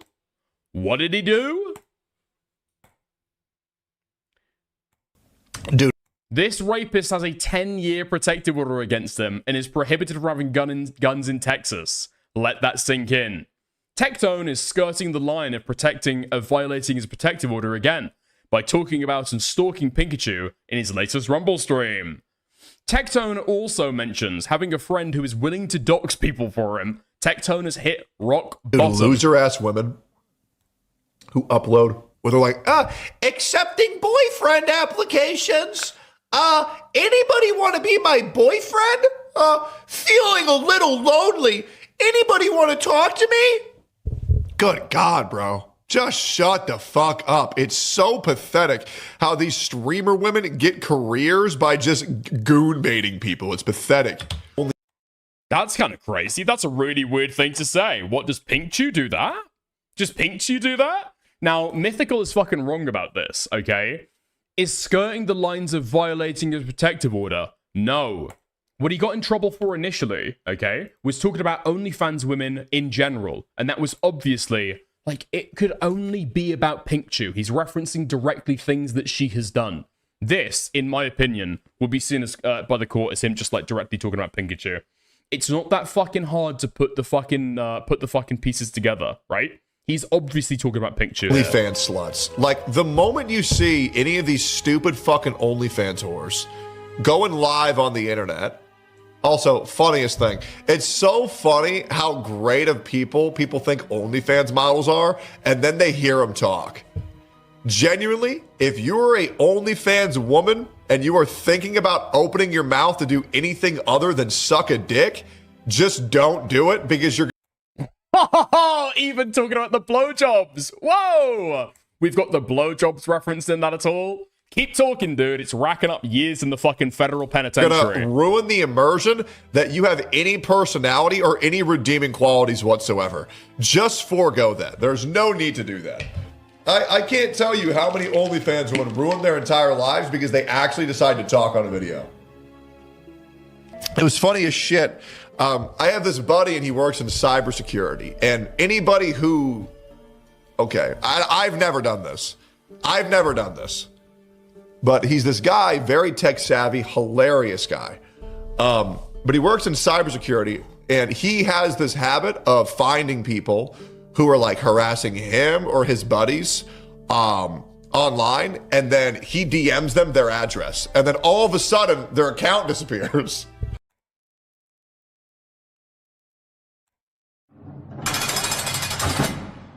Threatening as well? What the fuck? That's fucking crazy. This is deranged shit to fucking say. And to be clear, again, everything that he's fucking said, you could say this shit on YouTube if you fucking wanted to. Think Before You Sleep has still got a fucking channel. You can say this shit on YouTube. Easy fucking peasy. Again, none of this is TOS on YouTube. The only reason why he's saying this on Rumble is so his core audience sees it, and hopefully none other fucking clippers do. Yeah? 100 fucking %. It's hilarious. He's put like he's put bounties on people before, which is insane. But people know that he has the ability to do this. I don't know how he does this shit. The reason why Nick Fuentes was saying this is because society has forgotten what real rape is. And what? And it's my goal to remind them. And it's my goal to remind people what real rape is. It's fucking crazy. When, yeah, as the fucking tweet above says, this guy's got a 10-year protective order. 10-year protective order, where it was found by the court that there was reasonable grounds to believe that he had raped. What women think rape is, well, I had sex with a guy 3 years ago, and you know what? Oh, 3 years ago? What? I don't really like that guy too much anymore. So, even though I consented before, during, and after, I had a conversation with a friend, and then my friend told me that's not good, so it's rape. Where in reality, rape is, Okay, bro, catching some woman in a fucking dark alley and put... Nux, this your boy, right? Thank you, Zombie Penguin. Putting a gun to her head and saying, fuck me or I'm gonna kill you. That's what rape is, dude. It's crazy. Just remember, okay, every time in the future, when Tectone says that he has not raped, remind yourself that this is his definition of actual rape, by the way. This is Tectone, online rapist. This is his opinion about what actual rape is. Right. Like, these people, they're just retarded these days. They genuinely are. I'm sorry, guys. Regret does not equal rape. It just doesn't. And if you think that, you're just retarded. Why would I not want a partner that effectively communicates what they want and what they don't want? Every partner should want that. The problem is they use these... I mean, it's kind of fucking hard, right? To communicate what you do and don't want when you've got your partner's fucking cock rammed down your throats. No? That's kind of crazy. That's kind of crazy. No? There's no fucking way this doesn't see the inside of a fucking courtroom. I feel like with everything else, this is gotta fucking tip the fucking scales. Like this, when he's willing very clearly to talk about Pink Chew. Incredibly fucking obvious. These words like controlling. They use these words like controlling when in reality what they think is like, I'll keep you in my old wizard tower and you'll be locked in chains and you'll never leave. Sure. If that's happening, fine. But if they're like, hey, babe, get me a sandwich. No, bitch, you're not abused. You're just an entitled bitch who's lazy as fuck. Anyways, imagine going live for a video, having to put on a fake face of no makeup before you put on the extra layer of real makeup. That's how you... Oh my god, literally every single line is like an obvious direct reference to Pink Chew. This guy does not want to stream. I'm convinced at this point. This guy wants to like spend the rest of his fucking life in jail, or at least lose thousands of fucking dollars. Know you're insecure. Is he talking about Pink Chew in that clip? I don't know. Just Pink Chew put on an awful lot of makeup, maybe to be able to like, I don't know, make her skin look paper sheet white. I don't think so. I don't think she does. That's not really something that Pink Chew does. And this is how fucking retarded this guy is as well. He's still got the fucking VOD up. I was wondering, right, just now, well, maybe what he's done is quite clever, you know? He says this on live stream, he deletes the VOD, he uploads segments later on, right? Does he really need the fucking ad revenue from people watching the VODs later on? Probably not. Better on YouTube, right? No. This guy has still got the VOD up to this day. Not only is he a rapist, he's also a retard.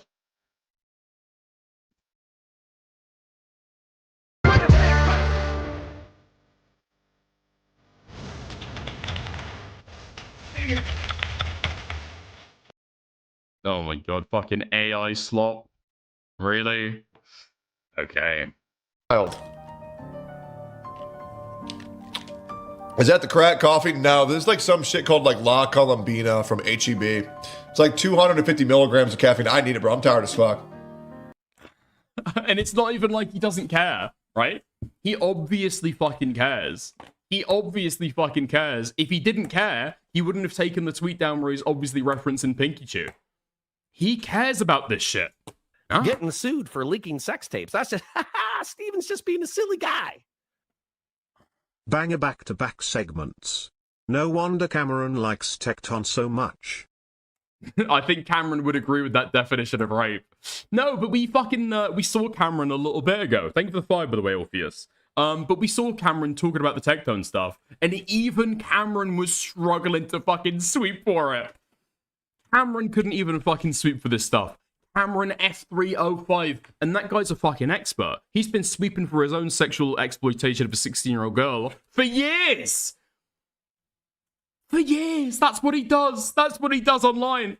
Half of the time that he spends online, because I know this, okay? People have told me, is in people's DMs, privately, having a conversation about why he didn't rape that 16-year-old girl, about why that 16-year-old girl was a whore, yeah?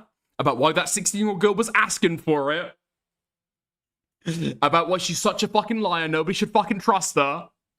I've been sent the DMs. I know that he fucking does this, and he couldn't even sweep for Getting sued Tecton. for leaking sex tapes. That's just, Steven's just being a silly guy. Techie buys out drink covers in bulk in the local area to make his nights out easier. Thank you, Yan. Thank you. I've never thought about that. I'll have to think about the, I'll have to fucking think about that. That's an interesting new tactic. Thank you. Oh, that's a fucking good point, actually, Scallywag. I didn't think about that. Yeah. Not only has he been spending the last few years sweeping for his own sexual exploitation of a 16-year-old, yeah? He spent the years before that sweeping for Yandere Dev, sexual exploitation of the same girl. Of the same girl. Fuck me, guys. Oh, man. If you want anybody fucking sweeping for you behind your fucking back, you know, it would be Cameron. And he's desperate for connections right now. Absolutely fucking desperate. He said that he'd never associate with, Momoko before, because they were permissive of lolicon, straight fucking back into the orbit. Straight back into the orbit. The same people who sweep for Leaflet. Apparently Cameron F305 is fine with them as well. Cameron F305 is just looking right now for anybody who's violated, sexually violated anybody, you know? Any sex criminal.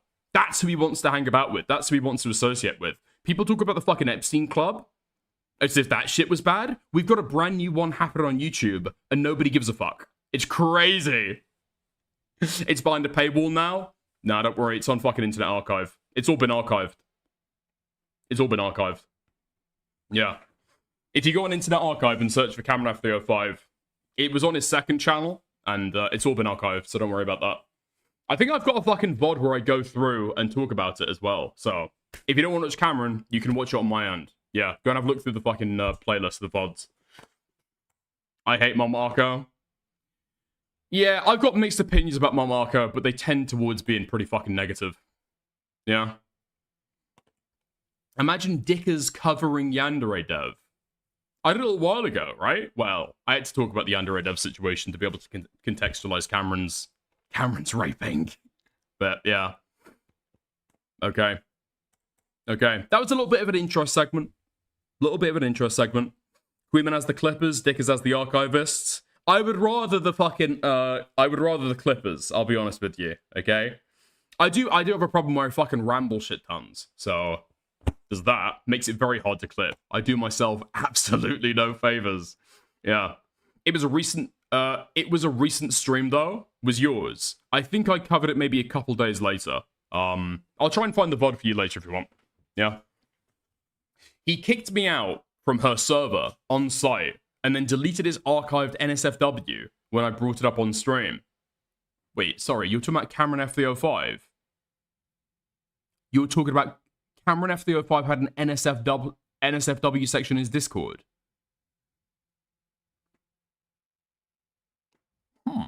Oh, no, Mama Akko. Oh, right. Really? Okay. Mama Akko claimed that they never had an NSFW section. That's very interesting. Do you still have an archive of that? Did you archive it? Did you archive it? Okay. Interesting. Fuck, I thought I got a little bit of Cameron F305 snark, and all I got was Mama Akko snark. Okay, interesting. I have the rules archived. Okay, Yen. You're gonna have to upload that to somebody else. Okay, thank you. You're gonna send it to me. Thank you, I appreciate that. That's cool. Yeah. Alright. Nice. You know what? We are gonna dip in for just a little bit more of UK Politislop. Except it's not UK Politislop, okay? It's a UK presenter and UK journalist heading to CPAC to see what the fuck these guys are up to and their opinions on Britain, okay? Patriots, stand up to defend Londonistan. Fuck. Actually, fuck. 46 minutes? 46 minutes? Maybe I do this next stream at the very start when people from the UK are up and aware. Yeah? Okay, fuck it. We're going to do a little bit of a research segment. Since we're talking about Tecton, since we're talking about Cameron F305, since we're talking about the rapist sphere of the internet, I feel like it's only wise to be able to go through and have a look at the most infamous VTubers, okay? I'm telling you, 2026 is going to be the year of the fucking VTuber drama, and we need to read up, okay, on the lore. Let's go. So, VTubers. You know, the anime-looking things that come in many forms, of there being a VTuber based on almost every animal, every mythical beast, and now apparently every food item, in which it is still being debated if these so-called food tubers count as actual VTubers, and if that is true, that means that the first ever VTuber was the annoying orange. Hold on. If you don't have an anime aesthetic, you want a VTuber simple as. No shade to Peanut, but even he understands this. I kind of disagree with it, right? I kind of disagree with that quite a lot, actually. Who's that girl who has the full fucking morph bodysuit? And she films herself live on stream, and it's like a computerized version of her, right? I think that woman is inarguably a fucking VTuber, because she doesn't say her actual, or show her actual face. But is it an anime aesthetic? I don't think so. Nico, that sounds like the person I'm talking about, yeah. Is true, that means that the first ever VTuber was the annoying orange. So do with that information what you will. But it's been some time since I've spoken about VTubers. I've been off this black tar heroin for months now, and it's time to relapse again. Yes, it's time to talk about the virtual content creators where most female avatars in the space have proportions that either defy the laws of physics or look like something straight out of My 300-Pound Life, where most what the fuck? This is what your children are gooning to, by the way. Unrestricted access to the internet. What it used to be is like edgy, slightly racist fucking green text. Now, it's thighs that are shaped like fucking love hearts. Life, where most of the calories are predominantly stored in their chest. It's getting to the point now where I'm beginning to wonder if these VTubers are taking a page out of a specific type of fairies book. That actually goes kind of hard though. I like that. And stereotypically, they are very insistent they don't have a significant other, which is a tale as old as time. Oh, that male voice you heard in the background? That didn't happen. That was just you hallucinating. Now make sure your copium supplies are stocked up for tonight's stream, and make sure you've done your homework on the fan-made VTubing ovulation tracker. Oh, fuck me. I was thinking about going back and covering the ovulation tracker. Jesus Christ. These guys are actually insanely dedicated. It's like, it's creepy, it's weird, it's disturbing, it's like all of that. But it's also insanely fucking dedicated, you know? I was thinking of covering it. What the fuck is that? Okay, so it's a bunch of anime freaks, and you can contribute to it yourself if you would like to, right? You'll go on, find your favorite VTuber, okay? You find a clip where they've spoken about being grumpy, moody. Maybe they explicitly talk about being on their period. Add it to the tracker. Add it to the map, okay? We've got 7 observations for this VTuber. Yo-Yo Virtual. 3 favorites. You can favorite it. You can favorite it and track your favorite VTubers. Now, some people call it a period tracker. Some people call it an ovulation tracker, okay? It all depends on what exactly is your preference. Which was created based on the offhand comments the VTubers had made, which helped them calculate the exact day that VTuber had their period. They posted tweets of me saying, ow, my tummy hurts, tummy hurt.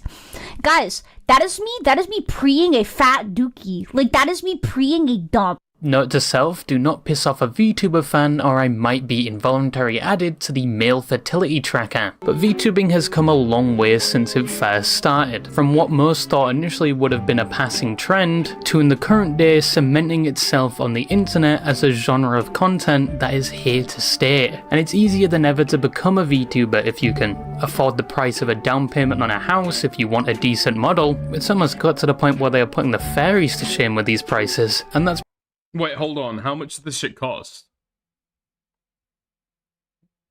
Fuck me. Okay.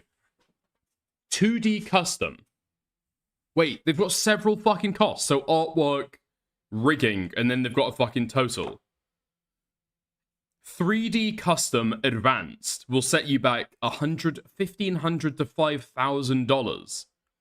Detailed physics, multiple toggles, full body rig. Limited physics, basic head turns and expressions. Great for beginners, static images and mouth openers. Wait, what? A PNG model costs you $200? Dude, Miratazapine made this shit for me for fucking free. I even blink. I've got a fucking speech bubble. And I scratch my face while I fucking do it. $200 fucking dollars. I don't charge that much for 3D models. Wait, how much do you charge? Because 3D models, it looks like here, are going between 1 and 2K. Simple modeling, no mocap. No mocap? What is the point? Want a decent model, it's almost got to the point where they are putting the fairies to shame with these prices. And that's probably because with VTubing being so popular now, it's also led to a rise in things related to it, like the price of commissions, and things like controversies, probably due to there being so many VTubers now and such a variety of personalities. You exploit women for free labor, just like Parry with Hellbent. Nah, actually, that's not true at all. Hellbent made this for me as well. Hellbent did this for total fucking free. This was a total freebie for me. Now, the one before, I think I gave it like did I give it like $100? Something like that. This time, she offered, okay? So I let her do it for me free. I can't be giving people fucking $100 every time this shit happens. Was it 100? Was it 100 or 50? Okay, I slightly forget. I'm not gonna fucking lie. She also made the banner for me.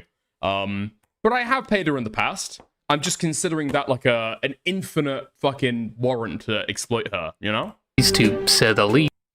Like, if you have consensual sex with your girlfriend once, I think that makes the rest of sex you have with them, like, consensual. No? No. No. No. Listen up, Nick. No. Bridging. No. No. No. No. OpenAI said. No. So let me explain how Nick came No. into strategic reserve on-chain hyperbridge protocol. Is this a joke? No.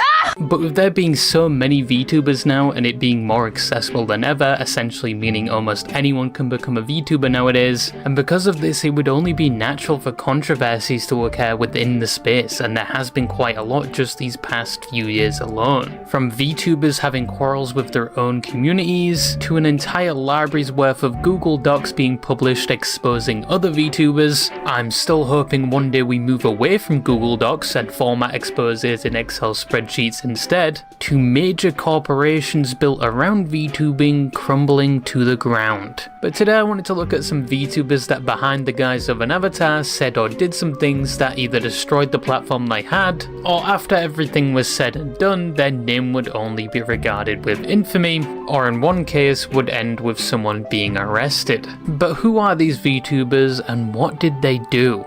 Have you ever stopped to think that those cute and quirky VTubers you watch might be more than just entertaining digital personalities? What if I told you they're actually part of a government conspiracy to convince the public that women are real? So obviously we are going to start with a gentle pegging and then slowly work our way up, with the first VTuber on this list possibly being the most tame in comparison to the others. Cha-Cha Chilla is a small self-proclaimed princess VTuber that has the appearance of a chinchilla, which is like a fat rat. But even though they were small in size, they would cause a drama that would blow up and make their name known throughout the internet, all down to, in my opinion, the most petty reason. And looking at their track, I just think, like, models like this should be fucking banned. Models like this should be banned. You are trying to bait pedophiles with this shit. You are trying to look like a fucking 12-year-old girl. This shit should be fucking moderated against. It elicits a very particular type of audience. Yeah? And the thing is, I would say that VTuber fans should be for this. I'm surprised that people in the VTuber sphere aren't already saying that, yeah, we should kick these fucking people out. No?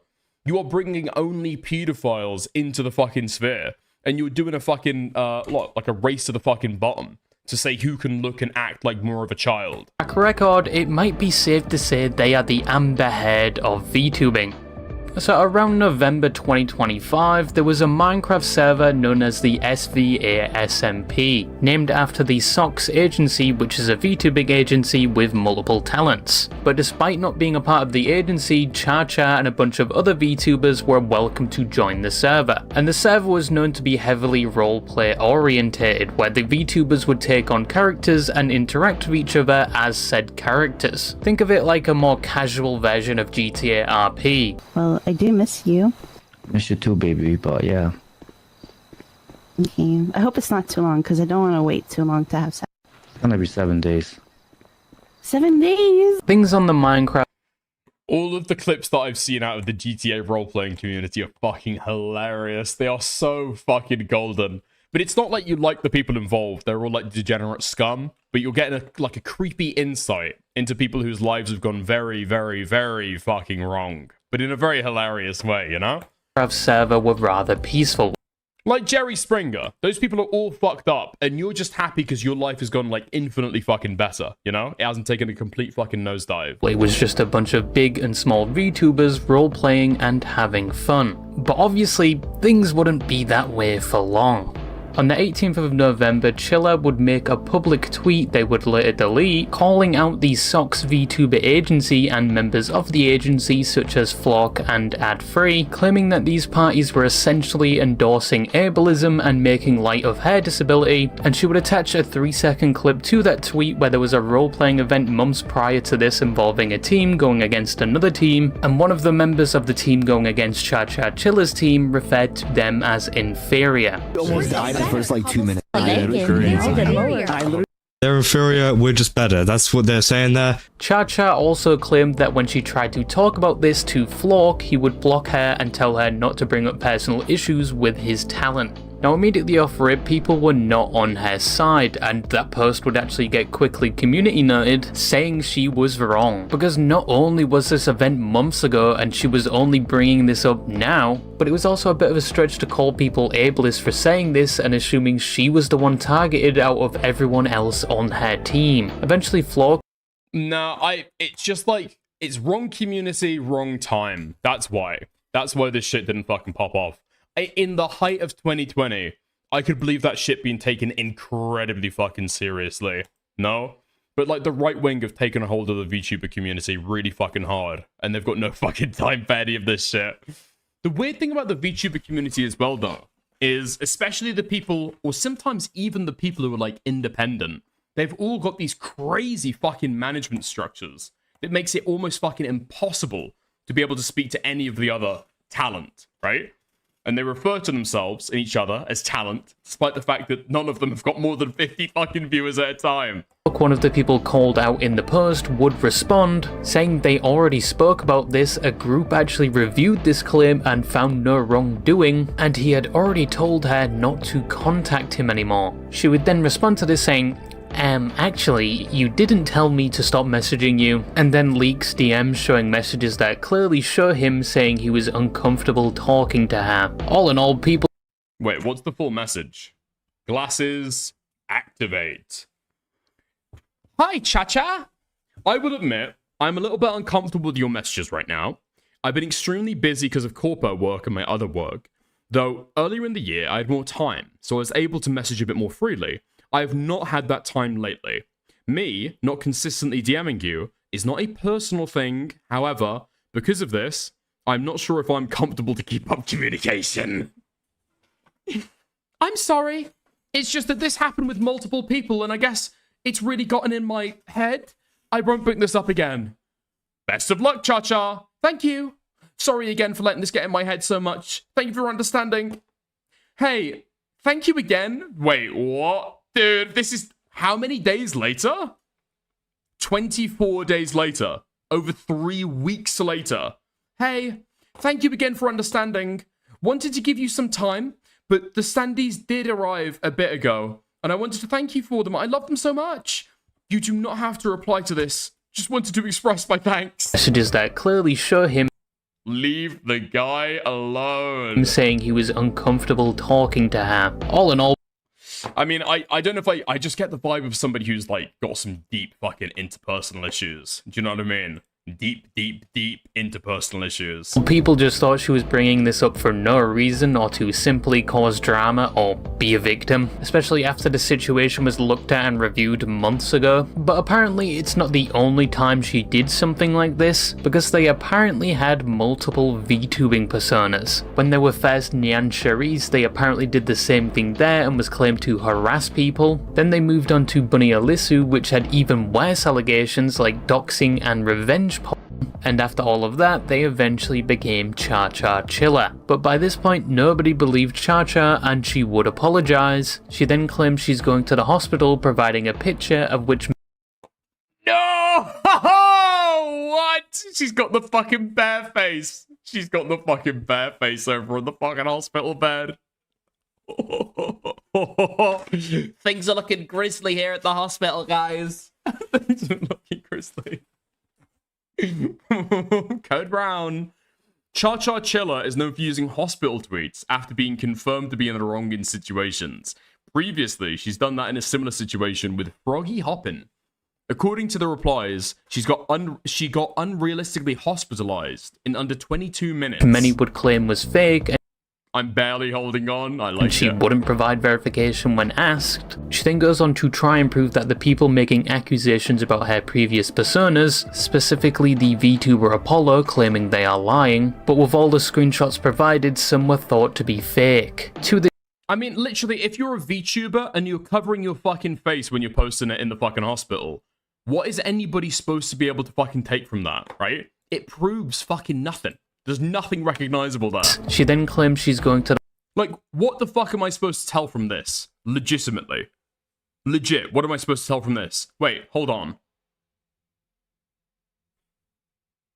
Is that a fucking dentist's office?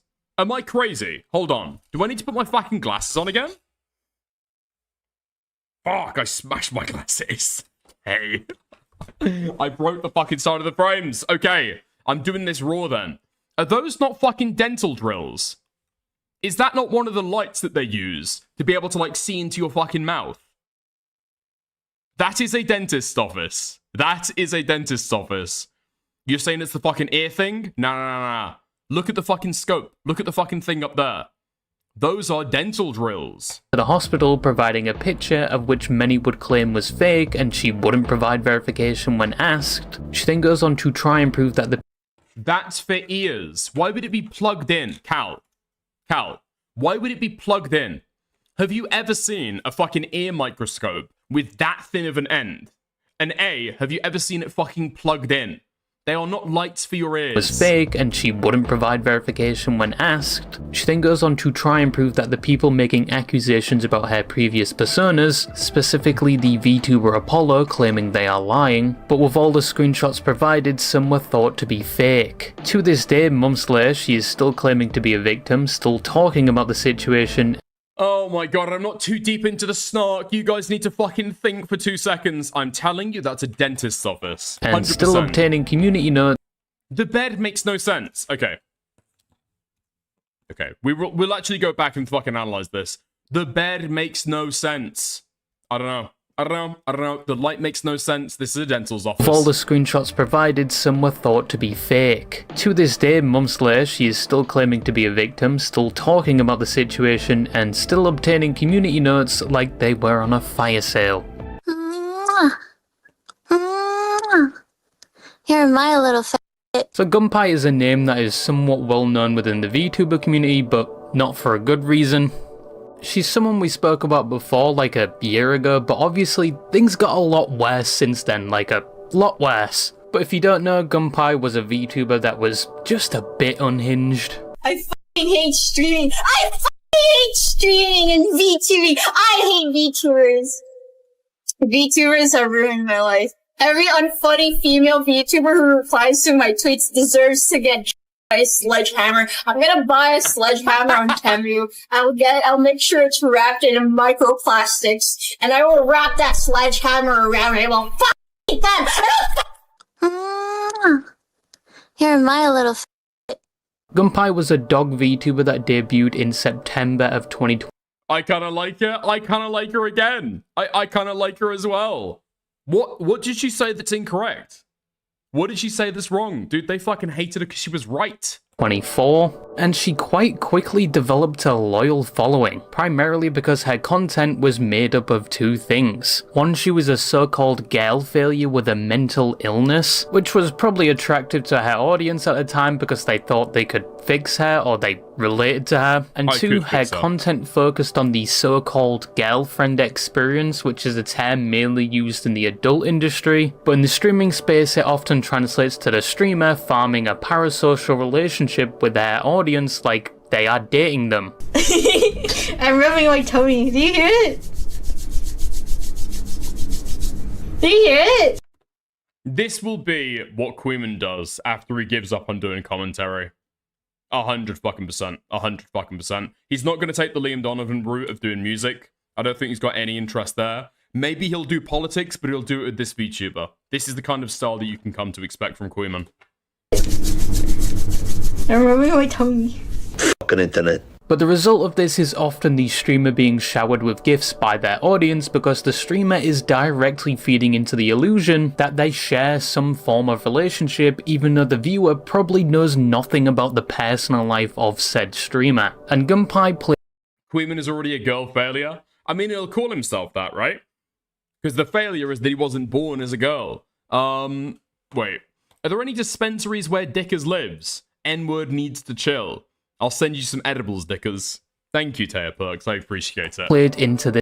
Yeah, if you could, like, mail me some edibles across the Atlantic Sea, I would hugely appreciate It's that. hard, like, too hard. She heavily insisted that she was actually dating her viewers to the extent that if they were talking to any other female or had a relationship, they were cheating on her. And they were not even allowed to speak about any other females in things like her Discord. She also took tributes from her fans. By tributes, I don't mean money or items of value, I mean things like cum tributes. No. Which is where... Oh, fuck me. Fuck me. I thought that was shit that men online did to, like, harass women. She fucking wanted those. Is that fucking real? Is that fucking real? You know what, I'm not even going to explain this, go f*** yourself. On her Tumblr page that has now been deleted, you can find under her commonly asked questions, a line saying her fans can send her anything, and I mean anything, including intimate... It's legal to receive drugs, I think, just not to post something. Oh, in terms of, like, getting a fucking mail, a fucking, like, I don't know, getting, like, doing a fucking post-crime. Yeah, I mean, possessing drugs is still illegal in the UK, though. Pictures with examples like... We'll do it in private, okay? We'll do it in private. We won't discuss all the details on stream. Like peni pics and said tributes, and she was more than happy to receive them, even saying she was going to archive them. You know, to each their own, someone out there is probably happy their favourite VTuber or Oshi has a picture of their cocktail sausage somewhere on their SSD. But funny enough, this wasn't what made her so controversial in the space. And I would argue that in some communities like VTubing, this type of behaviour isn't rare, so it didn't ring any alarm bells initially. But the thing that actually did make her known to the wider internet was in November of 2024, when a person was doing a commission for a fan of hers making a plushie of her VTuber model, and they had leftover material, so they asked if anyone else wanted one for a price. And Gunpei saw this and got very angry, thinking this person was using her brand to make a profit and she was getting nothing out of it, which also led to a number of public tweets. Wait, I don't really understand that. He's making AliExpress Temu tier plushies of my character, lol. The eyes aren't even correct. Gunpei's eye color are pink, not fucking orange. Again, he's just going server to profit off VTubers' characters. Hey, please don't allow this person in your VTuber server. He goes to VTuber Discord to steal a person's character to make them into a plushie. Profit, and she was getting nothing out of it, which also led to a number of public tweets shitting. I mean, you're like in a fandom that's particularly in Asia, right? And you complain about your intellectual property being stolen. Those are the fucking seas you're swimming in. On the person and where they Chinese innovation, that's what I'm saying. Come from, but a lot of people were actually on the side of the person who made the plushie, including bigger VTubers, and the tide quickly turned against Gunpei, leading to her crashing out even more. This is the situation that put her on everyone's radar, and it wouldn't make much of an impact on her streaming career. She would go Wait, what the fuck? What? She fucking deleted her Twitter over that. That's gonna be my fucking ace card. Then I'm gonna pull up when a fucking VTuber particularly annoys me. Making plushies of them. Okay, let's go. Everyone's radar. Or, no. Not making plushies of them. Trying to get my fucking Vietnamese people to make plushies of them. Do I have anybody in Vietnam? And it wouldn't make much of an impact on her stream. Oh, wait. Aiko? No, not that Aiko. Other Aiko. Bell comment. They live in fucking Japan, right? I could get that done 100%. Nice. Thank you, Astro Worlds, for the $5. Keep it up. Pear emoji. Thank you. Streaming career. Chud might know a guy. That's true. Dude, I've got to start using my fucking network. She would go MIA for a bit, but when she came back, she still had an audience waiting for her, probably with a show and tell of their latest tribute they made after saving up for a week. But if she could get away with this and the comments she made, it almost looked like she could get away with anything. Any offhand comment, any racial remark, because her community was loyal and infatuated with her. And probably in their eyes, she could do no wrong.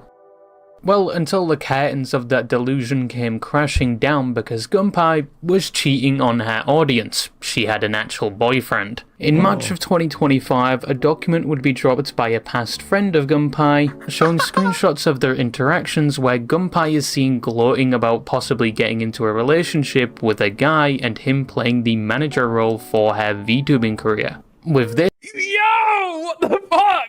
Okay. Literally just wingmanning you. But yeah, love Gunpei. Please and thanks. Gonna go back to work. Bye. I love Gunpei every day. I'll love Gunpei forever and always. Also, how's the thing with the trance right now? Since you're on holiday and stuff, still going strong? Yeah, I love him. He wants to manage a lot me. Yawn emoji, I'm eating you emoji, vor emoji? I don't know what that is. We made so many spreadsheets. Hi, dude, my cousin is so annoying. She keeps saying I have no energy. With a guy and him playing the manager role for her VTubing career. With this, female VTubers are never going to escape the manager that is actually a boyfriend accusation. There are Translation for that tweet as well, hold on. I know the fucking lingo now. Translation, a lot of indie VTuber Oshis have boyfriends. Their boyfriends are reading your love confessions. Indies do not have managers unless they are already corporate and thus not indie at all. First of all, that's not true. But I understand with like a fucking PFP like that this person is probably like bringing incel rage into VTube girls. That's crazy. Oh my god. You enter into the world of VTube cunny brides in order to escape real women and you still get fucking cucked by Shad. It's enough to make you top. Right, so what they're talking about there, like Oshis are like your favorite girl, right? They're like your favorite VTuber. Are never going to escape the manager that is actually a boyfriend accusation. There are additional screenshots shown in the document. Just think, okay? You're doing cum tributes to this girl's fucking plushie that you bought third market right now, while she's shacking up with the fucking Chad manager. Like hair on. That's the real black pill. And all saying she's falling in love with this person and that she bought him an ASMR dildo. How? In love with this person and that she bought him an ASMR. So Jen says, God, that's so cute. I'm happy for you. Hope it sticks. You deserve somebody supportive. And then Friend Cell says, oh my god, you're gonna hate me. But this started when I impulsively bought him an ASMR 3DO, an audio interface. Lol, what? You bought him one? Now he does personal ASMR for me. Yes. Is that a dildo? Is that a dildo? What the fuck is a 3DO? Oh, this person's retarded. Okay, it's not a dildo. A 3DO looks like it's a fucking binaural microphone. Right, okay. So a 3DO is a particular type of microphone that allows you to do like this side of the mic and then that side of the mic if you're doing like ASMR. ASMR dildo. How does that even work? But when this was made public, Gunpei was cooked. It was GG next game for this VTuber. Her audience felt absolutely betrayed, and she would immediately take down all her public profiles, and anything made or posted by Gunpei was wiped clean. It was rumoured that one of her fans after this actually committed, but regarding that, there's no hard evidence. There was only public tweets of them seeming distressed about her having a boyfriend, but that is one. No fucking way. A guy topped himself after There was this. only public tweets of them seeming distressed about her having a boyfriend, but that is... Oh my fucking god. Oh my fucking god. No person taking their life is ever warranted, okay? It's never a good thing. It's never a good thing. But I mean, Janky Johnny maybe said it best. Is there any value lost? Okay. to such an unhealthy parasocial relationship as a streamer. She did sell off her avatar for around one of these only public tweets of them seeming distressed. Okay. I'm all alone this time. I'm 3 hours away from my parents. They can't stop me. I want one last hug, but there's nobody around. I'm so alone. This is nobody's fault but my own. I'm not blaming anybody for the way I feel. It's my fault for being a pathetic idiot and getting too attached to somebody I barely knew. It's not the person itself that made me feel this way. It was just the way that I was easily gotten rid of. I finally felt like I was wanted. I knew it was fake, but it was the first time in my life that I ever had somebody and enjoyed talking to them. And then I was just disposed of so easily without a second thought. The whole time during my shift today, all I could think was how I'm going to do it. And what I want to say to my parents before I go. Everything hurts so bad. Jesus Christ. Holy fuck. About her having a boyfriend, but that is one of the many Oh my god, this guy was slaving away at McDonald's 40 hours a week just to rush home to be able to watch his cunny bride on Twitter. Working tirelessly every day to be able to afford the fucking the tier 3 subscription. And it turns out she's shacking up with the fucking manager. Unfortunate things that can happen when you feed into such an unhealthy parasocial relationship as a streamer. She did sell. This is the post I'm making when Dicker stops reading my chats. Listen, okay? This is the rule. As long as people don't know, I'm joking. Off her avatar for around $2,000, of which someone actually bought it not to make a meme out of it, but to preserve it. And she did attempt to rebrand as another VTuber, but obviously with the reputation that followed her, that was unsuccessful.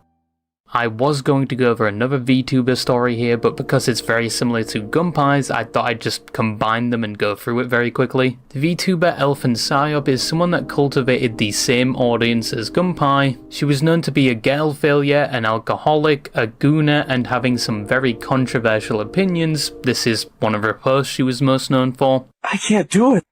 It's the Jews. It's too difficult. It's the Jews. It's all my fault. It's the Jews again. It would later get revealed she was I know who this person is. I've seen them before. Yeah, I know who this person is. Gooning, sending NSFW pictures of herself, and had relationships with people in her audience, specifically the mods of her Discord server, with most of them not knowing the other guys existed and that she was doing the same activities with them. It was also discovered that even though she was very vocal about people that were not white, she herself was one of the people she preached about, and she would Photoshop her pictures to appear as white as possible and not her default skin color, as she was originally from Pakistan. Wait! I know who this person is! I know who this person is! No. People need to understand, okay? This is completely consistent. Talking about the Jews, Muslim, yeah? Talking about Indians, she's from Pakistan. Talking about black people, it all fucking makes sense. And moved to the... You're fucking wrong. Chronic was obsessed with her. Oh, hating on her. I'm vaguely aware of who this person is now.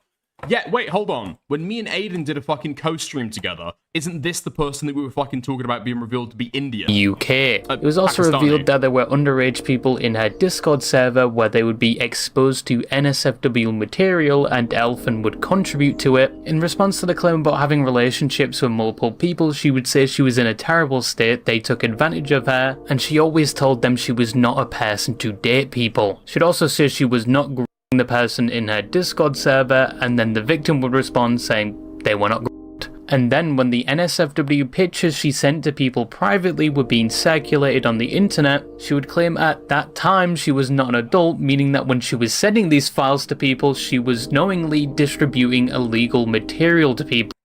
Yes, I do remember this drama. Okay. Even with no fucking clue who this woman is, this was a bizarre fucking thing to see from the fucking sidelines. Right, Chronic hate watched her. This is starting to all come back to me now. But, however, people were hesitant to believe this story at the time because it seemed like a claim she would use to get out of this whole mess. But with this, the NSFW interactions with some of her supporters, apparently even the existence of a boyfriend, and lying about her nationality while some could say preaching against it, this would all result in a lot of her diehard fans abandoning her, and she would quickly delete everything and disappear from the internet. Honey is such a good girl. Oh, no. Especially if she's in the UK. Indian hate. Indian hate is a thing in the UK, right? It's not like nobody hates Indians or shit talks them. But the real moneymaker in the UK is Pakistani hate. So if people are in the UK and only talking about Indians, chances are, okay, being real. Girl. Hi, baby girl. So this is the first male VTuber we're going to be talking about on this. Dude, you need to fucking... Okay, I'm not a proponent of fucking trigger warnings usually. You can't play that shit into my fucking ears and not warn me, bro. What the fuck? List and probably the... I just got fucking sexually assaulted by only proxy. One, because once again, in my opinion, there aren't that many male VTubers compared to female. But just because there's less doesn't mean there's any shortage of controversies surrounding... Okay, bro, you're getting too big for your boots. That's not... Wait. Are you saying this guy has Turkey Tom allegations BTW just saying. Are you talking about royalty is here, or are you talking about this VTuber here? Thank you for the tune, Nate. Hugely appreciate it. Surrounding them. Tora was a VTuber that debuted in... Pakistani hate is the only hate you can enjoy with Indians. I'm sure that Indians are pretty anti-Semitic. I'm sure. 2022. His design was said to be a completely normal human that cosplayed as a tiger. Now, Tora's content was kind of like the opposite of the girlfriend experience I described previously, because in his case, it was more like a boyfriend experience. Punny is such a good girl. Okay, so we've got like an AI modulator on the fucking voice. Okay. So this is a fake voice. Hi, baby girl. I would be your sugar daddy, on God, no cap, and give you everything that I could possibly. Oh man, I've got to say, all right, at the risk of throwing away my misogyny bona fides, boyfriend experience is infinitely more fucking cringe than girlfriend experience. No, actually, fuck it. I'm going back into the misogyny. Women that do girlfriend experience are nowhere near as fucking cringe as women who buy into a boyfriend experience, right? We can still hate on women while we do this shit, okay? It's just so fucking full on. Like, the guys have got to fucking layer it on so fucking thick to be able to get them in, you know? With women, they're usually the ones who are like chased, right? They're the ones who are chased more than chasing. So women can just be like, be slightly flirtatious, be kind of like subtle with it. Guys have to fucking layer it on this fucking thick. No thank you. Emily. I love Emily so much. Now, Tora would also do NSFW content and was known to act very flirty towards his viewers and other VTubers. But around his 2.0 debut, in his own words, he would attempt to separate the NSFW from his usual content and would attempt to be less flirty, even saying previously he was a lot worse in an interview. So, starting like when I got my 2.0, I got my, I started using an alt account for NSFW stuff, and on my main account, I very, very rarely am quote unquote down bad or say anything like sexual or flirty or stuff like that, right? Now, you would assume that, you know, the flirting he was doing on stream with others or with his chat, this was just an act for... Sounds super gay, no way that's for women. What? What? You're telling me that women don't like gay yaoi? You're telling me that women are not into gay anime characters? I'm pretty sure that's the #1 demographic, no? That's what they're into. Entertainment purposes, you wouldn't think it was serious or how he behaved off camera.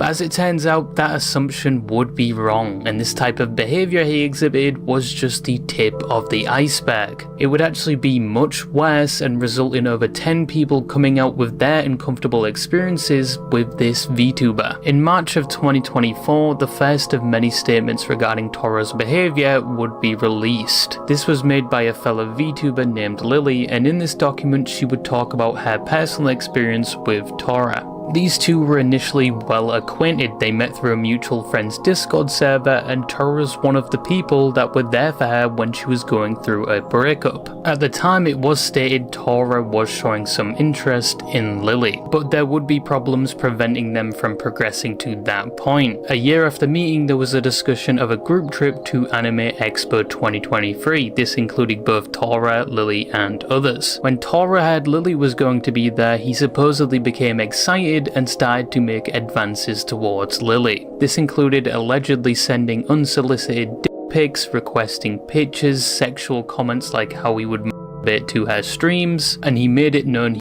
Dude, that's fucking crazy, that screenshot there. Sometimes I'll just listen to your stream and do it. Tiki? Lol, why is it always the men who use fucking cat PFPs who are sending this shit? Jesus Christ. What? Yeah. Because I like your voice. Which stream? Any of them. I'd be like, Do it.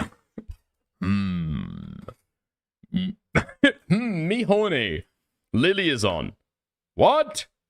You don't give me much content to work with, so that's the closest I get. Pictures, sexual comments like how he would masturbate to her streams, and he made it known he wanted to do things when they met. Now, Lily did say she felt uncomfortable by these advances, but because of him previously helping her with their breakup and at the time having some feelings for him, she wouldn't outright shut down these advances. When it came to the trip, on the second day they would eventually meet, and he would allegedly state he had no interest in doing anything because there was somebody else he was interested in. This is something she would say she was relieved to hear, but was upset that he led her on for months prior and oh my fucking god. Wait, people believe these fucking allegations? There were like internal inconsistencies. She was uncomfortable by the advances. When they meet up in person, she's disappointed that they got led on. Come on, dude. Give me a break. Pressured her into doing things, making it seem like he wanted her. The two at the end of the day would go to an Airbnb where her friend let the both of them stay because Lily's hotel was over an hour away, and the two of them would sleep on the couch as they were unexpected guests and there wasn't any rooms for them. Whilst trying to sleep on different ends of the couch, it's said that Tora at some point starts making unwanted advances towards Lily, kissing her on the cheek and whispering in her ear, and at this point she was pinned and wanted him off. Unfortunately, because of the commotion, one of the people they were staying with would come check on them, where Tora would then supposedly jump off her. The person didn't notice anything, and Tora even remarked at how creepy the person looked with the lighting and took a picture. After that night, she doesn't recount. Wait, what the fuck? This was the person. Where the fuck is their head? What the fuck is going on here? Is this a real fucking allegation? Or is this like an ARG? That person's got no fucking skeleton. How creepy the person looked with the lighting and took a picture. After that night, she doesn't recount any other conversation with Tora whilst on the trip. She would confront him months later, but he allegedly brushed her off and thought she was mad because they didn't do anything. She would correct him on this, of which he apologizes and says he will be better, but he still didn't directly address the assault. After this, she doesn't cut contact straight away, as she initially thought she was overreacting because of the way he reacted when she confronted him. Eventually she opens up to others about this and realizes she wasn't overreacting, leading to I don't know, this seems like a fucking so-so allegation. I'm not sure about it. Cutting him off, cancelling collabs with him and confronting him again, where this time he does somewhat address what happened. And a few wait, hold on. And confronting him again, where this time hey Lily, regarding the first thing, I knew it was bad because even though lasers did coincidentally go, what's going on? As it happened, I did plan to stop myself after the kiss on the cheek, and it was unfortunate timing that made it look worse. I'm glad that you brought it up now, because even back then I thought to myself, Man, I shouldn't have done that. We didn't agree on doing anything like that. After the bombshell of saying that I don't want to do sexual stuff anymore.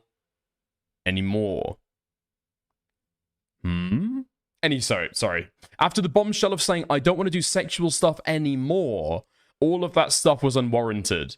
I'm so sorry about that and should have apologized to you about it ASAP. In fact, I should have never done it in the first place. It seems like he's apologizing for fucking leading her on. No? This doesn't seem like an apology for rape. When you confronted me about the other stuff I did, I have it in mind. I did have it in mind, but I assumed that it was entailed in the you were flirting too much and leading me on for nothing at all. I can tell by your confidence that I never, ever, I can tell you with confidence that I would never, ever would have done anything more than just get on top and kiss on the cheek. Because, one, I already told you by that point, I didn't want to go through and do anything too physical like sex. And two, I was 100% honesty. I, with 100% honesty, was thinking of it like playful stuff, like jumping on your friend, hugging them, and being annoying. Okay. Dickers should be a defense attorney. No. Look at the fucking interactions that are going on at the time. It seems like even in her thing, the chief complaint that she's got is being led on. Yeah? We're looking and seeing there is like an other motivation for being annoyed at the interactions here. He does somewhat address what happened, and a few weeks later. All I'm saying is, okay, the DMs, as presented, don't prove the allegations. Yeah? In fact, they give reason to think there might be another explanation to what's going on. After this, she would release this document, which led many others to come out with their own stories, where similar things happened to them, love bombing, requesting personal information, talking the same way to some VTubers that were underage. He made a list of VTubers he wanted in his harem or to what the fuck? Tora's breeding list. Breed with. And even in one instance, he sent a whole ASMR video to one of these girls. And before I show this to you, I have to give you a content warning because this is disturbing content, so be warned. God. You're such a cutie. I want to kiss you.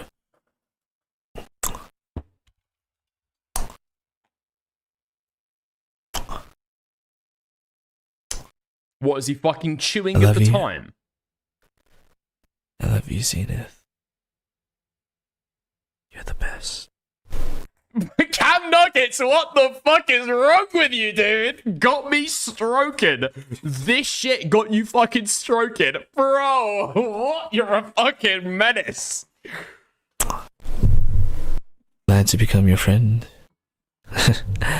You're so what do you mean that was a typo? A typo for what? skilled at art. And you're very cute. And very pretty. I saw your immersion bricks.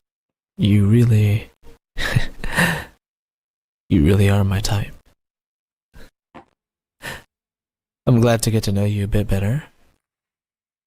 I like you. Mwah. Tora made unwanted advances to a lot of people in the space. This was a repetitive pattern. Unfortunately, it took one document to inspire others to come out with their stories. Tora released his own document where he acknowledged okay. some wrongdoing whilst disputing parts of the allegations, but he would say in the same document he was ultimately going to graduate. Unlike some of the other VTubers I've mentioned. Tapes. That's just, Steven's just being a silly guy. This doing anything for you, dickers? The sound of people like chewing their food and smacking their lips makes my cock go inside my body.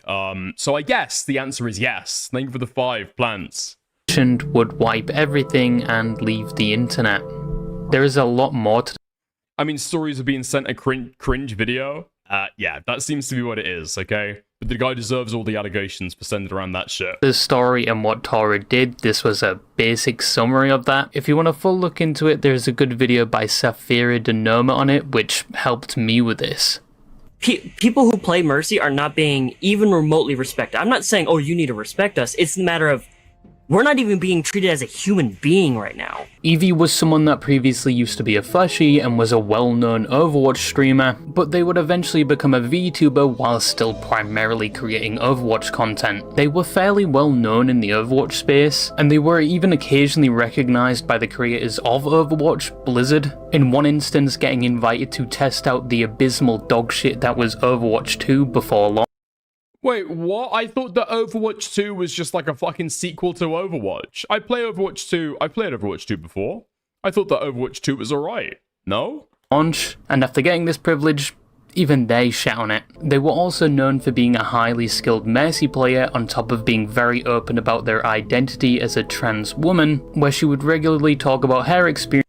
It's basically a shit reskin? Really? Okay, I've got to be honest, I never played Overwatch 1, and so I'm fucking admitting my bias now, yeah? With being trans in the Overwatch space. Overall, they were a well-known and somewhat respected member of the Overwatch community. However, in the current day, their reputation is anything but respected. The cracks started to show in 2022, where Eve's girlfriend at the time, Rabbi, had allegations of cheating in Overwatch games, being racist, and supposedly talking explicitly to those underage. Now, none of these initial claims are well documented because Rabbi wasn't as well known, and in the aftermath everything was deleted, so it's hard to track down anything related to this. But what apparently happened is Rabbi gets called out on Twitter, Eve gets involved defending her, saying the person doing this is only doing this to provide a quote-unquote gotcha moment. Her girlfriend only cheated in one game whilst she was off her meds and blackout drunk, and that the DMs leaked of them supposedly talking to those underage were all fake.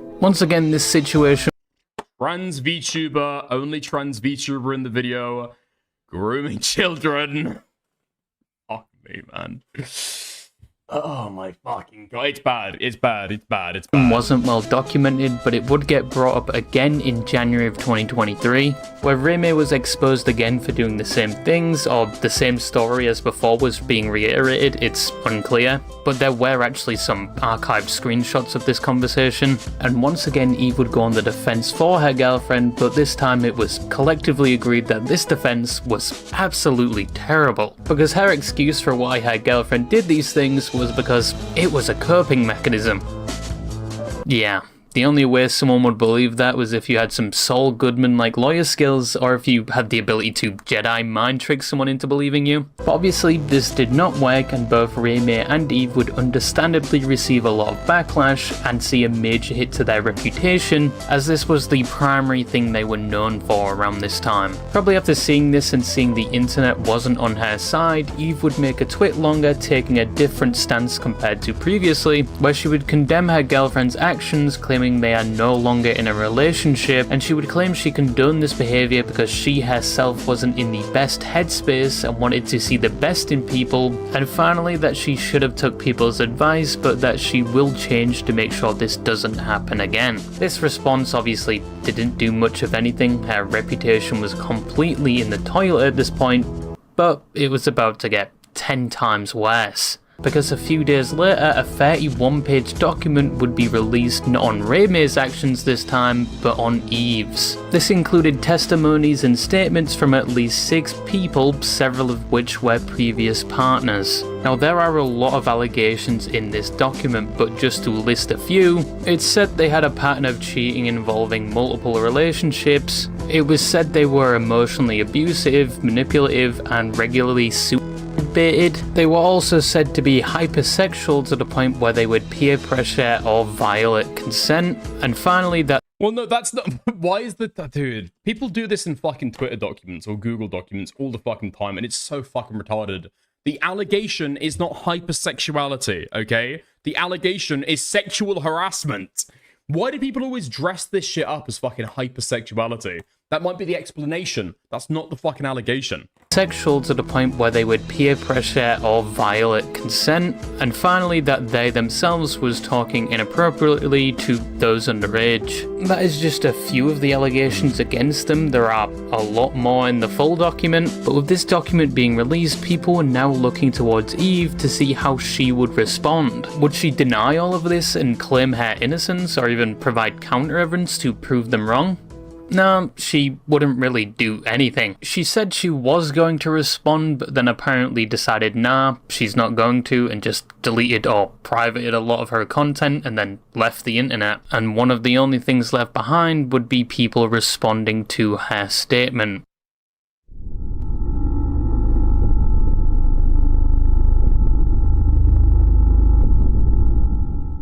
So the last story I wanted to go over is one that I don't think has been looked into much, primarily because this happened in Japan, so there's a language barrier when looking at the articles discussing it, on top of the fact this happened some time ago and there's been no new updates, and it involves VTubers that were rather small. Also, the evidence that this ties to the VTuber community isn't exactly concrete, so take it with a grain of salt, and just to warn you, I am about to discuss some graphic things, so viewer discretion is advised. Let's go! Leave it the best for But last. who is this VTuber? Well, it's not just one, it's two, a male and a female, and behind their VTubing persona, these two were actually married. These VTubers were Kura Zakura, who was 27 at the time, and his wife, Al Kumamasha, who was 28. I'm just gonna call them Kura and Al because I can't pronounce their names for shit. Now, these two weren't your normal VTubers, they were known as VTweeters, where instead of live streaming or creating videos like normal VTubers, they were known to only tweet on the Twitter or X platform, hence the name VTweeter, and their form of content was normally just posting about their lives and occasionally something about their character. Kuro, the male in the relationship, even had his own lore, where he was a fox spirit that had fallen into darkness betrayed by his best friend, resulting in him making a contract with a certain alchemist. That alchemist being his wife, the VTuber Al, who posted the same things her husband did, usually things about her day. She didn't really have any lore to her character, it seemed her husband was a lot more into it than her, but they would occasionally LARP together talking about the darkness, how there's nothing they can do about it, and how he's like Schrödinger's cat,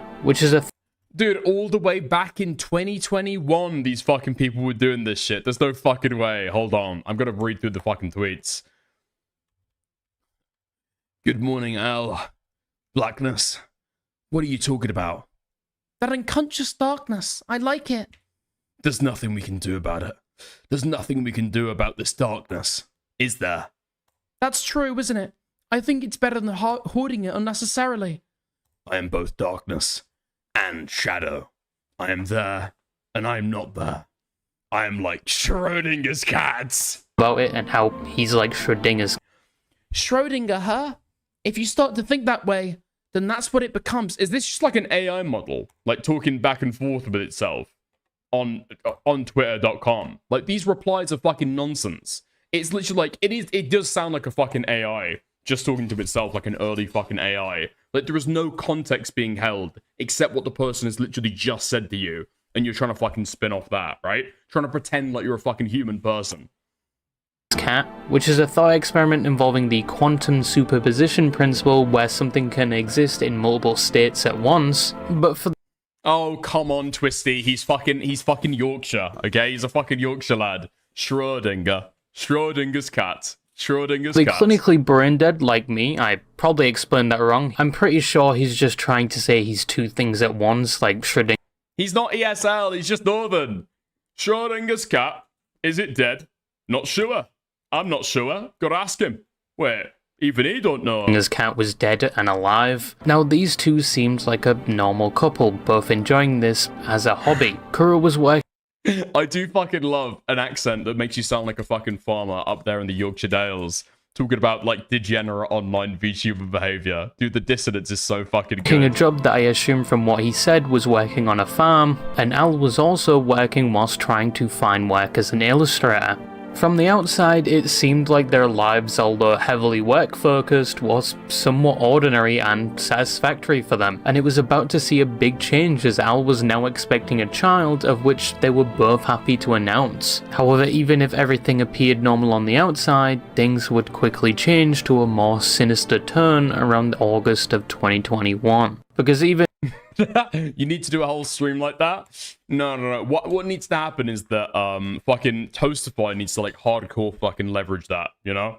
He needs to like really lean into his fucking accent during his content. Spinling as You well. know, their relationship appeared happy on the outside. In reality, it was anything but. The husband was talking to another woman who was an 18-year-old high school student named Kana Washina, who some have claimed was also a VTuber, but the sources cited show an account that was active in 2023, which wouldn't make sense with what happened next. Now, Kuruma was in contact with this girl for 2 years. Was he cheating? It was never stated, but his wife knew he had contact with her, and because they would speak so much, the wife became extremely jealous. She eventually reached her boiling point in 2021, where to resolve the issue, both the married couple and Kana agreed to meet and sort things out. On the 28th of August, Kana would leave her family home, telling her parents she was meeting her friends and would be back soon. But when she didn't return that night, her parents would alert the police.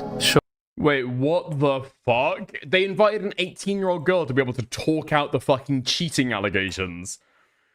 What the fuck is going on in Japan? Shortly after alerting the police days later, Kana's body was found on a remote property. She had been strangled with a rope and stabbed multiple times. Both Kuro or Sohei Komori and his wife Al or Izumi Komori would be arrested and questioned. この事件は東京墨田区の高校3年鷲野花夏さんの遺体を山梨県内の物置小屋に遺棄したとして群馬県に住む小森章平容疑者と妻の泉容疑者が逮捕されたものです。 Now, when Kana left that day to meet them, there was a conversation where the wife wanted her to no longer contact her husband, but for some reason that is not explained in any of the articles I found. This conversation quickly soured and the wife was not happy. This resulted in the couple taking her against her will to their house, where they would begin planning what to do with her. Wait. They were both fucking involved on this shit. Why doesn't he just like not fucking cheat? Is that not the fucking issue here? Is that not the issue? Well, he can't fucking help himself but be tempted by the fucking by the fucking VTuber Kane. Really, it's irresistible. Them in an interview saying, and I quote, "We searched for a place to kill her." They decided to take her to a remote property where they would kill her and then dump her body, and she would be found a few days later.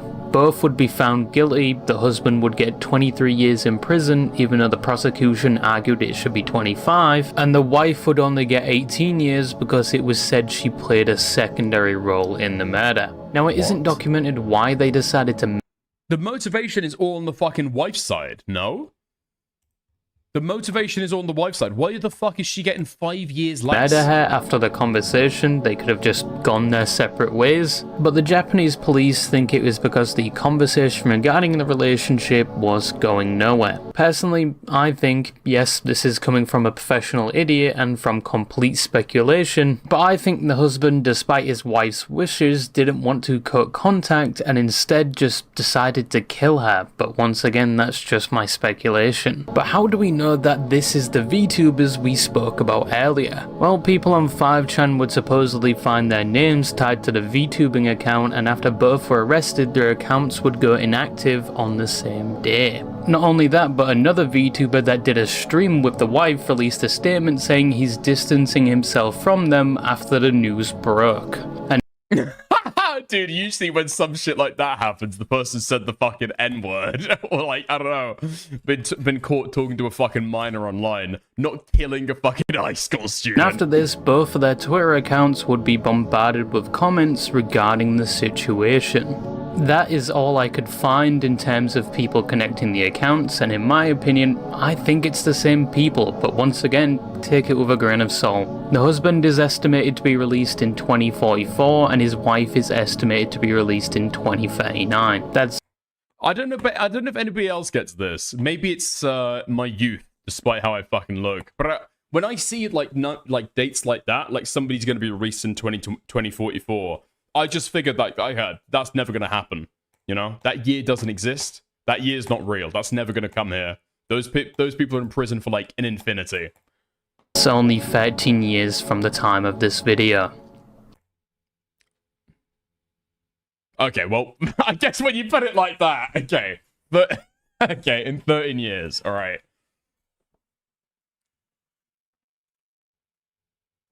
So in conclusion, those are some of the most infamous VTubers. Obviously, some included are significantly worse than the others I talked about, and there are probably a lot more unpleasant stories out there that I didn't talk about. But VTubing, as I said at the start, has got to the point where it's mainstream and more accessible than ever before. Meaning that even the most deplorable of people can become or claim to be a VTuber and gain an audience, which can also be said for anyone that makes content on the internet. And we are probably gonna see a lot more stories like these regarding VTubers, though hopefully not on the levels as some I've mentioned.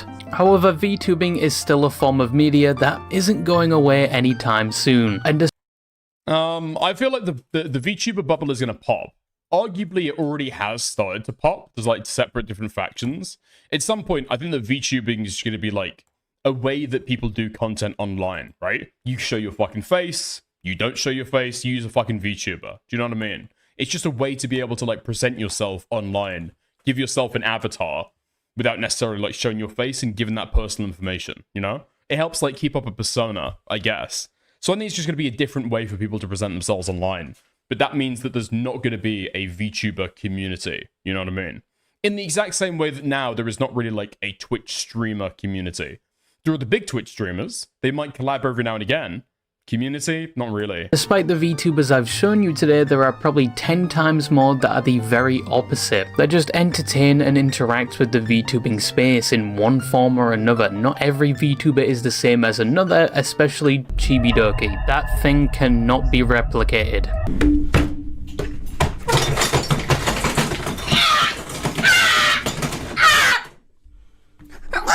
But I'm now going to go listen to the new Teto song on repeat. Yes, I just put you on an absolute masterpiece of a song. Thank me later. And just quickly, I have to remind you that your favourite VTuber has a significant other, including the one watching this.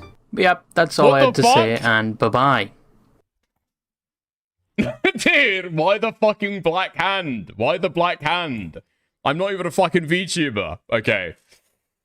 Hit dog hollers? Hit dog hollers, maybe? You're right, though. Why aren't they mad about the pedo bears giving them a bad name? I think that a lot of them just are pedos, right? A lot of the people who are so no-life online degenerates, obsessed with the interaction between several cartoon characters that morbidly obese freaks on the internet have created to be able to present themselves online, right? People who are in that niche into the VTuber space usually are just probably lolicons, right? Or at the very least, they're in a community which is kind of like, I don't know, facilitating of lolly. I think that as VTubing gets more and more mainstream, though, I think that shit is going to fucking fall by the wayside. Right? I think that shit's going to fall by the wayside. There is already a split, like, in the anime community between, like, pro-lolly people and anti-lolly people. And in my opinion, it just seems to be, like, the amount of time that you spend on the fucking internet, right? Has your mind degenerated to the point where you're jacking off the cartoon children, you know? Which is why the fucking VTuber sphere at large, even if people aren't into lolly themselves, are fine with it, right? That's the position that Mama Akko takes, for example, right? That's an example of what I'm fucking talking about. These people are just in the culture that fucking deep. But, yeah. Is Diorio a VTuber? I guess Diorio is like a PNG tuber, but like, I don't know. It's like a unique little mix. I would say no, right? I would say no. So for like me, for example, like I show my face, you know what I look like, and my face is like part of my fucking channel branding, right? But then if I use the fucking PNG tuber real quick, do I then become a PNG tuber? I don't really think so. I think a PNG tuber describes a creator who does not show their face and uses that as like a stand-in avatar. Right? It's like you use it as a proxy where you would usually show your face, but you don't want to for whatever reason. But you have done before. You know what I mean? So I don't think technically that Queeman is a fucking PNG tuber. J-Stalk, yeah. I'd say J-Stalk's a fucking PNG tuber. Absolutely. Yeah. Okay. Nice. Okay. Let's have a look. Let's have a gander. Final seggy before I send you guys off. Apparently, VTubers are currently terrified of Queeman. Okay. Yeah, but he just mainly Wiggler and once a year phase. Are you talking about Diorio or Queeman? I mean, I think the split is kind of irrelevant, personally, but hey ho. Is J-Stalk fat? Is Queeman correct? J-Stalk has never face revealed to me, so I don't know. Unfortunately, I've got no clue. If I finally see him one day, okay, I will report back. I'll do a fucking police sketch where I show you exactly what he fucking looks like. That's right. I'll fucking face dox the guy. Anyway, let's have a gander. I've been sent this, but I don't know what the fuck it's talking about. So this got dropped. What? 5 hours ago? Yeah, around about 5 hours ago, and it's already racking up 1.26k views, complaining about their own life, and then also about Queeman and Malcolm in there as well. Wait, no way! How? Every time, how? This is not looking good so far. This is looking very, very bad so far. What? The funny girl you love to hate. Who the fuck is this person? Leaf moding. Who the fuck is this person? Huh? Okay. Are you a trans girl? No. Who recently went through a messy breakup? No. And now your ex is spitefully digging every skeleton out of your closet to isolate you from your friends? Please read. I have some advice. Okay. This goes out to, I don't know, Twisty seems like that. Okay. I get those vibes. Very masculine energy. Don't ever apologize. Apologizing to an internet mob is like cutting yourself before diving into shark-infested waters. Only the worst person will care. Only the worst people will care. And only use it as an opportunity to hold you accountable. Even more. Ignore them, you'll never please them. 2. Slop tubers like Malcolm and Queeman will make content out of this. If they're careless with the way they handle your allegations, they will get their content taken down or pursue legal action. Wait, what? Oh, you can get their content taken down to pursue legal action. Document everything, but never comment on anything publicly. This is a fallout of a messy breakup? What the fuck has gone on here? I'm not plugged in enough to the fucking pedoverse, unlike Malcolm and apparently Queeman, to be able to understand this. What is the drama recently? Huh? The breakup is next month? The breakup's coming fucking soon. Was not expecting those two to be mentioned here. I don't know why the fuck they've got fucking brought into any of this. 3. In your future, people you've never met will get you removed from spaces based solely on what somebody they once knew who was tangentially related to you said about you. Learn to accept this as a blessing. People who cannot empathize are enemies, not friends. 4. If anything happens to you and your current partner and you ever have to seek another one, you'll have to filter people out by laying everything out yourself before they get too close. Otherwise, you risk disappointing yourself when they leave you. Is this person okay? Do you need to, does somebody needs to report this person to Twitter for a fucking wellness check? What the fuck is going on with this person? This is just like posting severe fucking mental illness online, right? On their fucking main Twitter. What the fuck is this? Also, there's no fucking way that you're ever going to be able to, take their content down without getting a worse reputation, right? And then pursuing legal action. Yeah, I'm sure, retard. What have you got? 800 followers. Fantastic stuff. 5. As long as you remain publicly active on the internet, people will always remind you of your mistakes. Make a liberal use of the block feature and filter your replies when it gets bad. Have a private account for manic posting. Okay, yeah, so this is mental illness being posted on main. Publicly, only post about how awesome your life is. I remember a lot of shit. Yeah, sorry, I remember getting a lot of shit from you and your friends when I went through something similar. Perhaps now is an opportunity to reflect on your actions back then and resolve to treat people better in the future. Karma always comes back around. Yeah, always post about how your life is great, by the way. Always post about how your life is great. Now, what happens invariably with shit like this is you'll get people like me, right? Who have got absolutely no clue what's gone on here. But like they themselves said, okay? You're basically cutting yourself in shark-infested waters. And I am deathly fucking curious about what happened in this person's history. Who is this? I don't know. But now 128,000 people know who this person is. And I'm sure that a lot of them are going to be wondering, huh? What's happened here? Who's this? Okay, let's go to the fucking comments. I need more fucking context, dude. Low-key, just intentionally say problematic stuff I don't believe at this point. So people stay my friends after that one ex-friend comes to them with every mistake I've ever made. Sure, okay. This goes for friendships too, in my experience. Who the fuck is this? Why would you go about handling this? How would you go about handling this but a 1+ year-old situation that's caused a considerable chunk of a fandom space to still think you're a terrible person, like cancel culture? Haven't experienced, but curious how you would handle it. Who the fuck is this person? Okay. Huh? It seems like nobody in the fucking comment section knows what they're fucking talking about either. Do I need to ask Grok? Okay.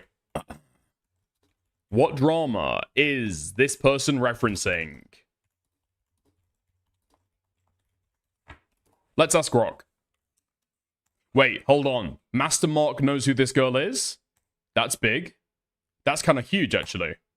First Nick has tried stealing Chud's content, now he's trying to steal Queeman's. Look, I got fucking tagged in my Discord and asked about this shit. Hello? Do I know this person? Has Chronic been A-logging this person? That's how I would know them, right? Trans. I'm trying to remember right, but she plays FF14, Final Fantasy, okay? So, the thread is not referencing a single named big drama. No. What? No, this is referencing a specific fucking drama. This is referencing a specific drama. Hold on.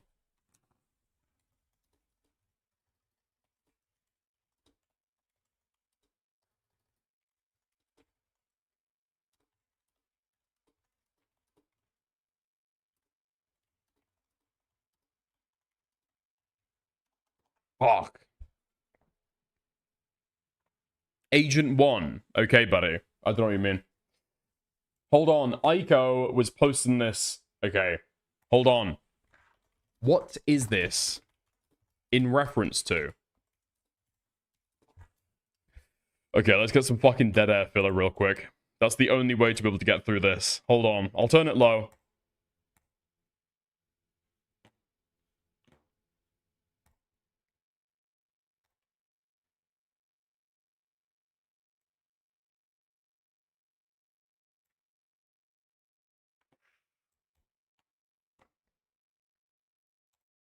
No, we've got no clue. Ah, okay. Wait. So, yes, the thread is 100% rooted in Leafy's own past drama in September of 2025. She explicitly says, in the final post that she's drawing from something similar she went through, where she got into a lot of shit from you and your friends, shading a particular critic/dogpiler from back then, with the smirking anime image as a cherry on top. Here's exactly what happened, straight from a detailed public post about it, and it matches the thread's advice perfectly. Okay, so, she met her ex via Twitter, flirted after the ex thought she was cute, trauma dumping, the usual online oomph pipeline. What is an oomph pipeline? Isn't that a fucking pedophile dog whistle? Oomph, meaning, slang.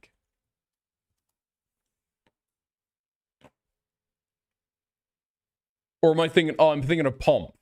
Oh, I'm thinking of pomp. Apparently, oomph stands for one of my followers. Okay. They dated for about a year. After a disagreement/breakup, the ex falsely accused Leafy of raping her when the ex was underaged. What do you mean a fucking breakup? What? Okay. Almost nobody asked Leafy for her side. Instead, the community ran with it. It turned into a full-blown smear/telephone game pile-on. Wild rumors exploded, including claims that Leafy was into incest, had raped her own late brother, had herpes and spread it to over 60 people, and a bunch of other fabricated stuff. How do we know that this is fabricated? So Grok is only pulling from her fucking page, right? Okay. This led to exactly what the thread describes. Random people she'd never met, kicking her from Discord server spaces based on second or third-hand hearsay. Lost friends, social isolation, constant reminders of the mistakes, real or invented. The ex later recanted and said she regretted the false claims. Even asked Leafy to keep living with her afterward.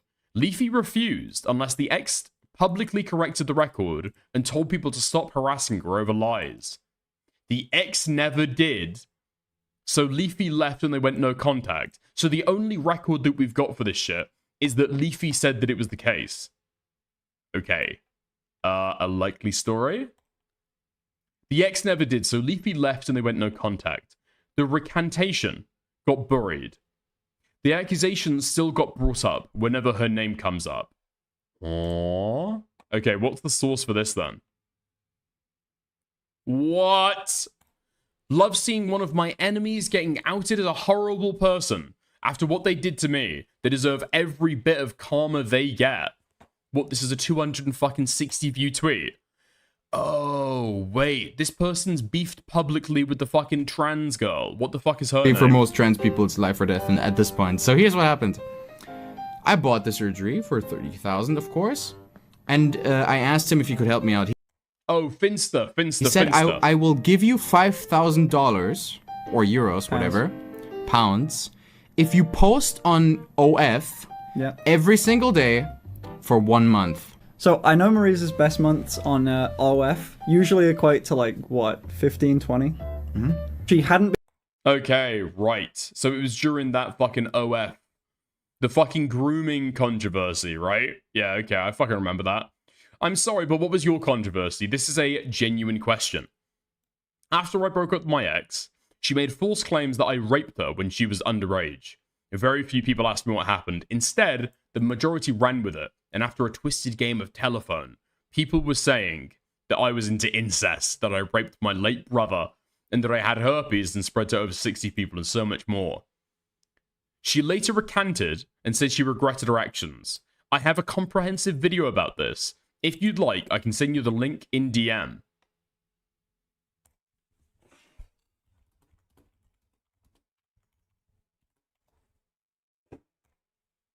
Okay. I think we've got a retrospective segment ready for tomorrow. Yeah? Okay. Nice. Fantastic. A little bit of bug chaser content. Let's go. Okay. Could we find a Queen video on this? Maybe he covered it since she's referencing him. That will be on the docket tomorrow as well. That's fantastic stuff. Okay. Nice. When will you cover Firebat? When I am completely raped for content and when I can go back and try and find the fucking the shit, okay? When I can go and find the fucking links. Okay. Interesting stuff. Listen, okay, sometimes we've got to lay the seeds of the fucking drama a little bit. Yeah? Okay. Nice. All right. Like I said, that was the last segment. And if anything, it's a little bit of a fucking prelude to tomorrow. We'll see what goes on. Okay? Nice. Fantastic stuff. Okay. Fab. Nice. I'm going to raid you guys out. I'm going to raid you guys out on YouTube and raid you guys out on Kick as well. First of all, though, I want to say thank you to everybody who's still here. Hugely appreciate, especially during the fucking cold seasons, okay? I went live today with basically nothing really to cover, so I appreciate everybody for being here. Hopefully, you've enjoyed the stream, okay? Before you go, hold on 1 second, because I want to thank